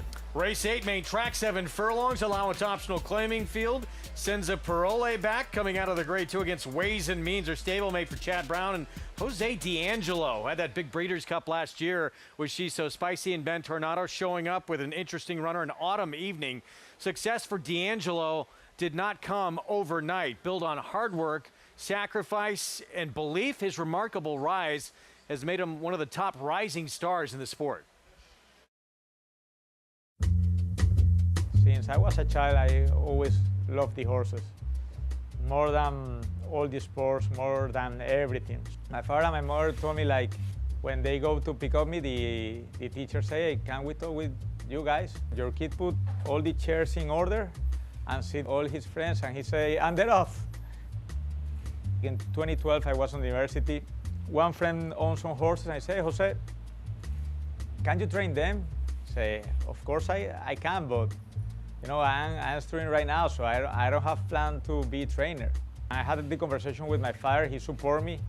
I can't finish my university because I started getting so many horses, and you know, I'm doing that I love. I came from a horseman family. My father was trainer in Venezuela. Now, thanks him, we make a good team here. We have a good operation that everybody work with love. When we win a race, it's not me, it's It's all my crew, all the guys, all the horses. When you run a race, the people see just the race, but the people don't see all the steps that you do, all the obstacles and the problems that the horse can have, because they are athletes that work hard every day. I claim a lot of horses, and we won so many good races with them. Jesus' thing. Everybody call him different, but you understand, he speaks English and Spanish. So I drive Jesus' team from Momot to here to Saratoga to run the Gin Dandy. You know, we ran all the big races, and always good. He had a bit hard. He always show up. I'm so proud and happy and blessed to train at him. Going to Royal Ascot was successful experience. You know, was so amazing. Was like a movie be there. You know, I thought we got the race, but was so close. We lost by half leg. Was tough bit. It's tough game, you know, like you lose more than races that you won. So I always try to stay positive and take the right decision for the horses and for me. The goal of every horseman and everybody is go and run the Derby, but more than the Derby, I would like to just try to win at the top level all the races that I can. Yes, I'm proud for sure. I feel good to stay winning races, but I still hungry. I want to go and win more.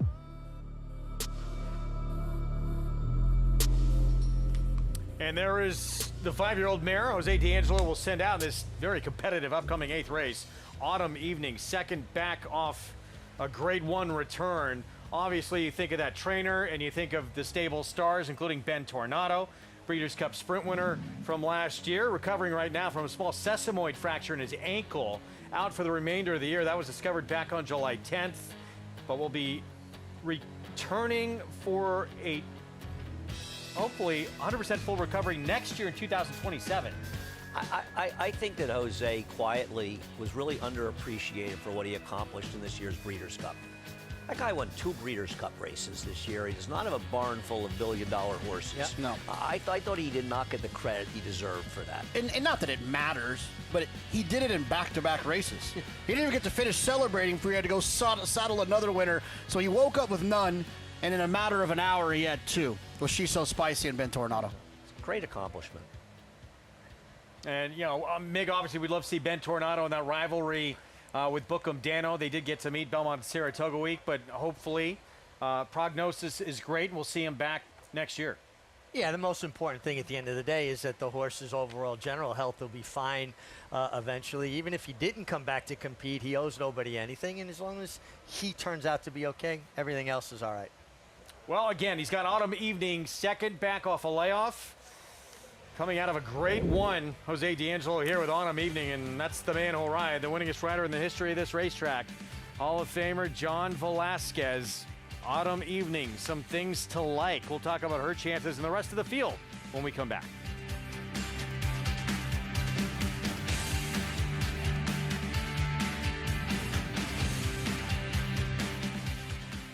Racing returns to the brand new Belmont Park this September. Get paid to bring new horses to New York with the Big Apple bonus. Each horse can earn up to $8,500.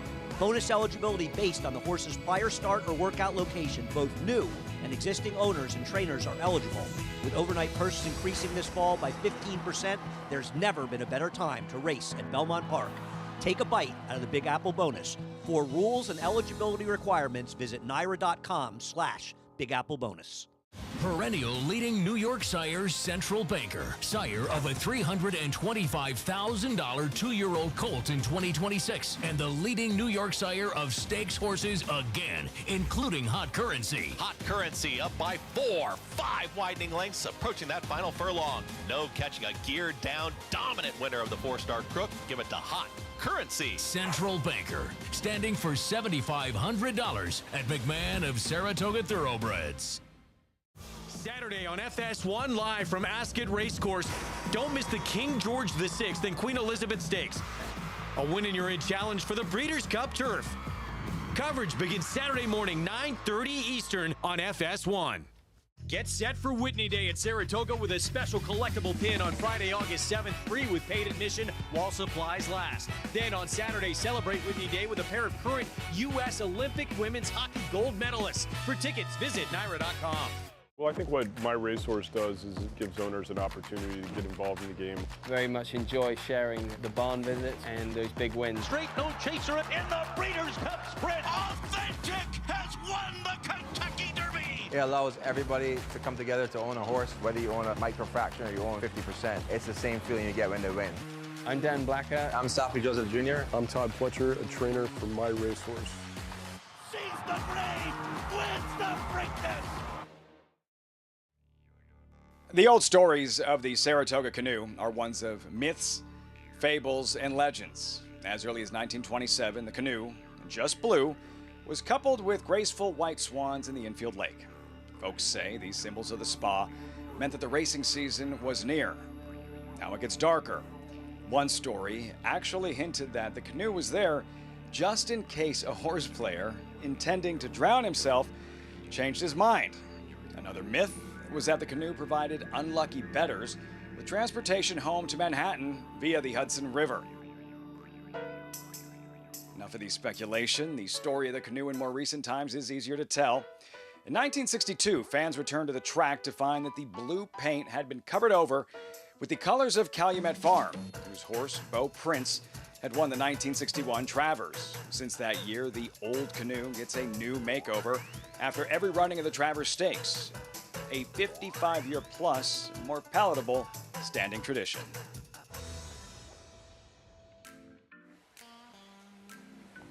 One of the great traditions here at Saratoga after winning that Travers. I saw the windshield silks for a second, and I thought maybe I should have got paid for picking Yeah, I had to do Magnitude a double last year. Epicenter a couple years ago. Well, you might get paid if you bet I'm coming up on the Whitney. I Tables was have turned, a little haven't they? early. Speaking of this year's Travers and painting that canoe, is this finally Chad Brown's Travers horse, Emerging Market, who beat the Derby and Belmont winner on the road to this year's Kentucky Derby MIG. Emerging Market back in action against Older Company on Saturday. Yeah, I like this move too, dropping him into allowance company. That's the way to tune a horse up for a big race. You know, he's lightly raced. His second start, he wins the Louisiana Derby and then right into the Kentucky Derby and the Belmont. This gives him a chance to reset, gain some confidence, and it gives him an extra week to the Travers if that's where they're pointing. I told Seth Klarman, his owner, I know you'll appreciate this, Richie, he has a big win here. He can come back and run last in the Travers, but then he can win the Breeders' Cup Classic the next year. Valponi did just that. Yeah, you rode Valponi that huge 10-length win with like a 110 buyer up here at 1 1/8 miles.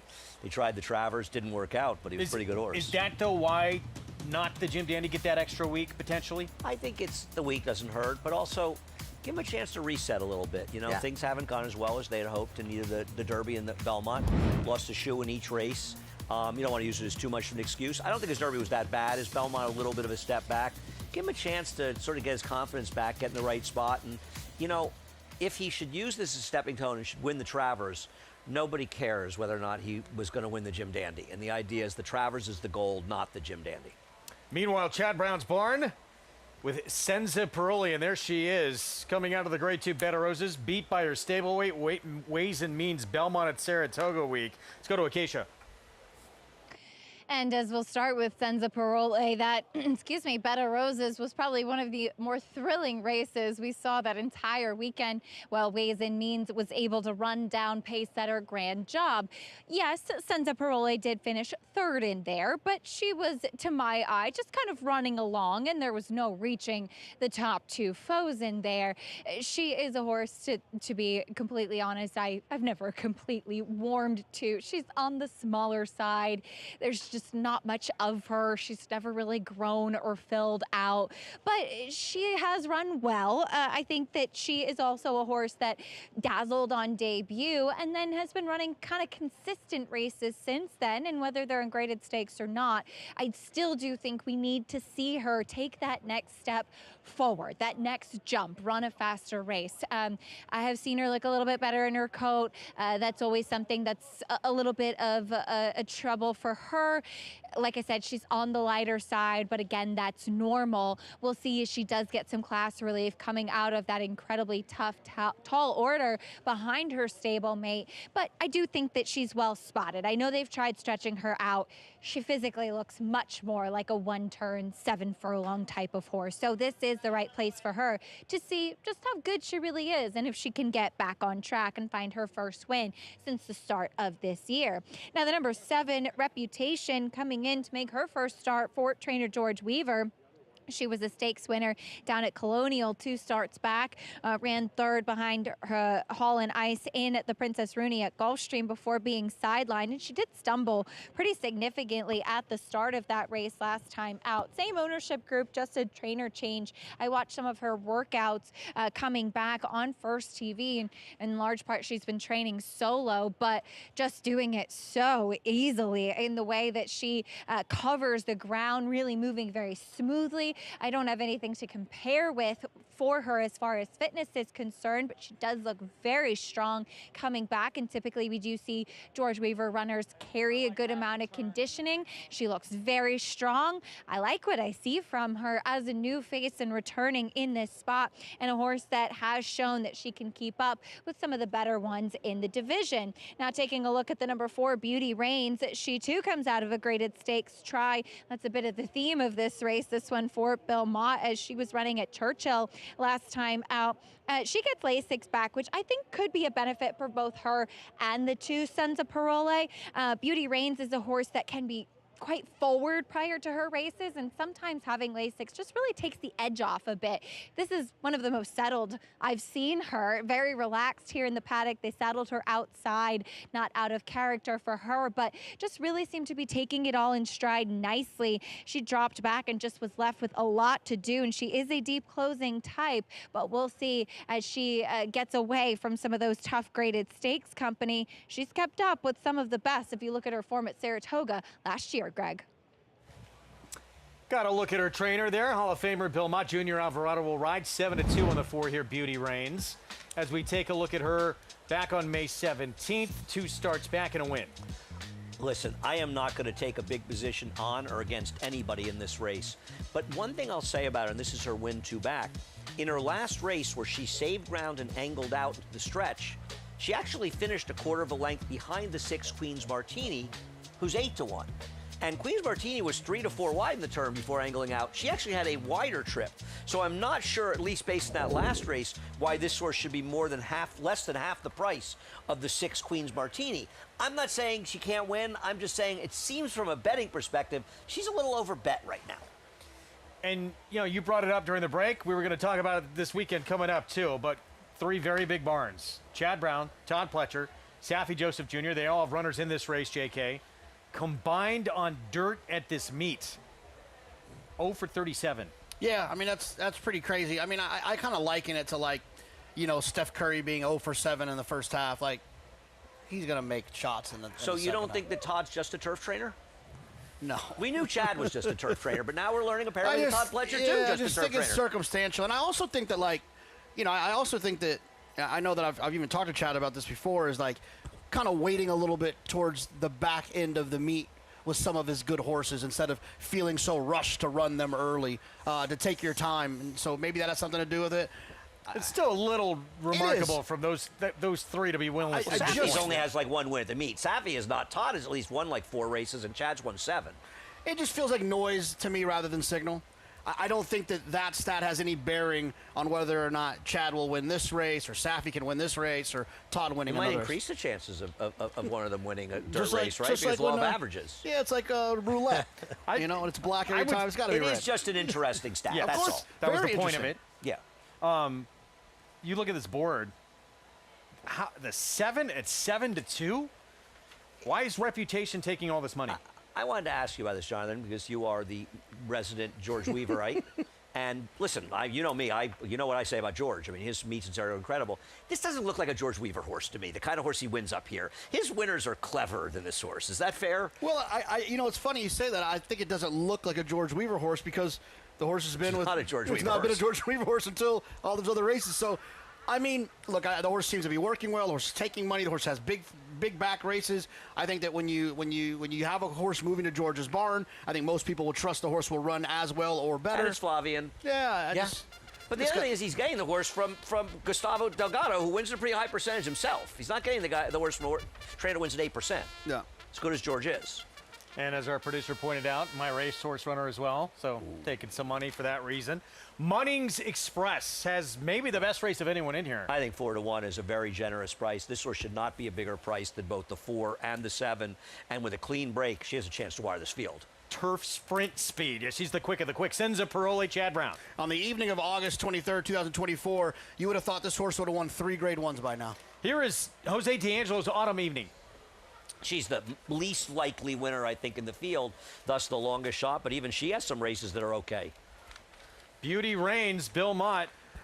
I just feel like this horse is overbet. I was working with Baeza last time. You saw that in the workout report. That's pretty impressive. Here is Saffie Joseph Jr. with dazzling move. Could be why she's getting bet.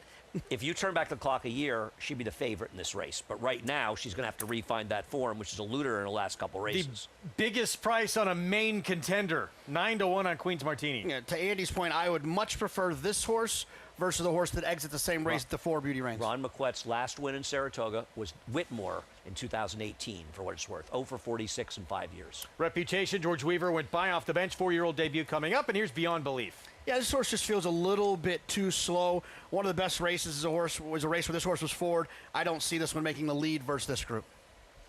Mig, obviously there were huge expectations on Senza Parole, our current favorite, off that Saratoga debut. Hasn't quite lived up to that first out performance. No, her debut was so impressive. And honestly, though, isn't she the same filly she was at 2? She looks to me like one of those cases where a horse just didn't change. They didn't, mature. Like the best you saw of it was at 2, and she's the same horse. I think she's worse than. I think the best race she ever ran by far is her debut. It's her first start. And she had an injury coming out of that, which is obviously how she was laid up for a year. And I just think she never really moved forward because the injury must have really just kind of. She still has talent, but it kind of slowed her growth, to say be kind. Families, fans enjoying this gorgeous Thursday afternoon on First Responders Day. This one, as we talked about, looks like she controls up front. She's got turf sprint speed. She gets the rail, and it is Sen from the inside. I mean, I picked her. I wasn't going to bet because I thought she'd be around 3-1. But I'm going to bet her now if she's 4-1 or higher. You look at her 3 dirt races before the turf race, and even the turf race was good. Yeah. I mean, what's not to like about her? And she does look like she controls, doesn't she? I don't see anybody as fast as her early. No, she breaks. She's got to go. I think beyond belief, maybe the far outside horse has some speed, but I think she's faster. 4-1 on the filly who should be in front, controlling things. Very interesting, and 1-for-1 of the 7/8 as well. I mean, the last time she was on dirt, that was a dominating win on the front end at 7/8 of a mile. With more on this one, let's go to Acacia. I have a soft spot for Munnings Express. I just really like her, and she's one of those honest horses that always shows up. And interestingly enough, I'd actually picked her on turf last time too, because she does have turf pedigree and has that proverbial turf hoof to her as well. But we've seen Linda Rice recently running quite a few horses on grass, whether some of them have a lot of pedigree, some of them don't. And it just seems like it's horses that have gone through conditions, and she's kind of looking to see if we can open up any more options for them. And that's what she had pointed out with this filly, that if she was able to handle the grass, she has a lot more chances to run and some more options as well throughout the summer. But she goes back to the dirt. I think that she is the fastest, and physically I have always felt that 7 furlongs is better for her. There's a lot of her. She's very appealing to the eye, kind of a typical Munnings type of build where she carries a lot of good weight and conditioning, very solid, very big. You see her next to the pony there. I'm a fan of hers, especially if she can get to the front. We'll see if she can take them every step of the way because she's very good, and I think she can handle either surface. Now, the number 6, Queen's Martini, yes, she did have the wider trip in the Chicago last time out versus Beauty Reigns, and she actually dug in and outgamed Beauty Reigns for 4th in the stretch there. She is a horse coming in that I like the 7 furlongs for her as well, sticking at this distance. She's a very tall and leggy, lanky kind of filly, kind of a typical mucho macho man type of frame, very angular in her hind end. Overall, I wish that she had a little bit more muscle mass and conditioning altogether, though to be fair, I don't know her and have anything to compare with, but she is a generous price on the board for a horse that has run well in graded stakes company and was a stakes winner at Oaklawn just 2 starts back, Greg. Acacia, thank you. 9-5. Senza Paroli as we get set for this 8th at 7 furlongs. And Munnings Express price slightly coming down in here. I don't think 7-2 is a very fair price, or I think that was the morning line. Senza Paroli may win this race.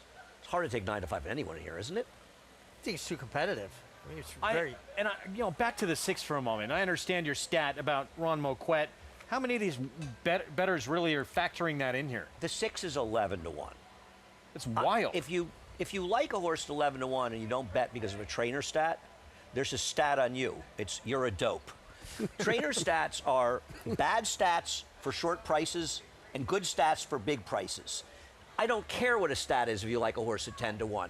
If you like this horse and it was 3-1, you might say, I don't need a bet. But 10-1 seems like a very fair price. One of the fastest races that anyone has in this field last time out in a better group. Once again, the 4 can't be 7-2 and the 6 be 10-1, in my opinion. They just should be closer in their odds. And it's not like our last races are only good race. Did you see positives, JK, with the 6? Yeah, no, absolutely. Like I said, I prefer the 6 more than the 4. If you're going to compare the 2, and that's not even just based on price. I actually like the 6 more as I can't eat dinner unless I pick this one right perspective. It's the last time you Where'd went without this dinner? come from, the dinner thing? I'm just really hungry, guys. Did G withhold dinner from you last night or something? No. Sending a message, you're a bad boy, and you can. We need to talk to your so wife. Hungry. There's something going on. Somebody bring this guy a cheeseburger, please. I hear that a lot in the jockey show. So hungry. Mig doesn't feel bad for me. Jose Lezcano. He's going to try and eat from the get-go here out of the gate, Mig. Yeah, I mean, the rail just simplifies things. She's the fastest horse early, and you've got the rail. You've got to go. One thing about the 6 Queen's Martini, guys, she touts herself early on. If she's going to run, she usually puts herself more in the game and in the bridle. Obviously, I'm familiar with this filly from spending the winters at Oaklawn. As much as we talk about the 6, Andy, it ends up Paroli getting overbet because of a bit of the barn she's in and the race she comes out of? Well, she comes out of a very big race and a solid figure, but she's probably a little overbet, I agree. She's a little bit, isn't always she living with the reputation of her debut? Yeah. Certainly. Yeah. Race 8, 7 furlongs on this Pick 6 carryover Thursday. Let's go upstairs on our FS2 coverage to Frank Miramonti.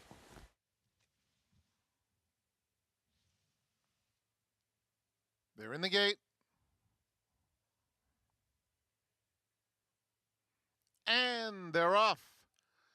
Senza Paroli and Beyond Belief both had solid beginnings, but it's Beyond Belief who opens up 3 lengths. Munnings Express kicks through along the inside, and Dazzling Move is now second as the lead of Beyond Belief is down to about 3/4 of a length. Munnings Express in a tad tight along the inside and having to steady just ever so slightly, and Dazzling Move is on the outside in second. Senza Paroli and Queen's Martini are side by side. Senza Paroli guided off the rail in the orange colors. At the back of the field, Beauty Reigns, Reputation, and Autumn Evening. 22-1 for Beyond Belief. with Dazzling Move and Neck Away in second. They're followed by Munnings Express. Senza Parole splits rivals now and is coming after the top pair. And here's Senza Parole in the orange with a 3-wide bid, doing it very nicely with a quarter of a mile to go. Senza Parole is up to tackle for the lead. Beauty Reigns, though, is coming after her. These two square off with 1 furlong to go. Munnings Express is out in the middle of the racetrack. Coming to the 16th pole, Beauty Reigns, Senza Parole. Senza Parole digging in. Beauty Reigns on the outside. Beauty Reigns gets her, and Beauty Reigns out finishes Senza Parole. Those two were much the best in front of Munnings Express and Dazzling Move. Belmont, Junior Alvarado Team Sovereignty. They team up again here with a victory. Beauty Reigns off the pace for the win to run down Senza Parole. When Senza Parole got a good trip, the winner got a slightly better trip. He ran very, very well, and these two horses ran extremely well.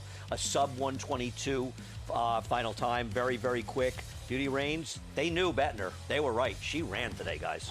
She didn't. She basically shadowed. She was following Senza Parole throughout and just out-kicked her through the lane. Strong finish from Junior Alvarado. You know, one thing that we didn't touch base on, and maybe now in hindsight's easy to say, maybe she's a filly that's just better not having to ship to run, where now she walks from her stall right to the paddock and races, because this was, to me, by far and away her best effort. 4-1 on this 4-year-old filly by Into Mischief. 4th victory of her career, 4-2-1-5 finish. And a 4-1 upset, a 9-5 defeated in this pick 6 as you look at the Hall of Famer, Bill Mott. And this one now with 2 victories in the last 3 starts. Yeah, no, give Bill the credit. She got the job done, as you say, just sort of dogging Senza Parole, making that last move. Senza Parole ran terrific, not knocking her at all. She just got beaten by a horse, was able to run her down. Munnings Express, I'm not saying she would have won, but Jose needed a better plan coming out of the gate. Yeah, she broke just okay. He probably needed to be a bit more aggressive because Beyond Belief was able to take the track away from her, and then she had trouble. Steadying behind horses, getting the absolute wrong trip. Beauty Reigns, picture time with a victory over Senza Parole. Finishing strong down the stretch for the 4th win of her career. Price is next.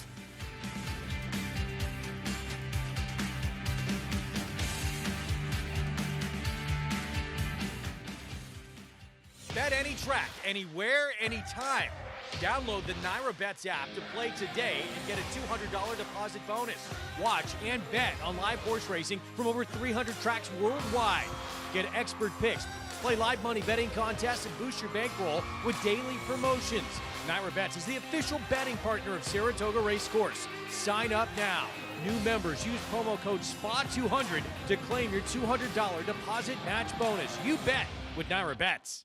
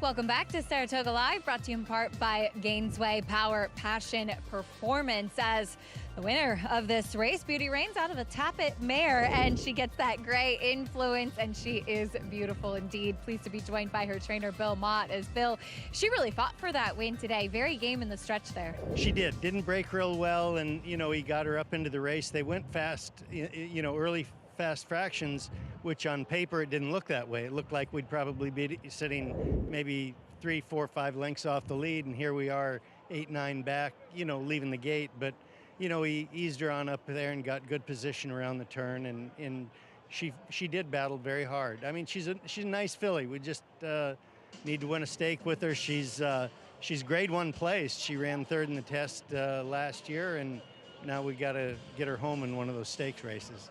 She seems like she's mentally settled a lot, too. Obviously was getting some class relief today, but do you feel like she might be a filly that's better not having to ship? I would say that's probably right. I mean, we ran kind of a stinker in Oaklawn after shipping, and she might be better running out of her own stall. Got a chance to do that today, as will Damon's Mound on Saturday in the Vanderbilt. I know he's coming out of some Florida bred tries, but he is a strong, powerful sprinter. He definitely touts himself. He's a neat horse. He's an old warrior, and he will be stepping up in company, coming out of the state bred company, but he's been in good form, and hopefully he can, do that again. Looking forward to seeing him. Congratulations here, Bill. Thank you. Greg? Look forward to that one. Graded stakes sprint on our Saturday Fox Saratoga Saturday coverage. Beauty Reigns, $10.06 for the victory. Again, 2 wins in the last 3 starts. Junior Alvarado aboard this afternoon, owned by Tranquility Lake Farms. And now, as we take a look at this $99,000 pick 6 carryover, total pool over $740,000, we got potential for more. The 8, 9, or 11, any of those win this nightcap, got a double pick 6 carryover. And a parlay that's around $2,000 for $1. It's amazing how big these are paying. 1 horse at a big price, 3 super short prices, all favored, a $10 horse, like the 3rd or 4th choice, and 1 bomb. It just shows. To close it out, sprinting 5.5 furlongs on the lawn, New York breds, $50,000 maiden claiming race. Midtown Mischief, Mike Maker, Dylan Davis drops in class. That one would return over $31,000 in the pick 6. Yeah, I mean, it's remarkable. This is a horse that's second off a long layoff, out for 10 months, had to attend a very fast pace last time, never gave it up. Now you've likely got speed with both the 1 and 10, should sit a good trip. The only thing wrong with Midtown Mischief is Jonathan and I both like him. Uh-oh. We will have much more on the legendary Rick Violet. Was so important to New York racing and the game in general. Tireless advocate for New York's horsemen and our equine athletes. Stay with us.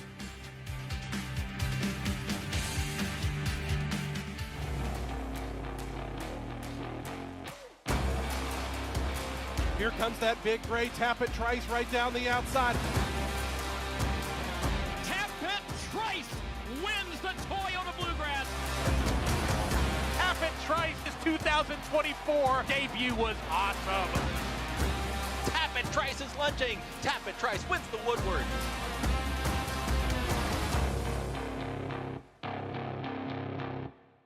Adelphi Racing Club offers the unparalleled excitement of owning thoroughbred racehorses at a fraction of the cost. We're not just a syndicate, and our members aren't just investors. We are partners.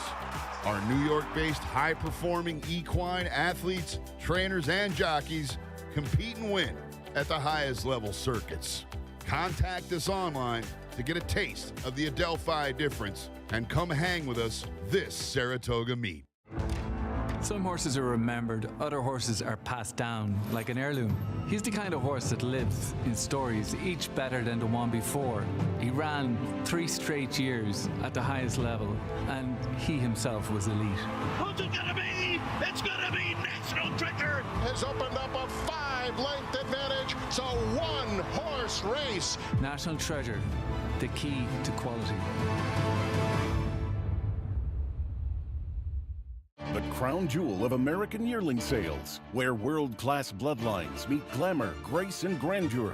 America's #1 ranked yearling sale by percentage of Grade 1 winners has produced recent stars Clico, Commandment, Hope Road, Journalism, Shred the Gnar, and Sierra Leone. For 105 years, success starts at Saratoga. The 105th Saratoga sale, August 10th and 11th in Saratoga Springs, New York. Where will you be?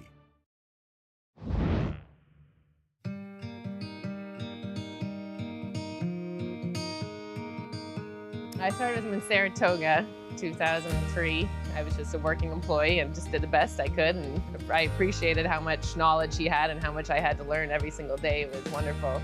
I spent 6 years on the NYTHA board with him, and so we talked about a lot of issues all the time. And he was married to our industry. It was just amazing the amount of hours. I didn't know how he did both, train horses and to run NYTHA, but he was great at both.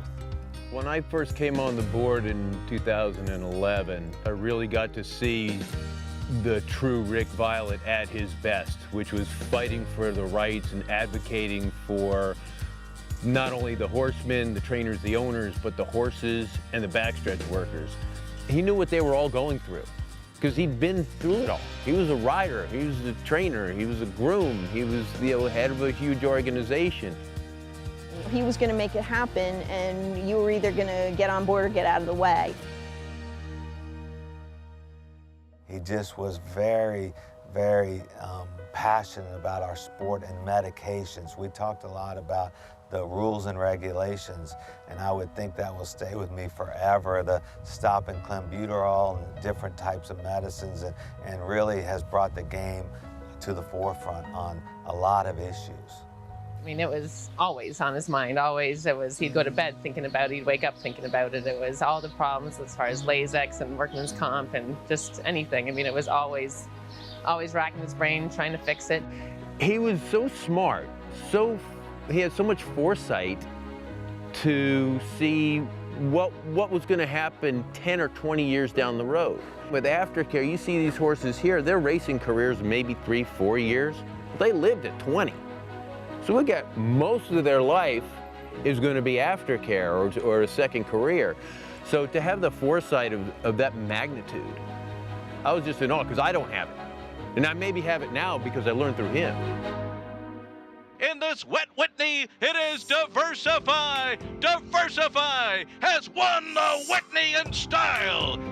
Winning the Whitney is one of the most amazing moments, not just for Rick. I mean, Rick was, he was thrilled, over the moon to win a race like that. But to win the Whitney for Mr. Evans, for Mr. Evans' daughter, with, his team of Melissa and Fausto and everybody that worked, like that was what was really special to him. I mean, you couldn't have drawn up Whitney Day any more perfectly. It was magic. It couldn't have been any better. I mean, it was like a fairy tale to be with the rainbow and everything. It was all that hard work and dedication, and it finally paid off.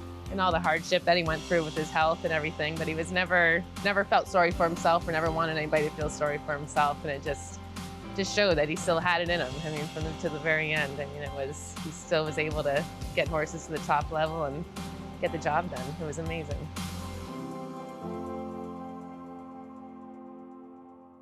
He created initiatives and organizations that will be here long after we're out of the business or gone altogether.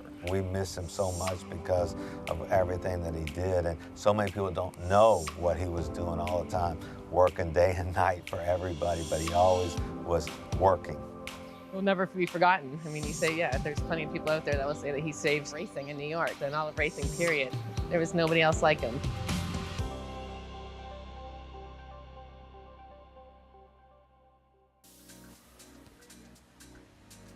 And of course, an important name to be brought up tomorrow on Aftercare Day when we will run the Rick Violet. Just a tireless advocate for New York's horsemen, backstretch workers, the welfare of riders, not to mention the equine athletes and what they do after racing, Meg. It will be an enduring legacy. Oh, absolutely. And he cared. He was very, very passionate about it. I met Rick in 1981 when he was assistant trainer to David Whiteley. And then eventually he got the private job for Alfred Vanderbilt, and that's when I really started riding all the horses. And He was tough to ride for at times, but a tremendous horseman and a terrific human being, somebody we lost way, way too young.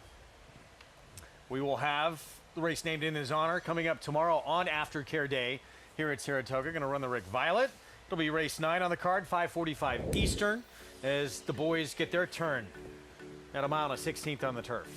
Interesting to see what Caroline Street Beat can do off the layoff. And a little at first, ran very, very well here at Belmont Stakes Racing Festival weekend.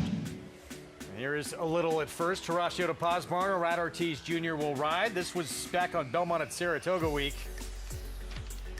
Pretty impressive here, getting the second career victory in the lawn. On top of a pace that kind of fell apart and was still able to finish near. This was a good win. One of the horses he's beating behind him in those green silks. Going to be tough to beat, I think, on Saturday's card, Honoree. He's good, but Caroline Street Beat looks like a dangerous horse off the layoff for Miguel. Yeah, hadn't run since last November, but as a 2-year-old had numbers that were comparable to some of these. So if you get that natural improvement from 2 to 3, you know, obviously Caroline Street Beat could be in the mix. Yep. Just supposed to be bigger and stronger now as a 3-year-old, no doubt. But not many holding a hotter hand than Horacio de Paz either, who's having a tremendous meeting. A couple of nice 2-year-old first-time stars winning, and obviously he doesn't have the firepower to maintain that against the bigger barns, but good to see him getting recognition. He's a very, very good trainer.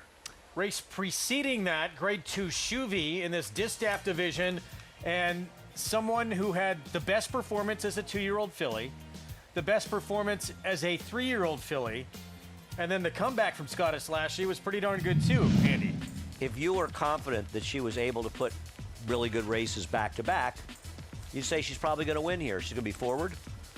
But I got to tell you guys, she is as unreliable a good horse as I think I've ever seen. That's the question, right? Which Scottish Lassie will show up? It's like what's my line here? You know, who is gonna? Is the imposter going to show up, or the real deal going to show up? If the real deal shows up, it's a foregone conclusion. Well, I think the thing with her is that she's got races where, you know, it looks like he handled her pretty carefully last year, Jorge did. And I think that maybe now it looks like she's in that good lane where she shows up and runs big. Look, he skipped big races with her last year. To me, if she wasn't doing her best, I think he would probably do the same. I hear you. I just cannot trust her. I think that what's interesting about this race for Fully Subscribed, who's the second choice in the line, Fully Subscribed's been in 2 races this year, including this one. In this race, she had to play Shred the Gnar's game. She knew Shred the Gnar was the horse she had to beat, so they had to be forward with her and put her in aggressively, and she ran well to be second. And in a similar way, you can say the same thing for Bless the Broken. Similar situation last time out in the Phipps. Now she's in a race that features pace.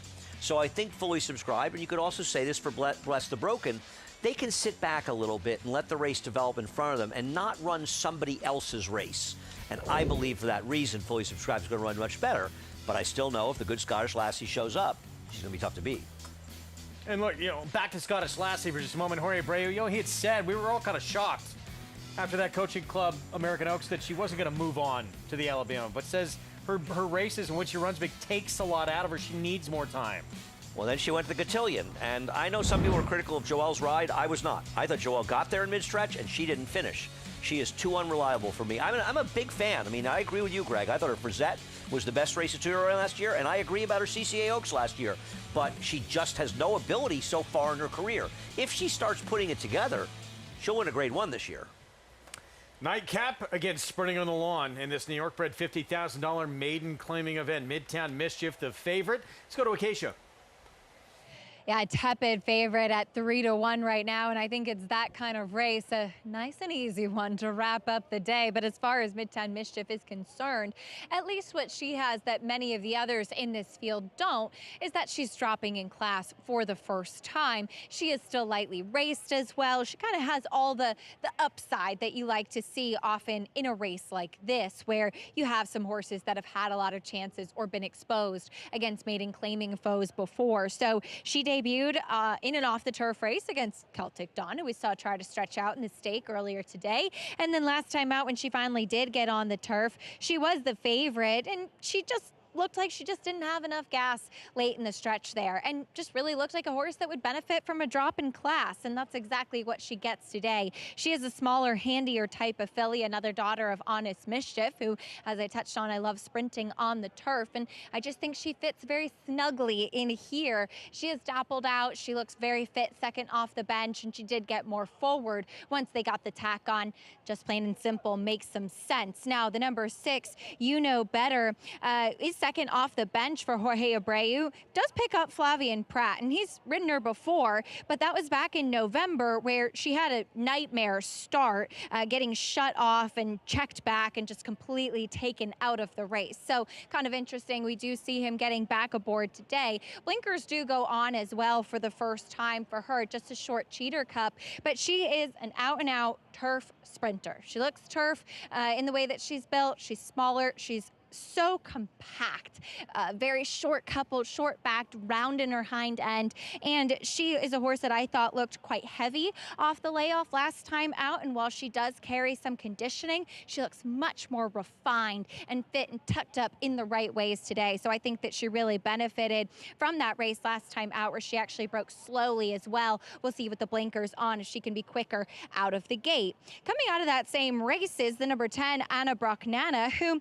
I had written down in my notes on debut, looked to be about 90% fit for George Weaver. She did show speed that day, going to the front and then just flattening late. She's another big, solid type of filly, and I do think I wish that she looked a little bit more fit in her second start. She's still carrying quite a bit of conditioning, but she probably really did benefit from that first race, especially given the fact that she showed some speed early on in the running before fading. Manny Franco does stay aboard, and she just kind of strikes you, as I said, as the type of horse that will improve second out. I will say she is a lot more bright and alert in the paddock, and sometimes fillies really kind of have the light bulb click when they come back, and you see it in the way that they take in their surroundings. So I am noticing that from her, which I do think is a good sign. We'll see what kind of trip she can pull from that outside post, Greg.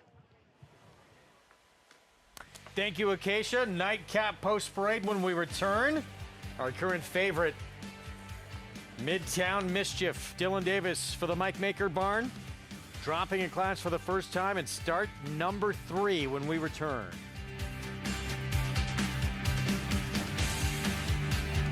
The joy of traveling well is feeling at home, yet a million miles away from home. Discovering new flavors, or savoring the ones you already love. Not knowing what lies beyond the horizon, but knowing what matters most to you. This is the joy of traveling well. Oceana Cruises.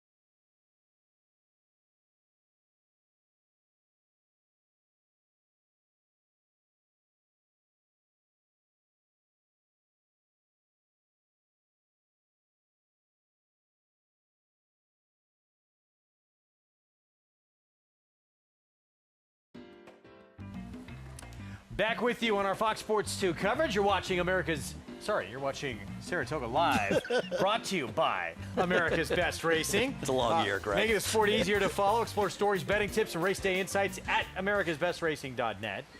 Luis Saez finally on the board earlier on today. And on a contender here, speed from the rail dropping in class with Blue Authenticity. Yeah, I mean, there's two potential speeds, that horse and Anna Brachnana. If I was going to take one of the speeds, I prefer Blue Authenticity, Richie, who I picked third, who just got caught in a crazy pace last time. Yeah, scorching speed though there, but Moonlight Ready was the one attending that pace, and she was able to continue on. She's back in this weekend. I am really curious to see what she does, because she ran her butt off. Wow. She did.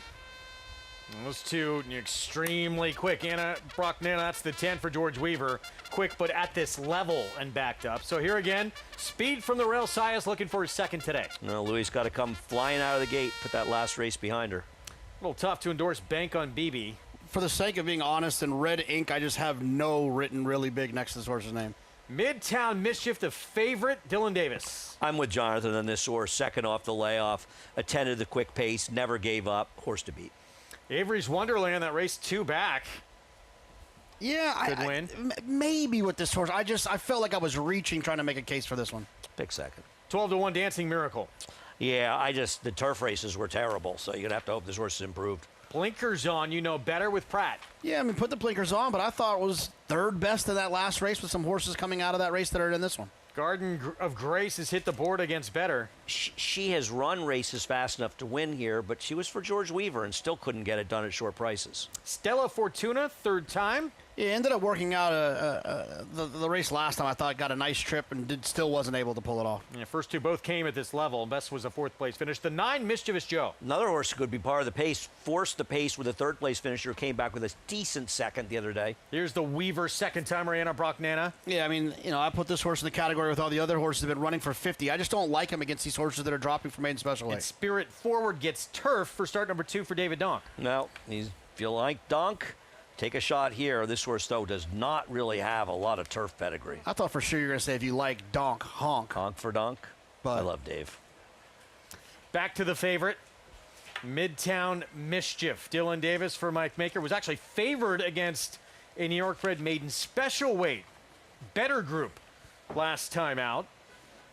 And that was off the layoff as well. So second off the layoff, drop in class, very strong barn. There's a lot to like. Call it obvious, but Jonathan, you and I saw the same things about her. Yeah, I mean, the horse got a 91 last time, Timeform US, but got that 91 by going 118 early in that early part of the race. In races like this, turf sprints, I look for horses that have early speed and that not so much can finish. I don't need a closer. I just need a horse that can give me a good final time. They can carry that speed a little bit. This horse just felt like is much better than the rest of these. Mig, what are we seeing here with a 6? The 6 getting a bit rank under Flavian Pratt here. The Jorge Abreu trained You Know Better, and you see kind of flipping her head about. And that's when we talk about riders with good hands, knowing where that break point is. He's having a hard time here. He'd be looking for the outrider for a little help here, because when a horse gets their head up, you don't have your brakes or your steering. You lose control of them, and he's right on the cusp here. He's doing a really good job to keep her from tearing away completely. Is to the point here where her race is being run right now? We're getting dangerously close to that point now. She's really kind of taking him. I'm sure he's looking for the outrider at this point. What do you do as a rider, Richie, when you're riding a horse that does that? Well, just you see how he keeps kind of sitting down into her. You don't want to keep your body weight against the pressure on the bit, because they're going to keep flipping their head at you. He's done a tremendous job under a very difficult situation. Now the thing to do is get her stopped and just walk her. Walk her all the way back to the gate, kick your feet out, and try to get her to catch her breath. Have you ever been on horses that have done this before races that have gone out and run particularly well? Yeah, because she didn't really quite fully get away from him. Although one day on a horse for Pat Reynolds here, he went off and he was kind of lazy, wouldn't pick up the bit, and I tapped him on the shoulder. Well, he ran off with me once around, and by the time I got to the stands, people started cheering when I had him under control, and he took off again. He was a late scratch. How did Pat feel about that? I think Pat still might harbor a little bit of a grudge. Pat's a good man. He's got a great sense of humor. Finally settled down. You know better. And Pratt's been on this filly before. The 2 turf effort, I guess that last start showed some life, and now the equipment change, but you don't love this pre-race warm-up. Nah, it's just a little bit too on edge. Now, obviously, Flavien did a really good job, got her slowed down. She'll have enough time to catch her breath. But, guys, do you think that the layoff last time, the way she ran, she can improve? Let's put the warm-up aside at the moment. Just could she improve off of that race? Of course she could. She's also getting a significant rider upgrade to Flavien here. I just kind of, for better or for worse, Jonathan and I saw this race the same. Now, we may end up both being wrong, but we both wanted horses like the 3 that are coming out of maiden special weights and not the ones that ran, because I think the race she ran the 5 Dozen Roses race, is an inferior race to the Moonlight Ready Vacoma's Pleasure race. That's, I think, you and I saw. The first question you're supposed to ask yourself in these races, we often end our days with these maidens on the turf, is, are the droppers live and good, or are they bad? And in this situation, I believe the droppers are good, specifically the 3. Here's one of them, although did debut at this level, was stepped up into State Bred Maiden Special start number 2 with more on the rail filly. Let's go back to Acacia. Yeah, I think she's dropping back into the level at which she belongs. She did debut for Maiden 50, and she was ready to win first time out, but just was second best to a horse of Frey Handels and Fairy Godmother, who was incredibly impressive getting onto the turf and really flew away from her company that day. So then stepping up against much tougher last time out. You mentioned the pace that she was involved in. I think that she's just going back to the proper spot today. She does look like a turf horse, despite being by authentic, and a horse that she's quite forward, but this is all typical attitude for her. She's keeping a lid on it, which I do appreciate.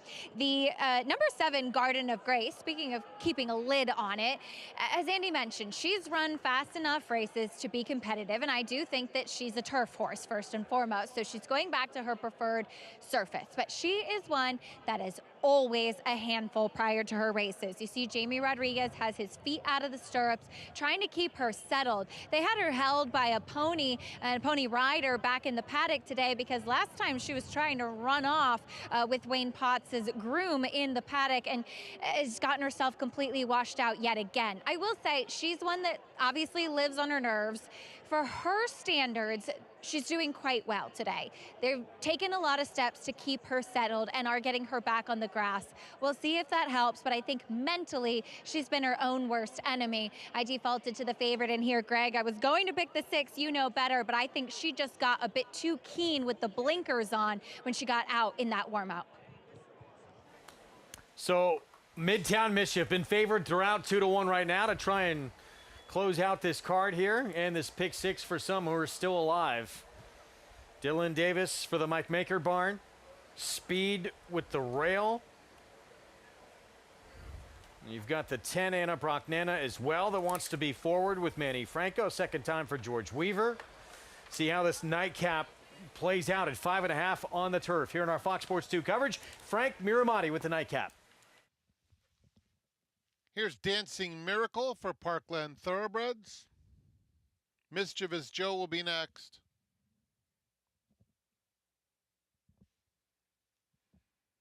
Anna Brocknana in the green. And Spirit Forward, the last one to load. Goes in. And they're off.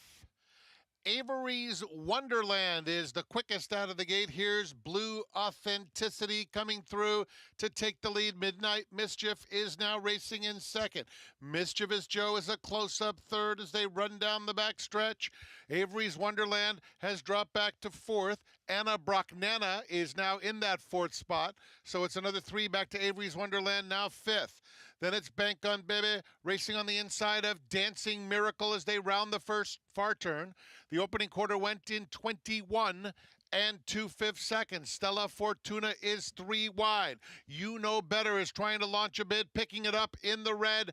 And from the back of the field, Blue Authenticity and Spirit Forward there at the top of the stretch.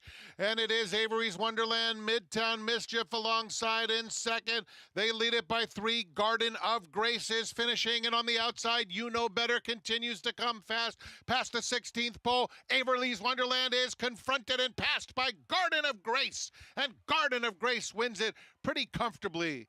Avery's Wonderland was second. Behind them, it was Midtown Mischief in third, and Late Energy from Stella Fortuna. Garden of Grace, 13th time the charm, although on turf, just the 7th try. Had been effective against better company in the past. Got a very good trip here under Jamie Rodriguez. They were flying up front. I think we were all a little surprised just how aggressive the 3 was. The 4 got a garden trip of the inside, but Richie, it turned out, I'm not knocking the ride, just moved a little soon. Well, the 1 horse, Blue Authenticity, was trying to bear out badly, and that hole presents itself, and it affected the 3 Midtown Mischief and the other horse outside of him. You've got to take advantage of that position when it opens, because you know that Dylan Davis is going to try to get over and push him back over. So it might have been a little early, but you got to take that advantage when you have it. Oh, I'm not knocking Irad. I don't think he made a mistake. I just think it ended up being too soon. And listen, I know we all like the favorite, and she didn't win. Midtown Mischief ran a remarkable race. Take a look at where the other horses that were forward and got carried out on the turn. Yeah, I mean, she took the worst of that, especially with Blue Authenticity really bearing out into her. I thought she might sit more a little bit in behind the pace, but she wound up fighting for it. She broke so sharp. I think that Dylan didn't want to take it out away from her. They just went way too fast in here. Listen, I could never have had the winner. This is a horse I never would have bet, but credit Jamie, gave this horse a perfect ride to get it done, and a nice win for Wayne Potts. This is a very good ride. Look at the trip this horse got. I mean, did everything right. Saving ground, smoothly coming out in the stretch. That inside-out fast move, pace, right? Yeah, I mean, listen, turf racing are not always won by the best horse. And this horse got the best ride. A very nice job by Jamie.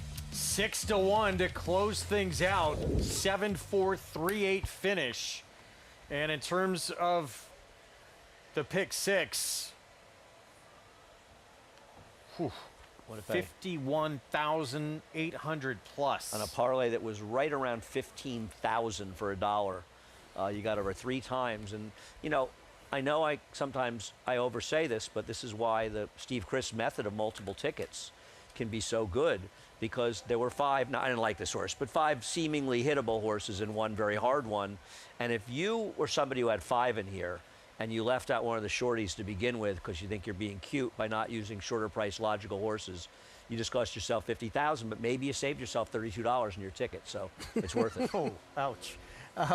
That was Wayne Potts there that was on the camera, the 60th horse trainer to win at this meet this year. That's incredible, the parity that we've had, just not in the jockey colony, but in the trainer standings. It's been a totally different story. Nice to see people getting a chance to get it done, to get some wins here, because, man, it's hard to win up here.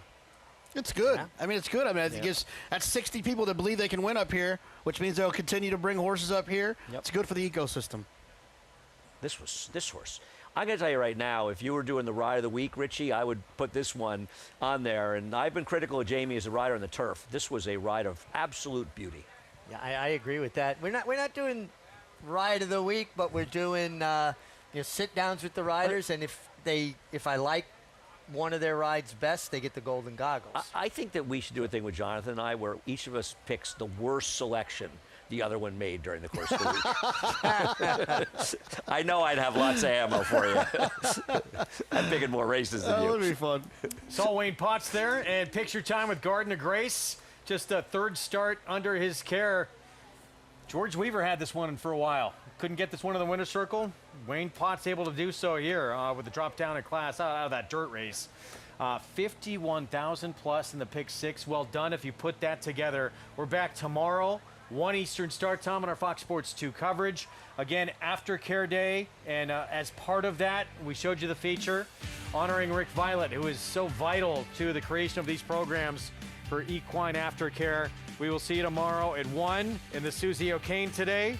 How about this upset? 26-1 on what was otherwise a pretty formful pick 6. Christopher Elliott jumping to the front, going gate to wire for trainer Jimmy Ryerson. Scottish Lassie, can she put together back-to-back races? A brilliant performance as a 2-year-old. She was sensational here at Saratoga in the coaching club American Oaks. And of course, Rick Violet Aftercare Friday coming up on our coverage tomorrow. cycling up alongside of Knightsbridge. And now these two will turn for home together. Imagination on the outside to the front. Knightsbridge back into second. T.O. Elvis, the horse from Japan, has rushed up on the outside, and he has taken the lead. He's taking off. Oh, look at T.O. Elvis pull away in the last 16th of a mile. Even business today. Japan's T.O. Elvis crushed them. Elvis is in the building. Yes, he is. Get with the New York Bred program that supports farms across the state and puts more babies on the ground. The program that lets your New York Bred race against other New York Breds on the same tracks where Manor War won the Travers and Secretariat completed the Triple Crown in the Belmont Stakes, but at a beautiful new facility offering the new Empire Trillium Series. Get with a program that respects thoroughbreds from the foaling farm to the starting gate to the second career. Nobody wants to fall into a safety net, but when adversity or hardship presents itself, it beats the alternative. Since 1943, the Jockey Club Safety Net Foundation has been serving those individuals and families in need across every facet of the thoroughbred industry. Help us continue to be the safety net and catch those most in need. Visit tjcfoundation.org to learn more. Racetrack Television Network brings you every race, from every track, on every screen, every day. With monthly packages starting as low as $5, RTN gives you great value and access to more live HD streaming and race replays than anyone. Visit RTN.tv today to sign up and watch on almost any device, including Roku and Amazon Fire. RTN has packages that start at $5 per month.